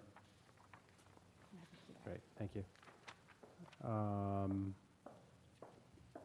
On the Lifeline, on line 11, my understanding that there was an actual increase-based cap, or at least a requalification every 2 years. Can you walk us through, because it's a significant increase from the 7.9 to 12.6. It's a $4 million increase. So just if you could walk us through that. And I know why we would have an increase. So I'm not asking for why there would be an increase, but is there some type of making sure that the enrollees go through an actual requalification, and was that completed? And was there a cap? The $4.7 million increase reflects funding for the multifamily bulky item, Lifeline and Low Income Program. That's $640,000 of the increase, and 4.1 is for the sewer service charge funding for the SWRF program. That's a $4.1 million increase, which is based on actual program enrollees. Right, and so, but the actual enrollees, did they go through the requalification? They're supposed to go through a requalification, I believe, every 2 years, and I'm trying to ascertain whether that occurred. As I recall, the last time that sanitation did the requalification, they were actually directed to find a different methodology of doing that, and I don't know that that has occurred because it was very labor and kind of cost intensive to do the recertification. Right, but if we don't do recertification and they're automatically enrolled, then that's even more costly. Okay, then can we get a report back on that? Mm-hmm.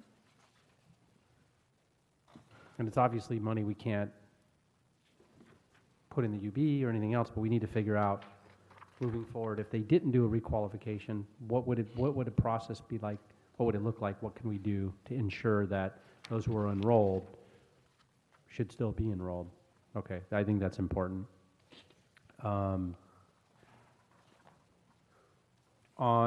Just a question on line 14, and that was the fund. It was my understanding we were looking towards philanthropic dollars in lieu of GCP dollars on this, and I just wanted to find out if that was still the case. It doesn't look like that occurred. So actually, Councilmember, the city's commitment is $2 million. Right. Together with the county and philanthropic dollars, the fund is the $10 million. Okay. But the city's commitment is $2 million over 2 years. Over 2 years. So last year it was $1 million, and this year's $1 million. This year's $1 million. Next year's $1 million. And it's not in lieu of philanthropic. It's in addition to. Right. Oh, okay, my misunderstanding. If I may, Mr. Englander. Yeah, on please. that, the philanthropic money was contingent, I think, actually, on the commitment of the city. And I think, as I recall, when we discussed this last year, one of the things we asked for would be to have a report back about the expenditure of the funds, which I assume has been completed, but maybe you can just speak to it briefly. Sure. So not at this point. We're expecting their first report in June. As you can imagine, it took the California Community Foundation some time to set up the contracts with the legal services providers. So we are expecting their first report in June. We can report right after we receive that report Great. in June. And they're in gonna- terms of the expenditures, we have only committed $1 million or allocated it to the fund, and they're billing us as the expenses occur. That's what I wanted to find out too. Okay, so they're going to bill it, because they may not even hit. Now, is when it's billed to the fund, is it billed to the fund equally? In other words, it's billed and drawn off the 10 million, or is our million first? It depends on the requirements for each contribution. So as you remember, our 2 million had certain restrictions on it. So it really depends on those requirements. So for city residents that meet our requirements, they would use our money. They would use ours first as Exactly. opposed to any philanthropic dollars first. So I could not Or speak county. whether they're using it first, but it really depends because the county has different requirements from our money. And so I can't speak what fund they're using first, but we will have a report to you. But again, they only draw down when they bill us for the expenses. Right. No, I get that. It was just trying to figure out who do they draw it down from first. And if they're a city resident, obviously they're a county resident too. Well, they are, but again, depending on the different requirements. The county has actually more restrictive requirements than our money does. So it just depends who is, under which, I guess, Oh, the county had more requirement. restrictive than we did? A bit. I think you remember on the criminal issue, in terms of folks with a criminal record, there was a little bit more flexibility with the city money in terms of that they could look at the person's history, and so it depends on that. But in terms of which fund is being Okay. expended first, we don't have that information, but we could get it for you. So Councilmembers, I was some of aware our that. private sector partners had less restrictive, they were all slightly different. They were the same basic providing services. I didn't recall that. That's okay. Okay, can you do me, just offline, I don't need to report back on what the difference, just so I understand in case anybody asks. Okay, that's fine. On line 55, I'd like to add the Jewish Heritage Month. And these are on the Heritage Month celebrations. That one seems to be missed. We'd miss it every year. And then we all end up passing a hat around, I think, in collections to cover that. So if we can do that. Where's LGBT? And I don't have a dollar amount. I know it's tomorrow. So I'm sure, I think, who's hosting it? All this year, is it Ruish? Ruish is doing it for tomorrow. So, Really? what? Really? And we're at the end of the budget. Okay.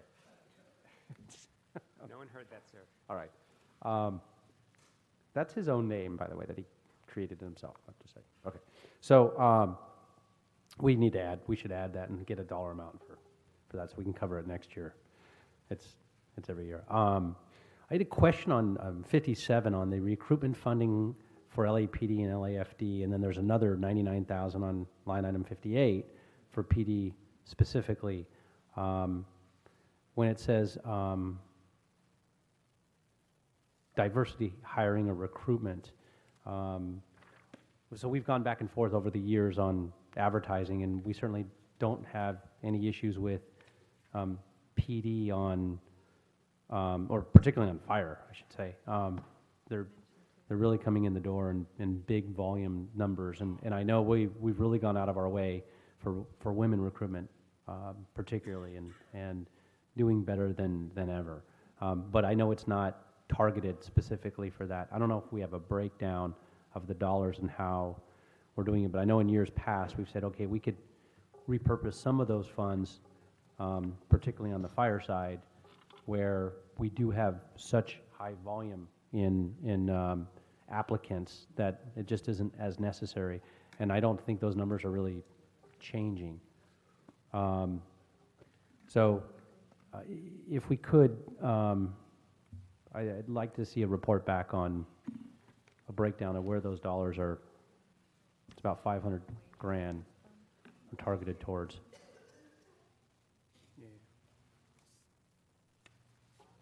I do have a change on line 64. That was for the ICA fees.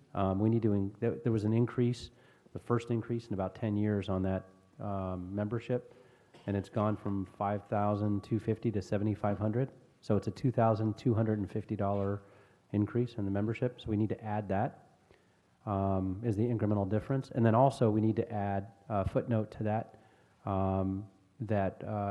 for both line 62 and line 64, that the funds should be also available for travel-related meetings and conferences. I believe that's currently in the footnotes for those two items. Is it? Okay. Just wanted to make sure it was captured. And then there was one, obviously that was missed, and I think there's a mayoral memo back on POWs for Devonshire. And I know the letter from the mayor indicated that it would be 150. It actually needs to be 300. So it's $300,000 to Devonshire POWs. That is missed. That's all I have on GCP. Members? Mr. Bonnet? Thank you, Mr. Chair. Just a couple things. One, I'd like to get a report back on additional resources for Clean and Green program to make them whole. They're covering the costs of increased minimum wage, and so it's a reduction in service. Two, CD13 would like me to ask, and this has gone through a game of telephone, so I may correct this tomorrow morning, for a report back from Human Relations and HCID on the $100,000 allocated in GCP for the Midnight Stroll Transgender Cafe. They have a request for a midnight cafe, and they want to make sure find out if it's the same thing, a different thing, or if this is integrated into other homeless programs. It's a homeless program. So report back on that, the integration of these monies into current and ongoing programs. Then under the Heritage Month celebrations, when Mr. Englander asked his question, it made me take a look at it, and I note LGBTQ is not specifically mentioned. Is that included in that, or just not mentioned, or do I need to make a similar ask that Mr. Englander did? I mean, we've got a little gay budget mafia going now, so. We can report back on that. It's in there? Cultural Affairs budget. It's in Cultural Affairs budget. Okay, great, thank you. And then finally, just a question on the recruitment funding for LAPD and LAFD. Is there any targeted recruitment for recruiting women, particularly for LAFD, where they've had a very difficult time hiring female firefighters? We'll make sure the report back addresses that as well. All right. Yeah, Thank you Mike, very that's much. why I asked for the breakdown of Okay. where that's going. That's why I wanted to know. Mr. Kress? Yeah, hopefully just a few relatively quick questions. First on Bridge Housing Fund, does safe parking qualify as part of a bridge home? I believe the mayor's office explained that it's working with you. Safe parking could be a potential, or temporary structures. It's going to be a case by case. Okay. And in my district, we might have a site or two that may eventually be demolished for construction, and so we might be able to access it for a year or two, but not the full 3 years. Can we still use this funding for such sites? We're very open to talking about that. The goal is temporary structures that can be moved, ideally 3, but if you had a construction site for 2, we'd look at it very quickly and seriously. Okay, good to know. And under recruitment funding, there's $400,000 in new funding that's allocated for outreach and recruitment of police officers and firefighter candidates. And funding for this activity was in the personnel department in the previous budget. And per their request, I'd like to move this funding back to the personnel department budget. See, also on Innovation and Performance Management Unit, which is funded for $380,000. Can we get a report back on how this unit has performed in the last fiscal year, which departments they've worked with, and whether the city's getting a good return on its investment with this program, and if need be, if there are any things that could be done to make it more effective. And lastly, one very small item that didn't make it into the mayor's budget, but I'd like a report back on it, on whether general funds or any other appropriate funding source can be identified to provide $25,000 to bring the Youth Mentoring Connection program to Hamilton High School. This program obviously is helpful with youth and helping them identify their unique gifts and purpose and helping lead them down the right path. And there are companies that are very actively involved, like Viacom and Warner Brothers, that have made this a very successful program. So we'd like to try and add Hamilton High to that list for that very modest amount, $25,000. And that's all I have to ask about. Okay. I'd like to get a report back on costs and workload relating to the census, and also a report on the costs of the City-County Native American Indian Commission at the request of Mr. O'Farrell, who indicated that there's been an increase apparently in the contribution that the county has made, and so we'd like to look at whether an increase there is appropriate as well. All right, anything else on GCP, members? All right, thank you. Thank you, sir. How about the UB next, sir? Okay.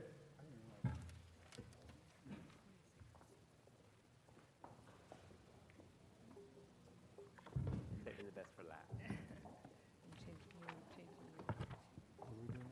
Good evening, Jennifer Lopez with the Office of the CAO. The 2018-19 proposed budget reflects a $71.2 million proposed budget. That's a 30% decrease from last fiscal year. Just as an overview, the UB is actually a zero-based budget, so it gets zeroed out every year, and then we add things back for the next fiscal year. And we're here to answer any questions you may have.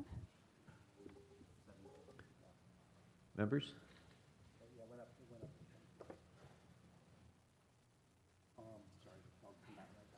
Mr. Kretz. Thank you, Mr. Chair. I just have one request, and for colleagues who have been wondering why I have asked for so many report backs on climate change and related issues, I've been working to set the stage for the resurrection of a variation on the Environmental Affairs Department, which started in 1973 and existed for nearly 40 years. That department was a casualty of the 2008 recession, but I've also heard that it lacked adequate focus. So I'm proposing to give it a very direct climate change emergency mobilization focus to actively build climate mitigation and adaptation into our general plan, and most importantly, to quickly and effectively implement those plans. And just for a comparison's sake, New York City, although they admittedly have a few more infrastructure/hurricane challenges, has a $20 billion budget, believe it or not annually, but for several years, to adapt our neighborhoods to climate change risks such as flooding, heat, and sea level rise. I don't expect us to even think about that level of funding, but San Francisco, which is around a quarter our size with fewer than 900,000 residents, funded its environmental department to the tune of $17 million last year, with $21 million proposed this year. Portland, Oregon, an even smaller city of a little over 600,000 people, funds its Bureau of Planning and Sustainability at $21 million. Seattle gets around $7 million, Boston gets around $11 million. The city of Los Angeles has done some fantastic work without it, in particular thanks to Mayor Garcetti and his sustainability team, which provides us some leadership on this issue at the top. But when Mayor Garcetti leaves, there's no guarantee that that leadership continues, and I think we need to institutionalize our efforts. So what I'd like to request today is that we allocate $2.5 million in the UB for a climate change-focused environmental affairs department, enough that we can hire a consultant if need be to help us put it all together, and enough to hire some staff and get it rolling, perhaps by the beginning of 2019 at the latest. There's no question we're in a climate emergency. It is not just happening to our children and grandchildren, but us ever more quickly. I would like to see us actually provide leadership that's noticed beyond the city rather than being behind what some other cities are doing. So I'd like to ask that we consider that, and that's it for me. Okay, and I guess related to that, since that's related to that, can we try to identify potential funding sources within the current budget that would be able to fund that seed money, I guess would be a way to put it, including potentially shifting funding that's currently spent on sustainability coordinators in each of the departments and other services that are being formed that would be consolidated into this, into such a new department. Mr. Chair, I would recommend that as a special study. That's an elaborate sort of reorganization if you're going to do it, exactly what you want to move in, what you don't. I don't think that could be done by tomorrow. I wouldn't expect that to be done by tomorrow, but okay. I mean, the request was to set it aside in the UB. Yes, and that part would be more urgent. We obviously don't have to know exactly how to spend it. If we have it in the UB and it doesn't work out, we don't spend it. Okay.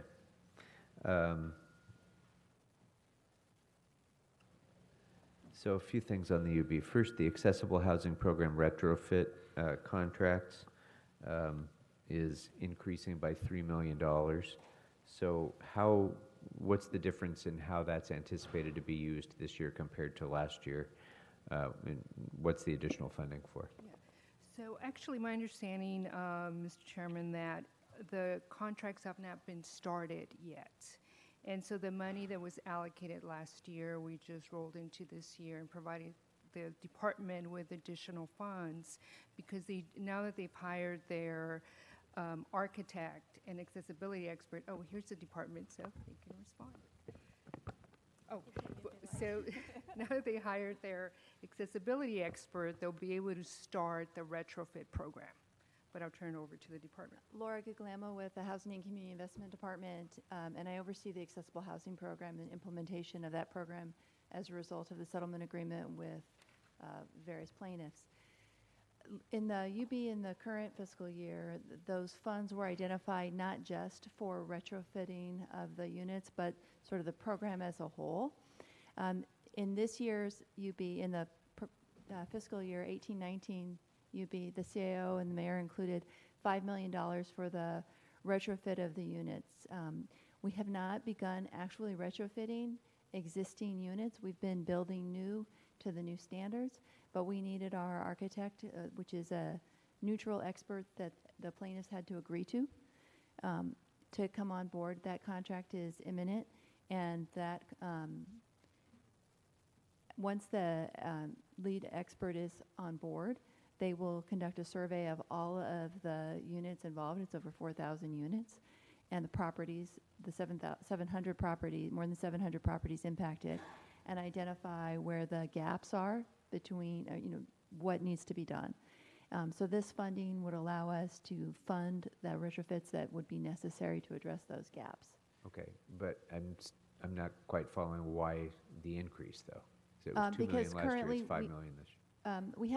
We actually think we're going to potentially need more than $5 million because we have to retrofit or build new 4,000 units over the next 8 years. It's expensive to do that work. We have not begun any of that retrofit work. We were anticipating that we would begin this year, but we had delays in getting our lead architect on board. Now that our lead architect is going to be on board, we anticipate issuing requests for proposals for contractors.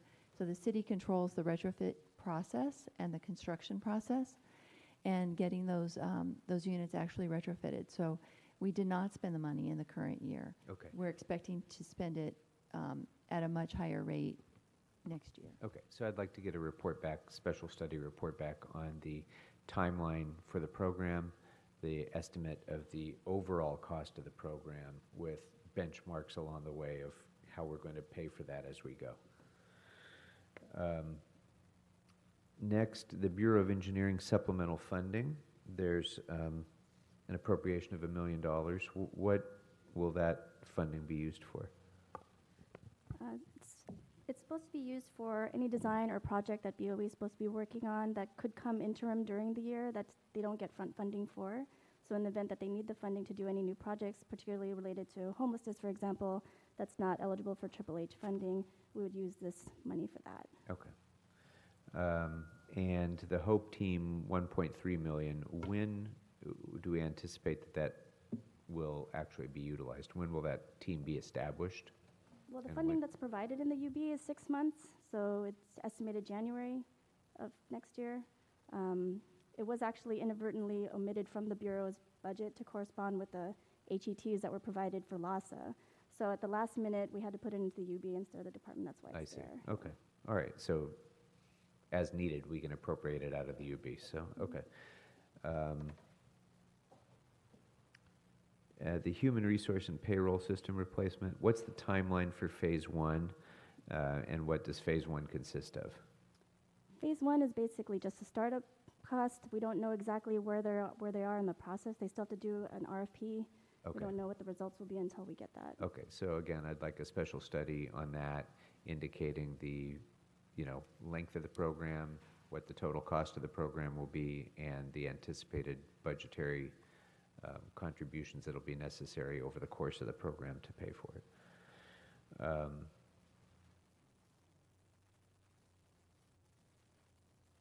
Well, I'm sorry, I don't remember if we discussed this earlier, but the $4.5 million set aside for the November 18 special election, what would that pay for in terms of potential ballot measures that we might put onto the November ballot? Right now, it's just the change in the election time for when they do the election. So right now, we're in March or November, and so that's what the charter has. And so the recent legislation changed it to March for the primary 2020 election. So to match. I'm sorry, this is for November 2018, and I assume that, November 2018 special election, $4.5 million is set aside. I assume that's there to pay for potential ballot measures that the council may decide to put on the November ballot. It could Is it cover not? that as well, but the one that we're anticipating was just the charter change for the election cycle. Oh, I see, the one charter time. change fixing that. Yes, okay. I'm sorry, I misunderstood what you were saying. Okay, so that one we know for sure is going to be on there. There may be others. So what does $4.5 million pay for? Just one? Yeah, unless you find other ballot measures Yeah. for proprietary. Or Right, okay.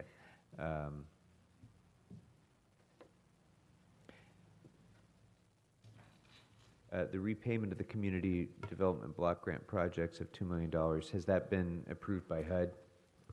I It believe the has- letter was sent to HUD already. Yes, right? it has been, so the request was sent to HUD, it has not been approved yet. Okay, and that's why we're holding it in the UB? That's correct. Okay. Okay, and the reserve for extraordinary liability, one of my favorite topics. How did we do last year with the $20 million set aside for extraordinary liability? I think we transferred the entire amount to liability claims for this year. And we anticipate to spend the whole thing, I believe.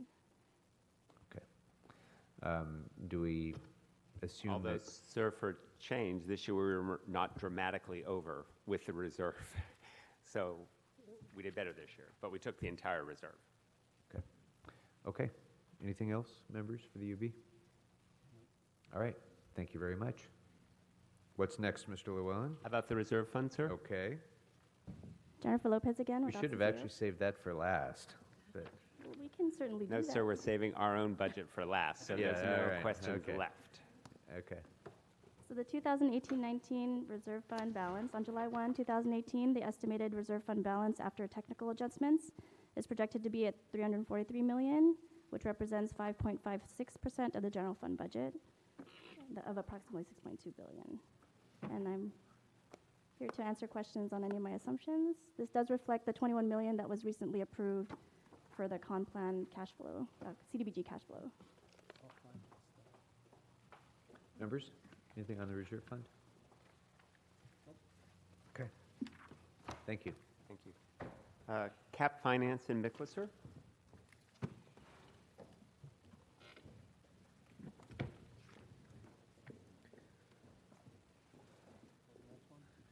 Mikla.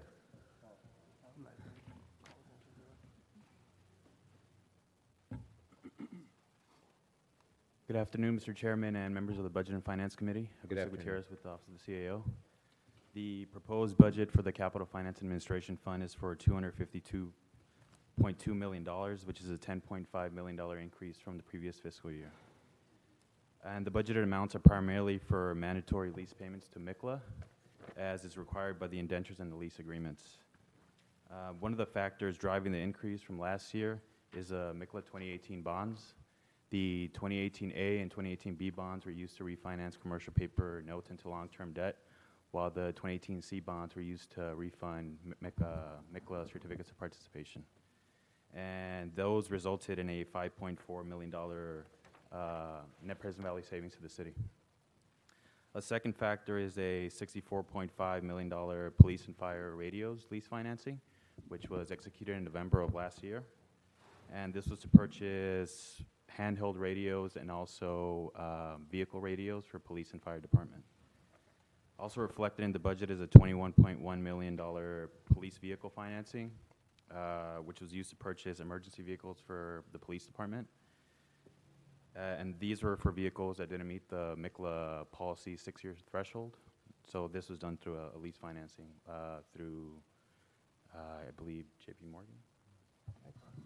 So the proposed MICLA budget for 18-19 is for $202.7 million. Of this amount, $87 million is for capital equipment, which is primarily for the General Services Department, citywide fleet replacement, for fire department, fleet replacement, for Clean Street vehicles, and for 2 police helicopters. $114.9 million is for real property projects, and those projects include the 6th Street Viaduct project, the Lincoln Heights DOT replacement yard, the Civic Center Master Development Program, solar energy installations at city facilities, electric vehicle chargers, and capital improvements to other city facilities. Okay.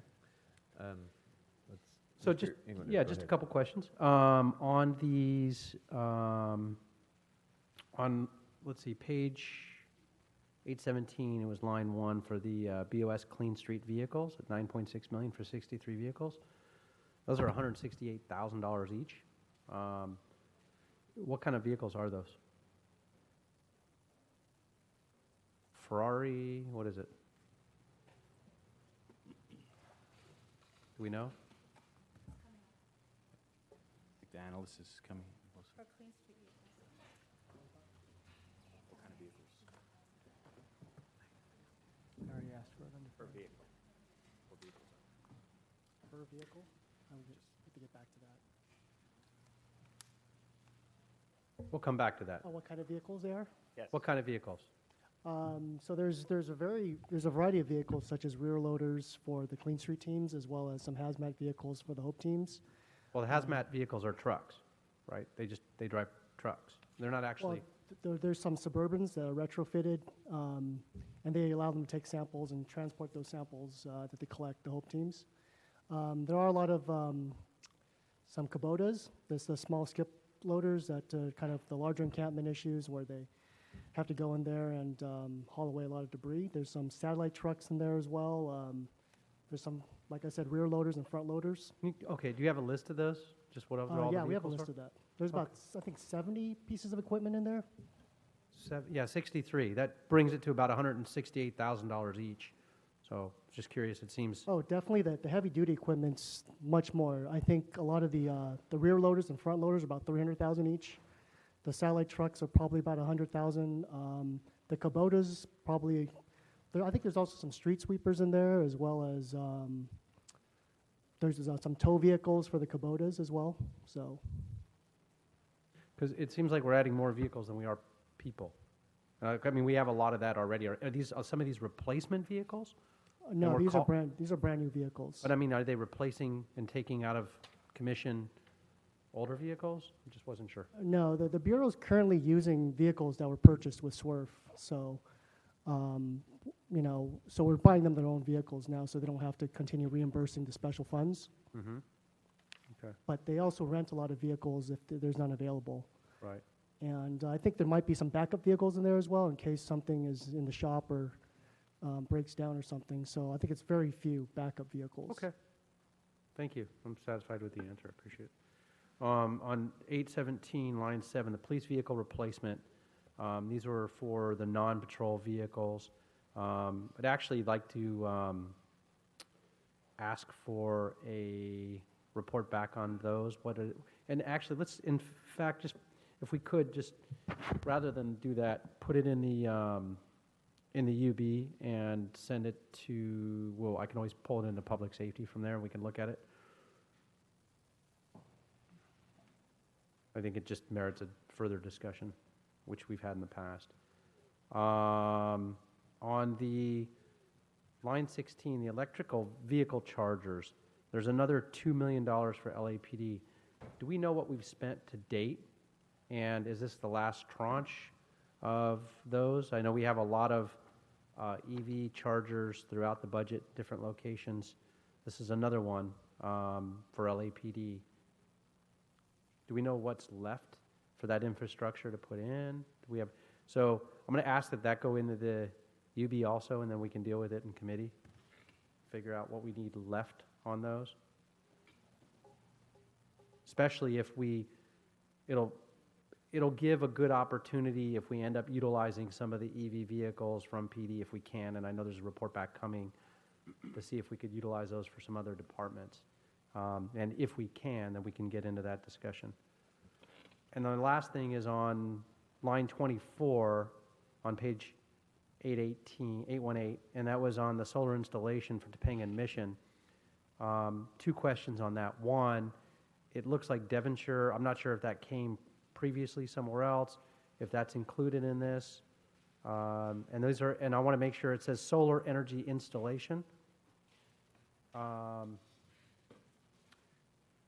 Is that the rooftop solar for the carport covers, creating the carports? I'm sorry? So we can report back. Okay, if we can report back on that, we want to make sure that it's actually the carport cover solars, because we can't put rooftop solars on police stations because that's obviously the helicopters land there. But we'll make sure they're the carport covers, and to find out if Devonshire is either included in this or if not, was it included somewhere else previously? I want to make sure that's not missed. So you want a list of where they all are going? Where they're going, Okay. Yes. That'd be great. If I could just make a comment on your instructions with regard to placing these dollar amounts in the UB, because these are not actual general fund dollars appropriated. These would be proceeds that would be available once we actually purchase these vehicles. There could be an instruction, but you won't necessarily see a budget amount of $1 million or $2 million in the UB. Right. Okay. So I guess it's more appropriate to say hold off on funding it until we can have the discussion. All right, so you're removing the authority to go ahead and issue, is what you're saying? Correct. Okay. But not lose sight of it, so we can get it in the committee. Yeah, so just Right. include a budget instruction that it be considered in Public Safety Committee before. That's all. That's all, right. Well, and also, I mean, I think we need to note it somewhere because we're, with this, are capped out on MICLA for the year. And so if something else comes in to usurp this and then we decide later that we're going to green light the vehicles, but we're now then tapped out of MICLA, that's why if there's we could put a holding place. And I Okay. don't know that there's a way to do it. Well, we got to create a way to do that, a footnote that this and We MICLA can don't. footnote that? and Footnote then- it that don't move forward with financing this yet, right? It's almost a MICLA UB, we don't have one, Correct. right? You're So- right. It will create capacity if you want to do something else, and that's a policy call on your side. Right, so, okay. That's all I've got. I'll look to confuse others later. Okay. Mr. Kretz? Let's see. Nicola? So I understand we're using MICLA to acquire another asphalt plant. I gather this has been a couple of years in the making. Is the plant already operational, or will we need to get it up and running? We'll wait for the analyst.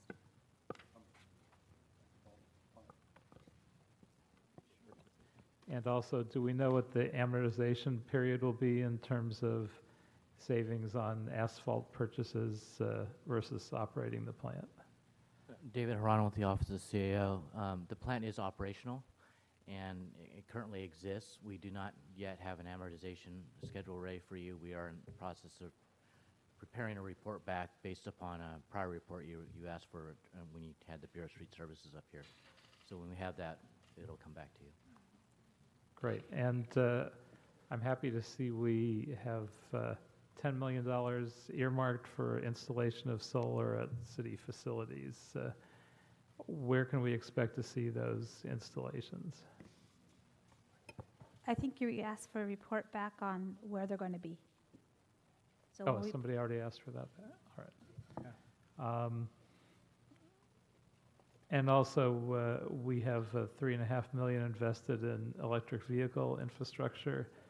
Can you give us some details on what we can expect from that? We'll report back. Okay. And what can we expect in the Civic Center Master Development Program?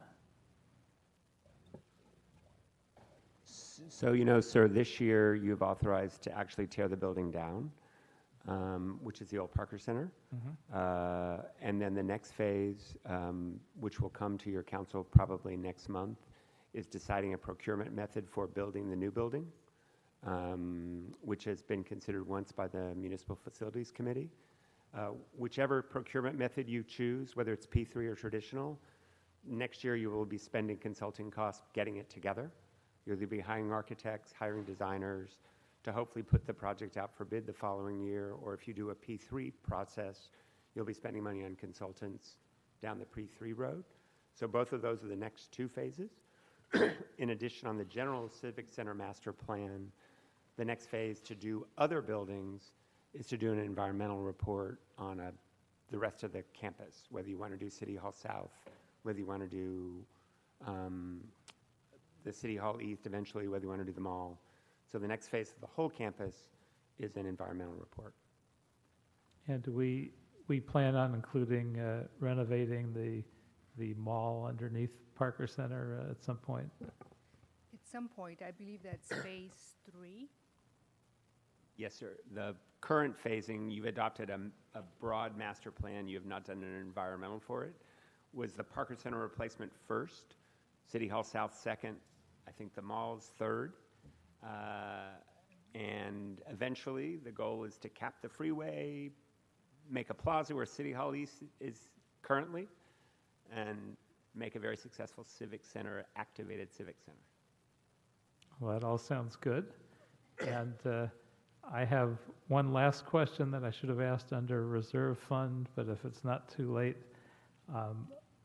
It appears that the projected end-of-the-year balance is the lowest in the last 3 years. What do we attribute that to? It's Jennifer Lopez again, Office of the CEO. That actually just reflects what we expect to receive at the end of the year. We do expect some loans to go out again, for example, like the comp plan. It depends on how receipts are going, but that's what it looks like it's going to be. So why do we think that is? It's just the time. Well, first of all, we're not really authorizing a lot of loans, so there's not a lot of outstanding payments or reimbursements other than what we do for front funding for special funds. So it's just basically, it really is just an estimate. We'll see how we end the year, but this was our best guess based on the trends that we're seeing. And so that's what it's going to look like for now. But it could change depending on how the payments are. Thank you.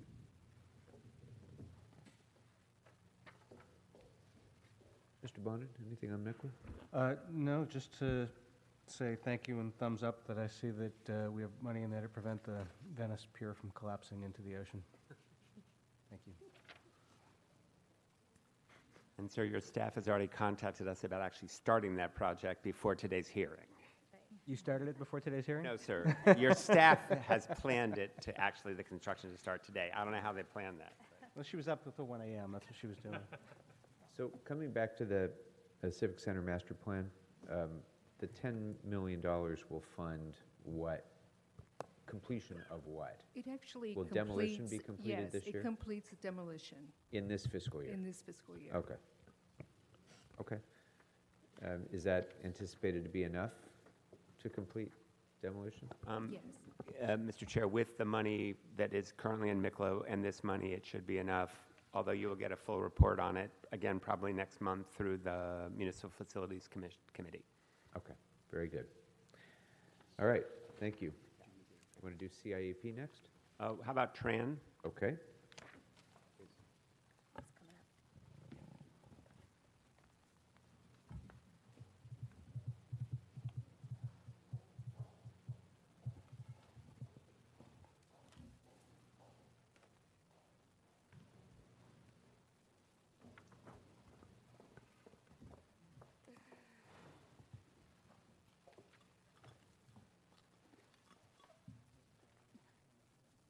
Good evening. Ha To from the CEO office.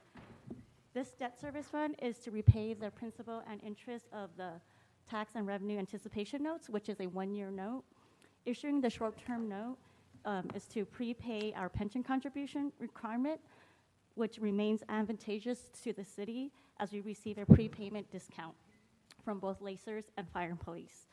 If we pay in July, we will pay $39 million less than we paid on a biweekly basis. And what do you anticipate that savings amount to be because of the prepayment? The net savings to the city after incorporating all our interest costs will be about $17 million. It's a pretty good return on investment. Now, the Exhibit H requests authority to issue up to $1.6 billion in trans, and the budget notes that about 1.2 is needed to pay for the contribution to the funds and the cash flow needs indicated by the controller. So is the rest just cushion, or is there some other purpose that we intend that in for? the TRAN debt service fund, it doesn't include the $400 million of cash flow needs because it's treated as an expenditure throughout the whole entire budget. So it'd be like 1.2 plus the 400 million of the cash flow needs. I see. So that cash flow is not indicated separately. It's sort of pervasive through the budget. Yeah, it's because it's an advance on a revenue, it's not an expenditure, right? The expenditure is actually the budget. So the 400 million is not included there. Okay. Anything else on the TRAN, members? Great, thank you. CIEP, sir? Okay.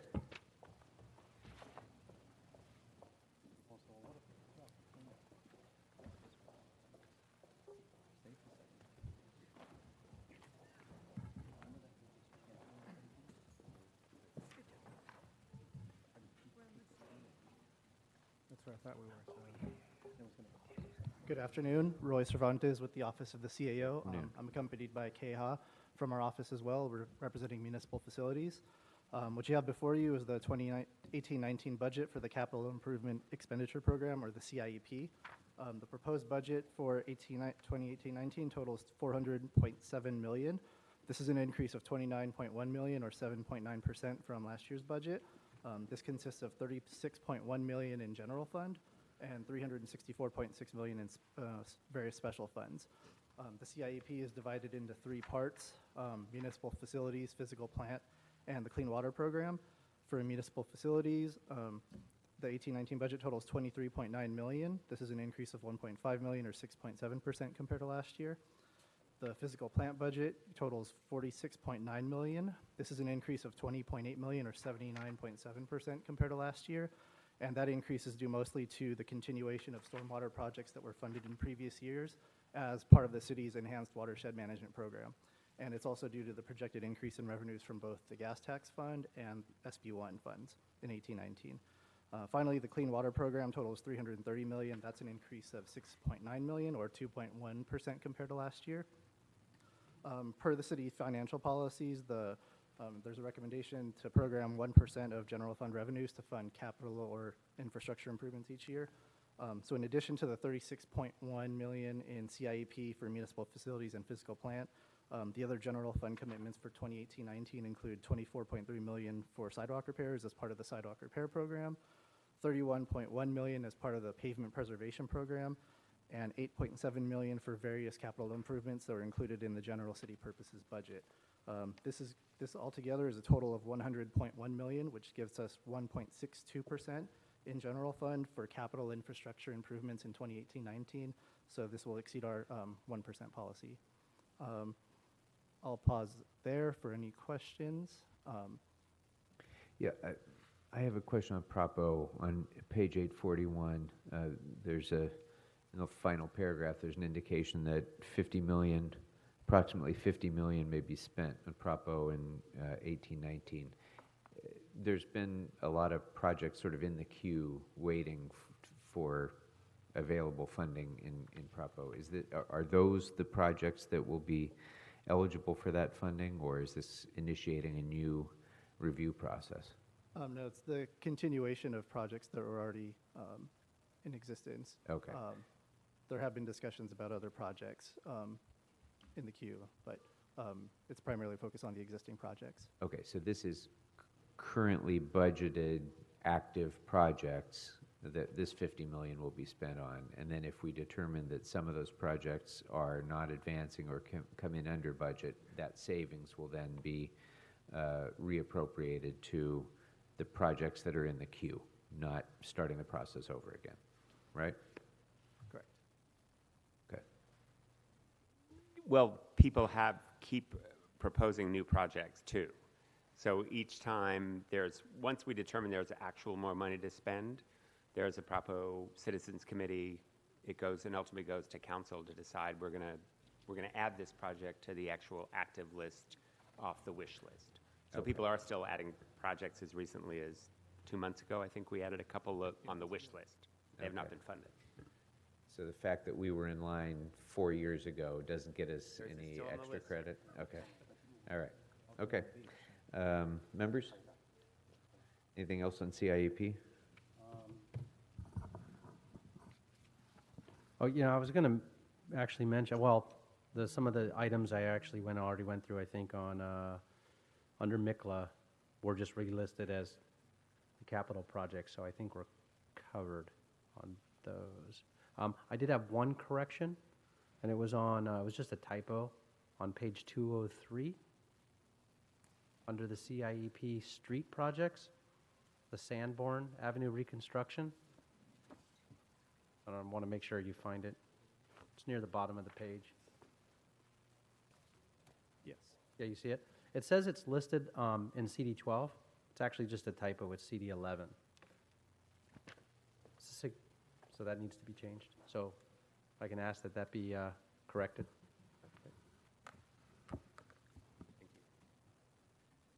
Members, anything else on CIEP? No. Actually, just a couple of other things. On page 842, the stormwater projects.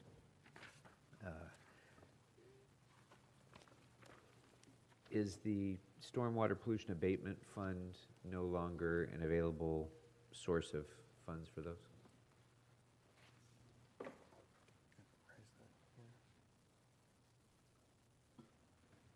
No, it's not. The projects that are included in stormwater, they're all, for the most part, general fund projects.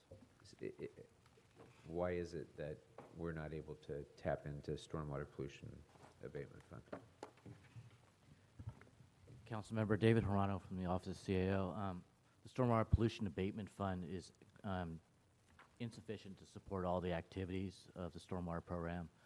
In the budget that you have before you, the Stormwater Pollution Abatement Fund actually is unable to pay for related costs, for example, and is unable to pay for the capital program this year. So all those related costs and capital costs are being borne by the general fund at this time. Okay, are we anticipating as we look towards the future with stormwater projects that there will continue to be a deficit between the needs and the available funds in the? Yes, I think there's a discussion with the county about a potential solution to that, but I think absent another funding solution, this will continue to be the case. Okay, all right, thank you. Mr. Chair, that's a Yes. very important point for our Yeah. residents. We don't have enough money to do the stormwater work we need to do. We've committed to do what's legally required and that we all want to do to sort of clean up our water, and we're going to need additional funding sources.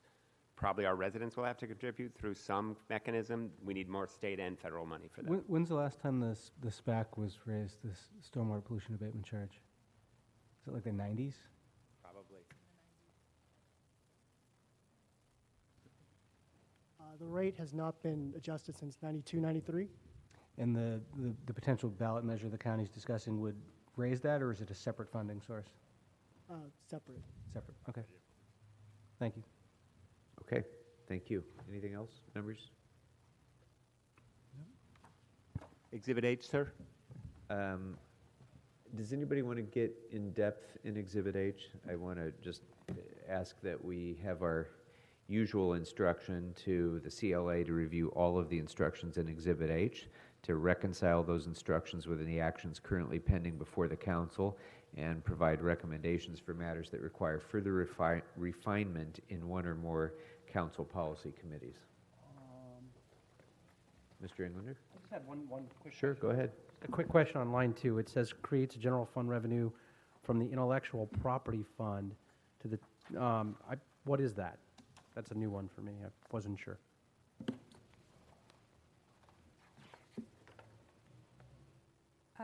Related to this item, there's about $900,000 assumed in the budget. We took a similar action last year related to the, was it the GSD stores revolving fund? This recommendation authorizes the amendment of this ordinance. The funds would be transferred to the general fund in the amount of $900,000, and it would sunset at the end of the fiscal year. So this would just be a one-year, one-time situation. Got it. Clean that up. Okay. That's all I had. Thank you. Thank you. And Mr. Chair, saving the best for last, the budget of Mr. this. Kretz, nope, not quite Oh. yet. Just when you thought you were safe. Yeah, never said I didn't have any questions. A few of them. One on the instruction to the Personnel Department, City Attorney, and CAO to report on increasing the number of exempt positions to the maximum allowed under the charter. This has been a controversial issue, and the Personnel Committee has looked at these exemptions very carefully, and so I'd like a report back to the Personnel and Animal Services Committee on this instruction before we take an action on it.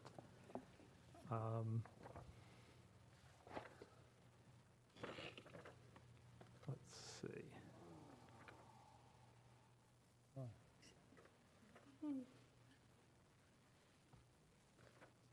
Also, there's an instruction to DOT with the assistance of the city attorney to develop policies which assess regulatory fees or service charges to TNCs that operate within the city, and negotiate an agreement with those companies to remit fees.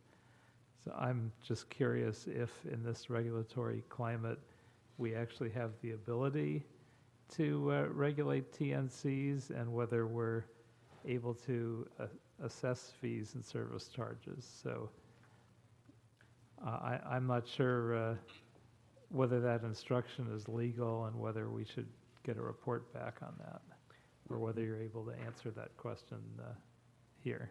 So that's why I include the city attorney in the discussion. And so what do they say? So any proposed fee or contract or agreement would come back to your council. Okay, so they'll check into that issue without us It effectively separately is a reporting report on back. it. Yeah, it certainly seems like an open question. And I think that's it. Okay. Anything else? Exhibit H? Very good. Now Mr. saving the Llewellyn. best for last, sir. The budget of the city administrative officer. We are happy to stand on the budget unless your council has questions. I'd like to put their entire budget in the UB. Thank you, Mr. Krikorian. I'd like a report back on the mustache.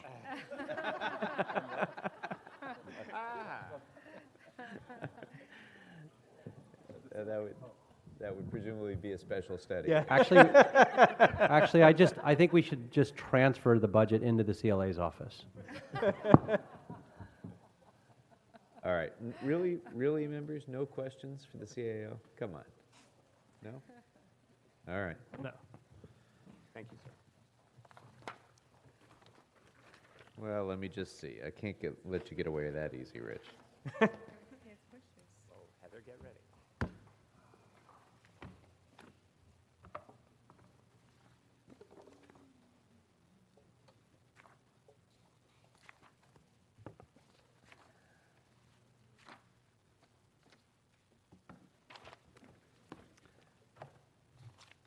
I guess I have nothing. Members, anything else? All right. Better get out while the getting's good, Mr. Llewellyn. One last thing. What do you want to do for the start time? Do we have the time on Monday for memos? So, where do we stand with the list of memos as of now, Mr. Hale? Probably need to take a quick 10-minute recess for copies to be printed. Yeah. For the current list, and Yeah. then come back and approve that. Yeah, I would like to. Uh-oh. 15? Uh-oh. Okay, in light of the fact that it's, come back for it? no. Okay, we're going to recess for the moment for 15 minutes. Let's do the best we can. I'd like to see if we can get as much of this written up as we can so we can approve it before we break for the evening and, for that matter, for the weekend. And then Monday, is there any change to our plan on Monday? Mr. Hale, when would we be starting? At 10, okay. Mr. Chair, before we recess, Yes, Mr. Bonner. I wanted to make a request. I noticed, since we're sort of stalling for time anyway, I noticed that it felt like to me I was requesting special studies that I feel like we've requested in years past. And I'm wondering, I don't know if some of those never get done or if they just get sent to the committee chair who just doesn't care to schedule them, depending on whatever the subject matter may be, if it's, because it's usually a policy thing. If we could ask the CLA-CAO to give us a quarterly report through the fiscal year on the status of the special studies, just so we know which ones are getting done and which ones aren't.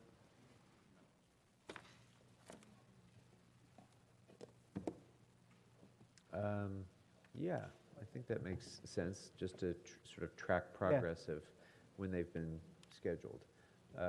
And for that matter, if we can, I know this is asking a lot, but when we've asked for a special study, and you know that, in fact, a virtually identical request was made 2 years ago or 5 years ago, can you please note that when you report back so that we can see that we're being responded to or not?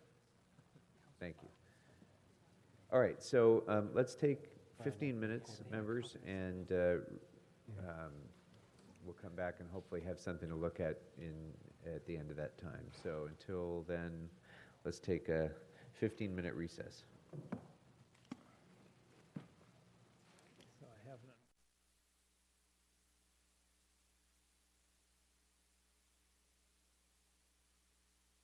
List time-stamped 6:56 p.m. tonight, and I'd like to see whether you have any changes, additions. Mr. Englander? Yes, thank you very much. Do have a couple changes on item 774 under MICLA, number 774. That is, I just wanted to make sure that we also add Devonshire Division, if it's not in this list, to find out if it was in a previous list. Okay. On item 745, we can strike that. I no longer need that. Which department? I'm sorry, that was under GCP. The first report under GCP, number 745. We can strike that. Retract it. Thank you for doing so. And I think those are all my changes. And I'm good to go. All right. Mr. Bonin? Two of them. One on item 705 under Housing Authority. If we could also have that report go to H&P Committee. And then on that item 754 that I asked for Mr. O'Farrell, we'll provide the exact language, but it should be report back on Human Relations Commission, HCID, on the $100,000 allocated in the GCP for the Midnight Stroll Transgender Cafe and the integration of these monies into current and ongoing programs. And we will get that directly to. Okay. Anything else? Mr. Kretz? Yes, a few things. Under Capital Finance Administration, MICLA, under report number 775, where it says, including whether the plant is already operational, that's already been answered, so I can scrape that part off. Under Cultural Affairs, number 675, report on how the department plans to expand the Arts Development Fee Program. I think my question was, it needs to be clear because I think that was directed towards geography, as in if you're only allowed to cover within a half mile, how can you expand that to a couple miles so that you can reach more projects with the funding? Under GCP, number 670, report on potential funding sources to provide $25,000 to establish the Youth Mentor Connection Program at Hamilton High School because it doesn't exist there yet. Under General Services, if at all possible, I would like number 652 to be a budget impact, because the point of the question is whether we should be avoiding purchasing natural gas vehicles as opposed to electric vehicles. And if it's just a special study, in this budget year, we will be purchasing CNG vehicles without having the benefit of this information. Then, under Neighborhood Empowerment, number 711, report on the cost and potential funding sources for adding 2 additional project coordinators to the department's budget, because there were already 2, so I don't think we want that to be a report on the 2, but on 2 additional to that. And that is it. Okay, very good. With those revisions. Mr. Chair, yes. we had a couple of minor changes. Okay. Study 624, assigned to the city clerk should be assigned to our office about the space needs for storage at Piper Tech. Okay. And study 687 about expanding bathroom attendance at El Pueblo is also handled by our office, not El Pueblo. Okay, So if very those good. could both be assigned to our office. And I Right. believe, Mr. Bonin, your question about trash can liners was handled at the table. They said they had the budget this year, so I would recommend removing that from City Clerk 625. Sure. Also, members, I think there might have been a few of the reports that where it was not indicated whether they were budget impact or special study. If it is not explicitly stated as budget impact, it will be considered a special study.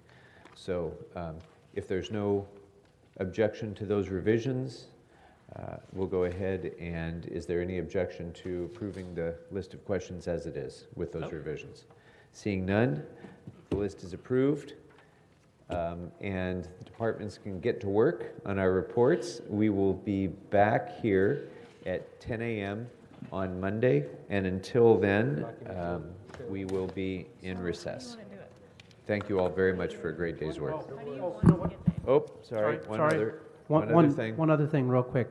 Under GCP, item 746, it didn't indicate that it's a budget impact. There's no indication whether it's a special study or budget impact. But I need to know which ones I asked for. So I'll send you a link and I'll send you a list. Okay. I think, well, this should be a budget impact. Okay. Okay. It shall be so. So until Monday at 10 a.m., thank you all very much. We are in recess.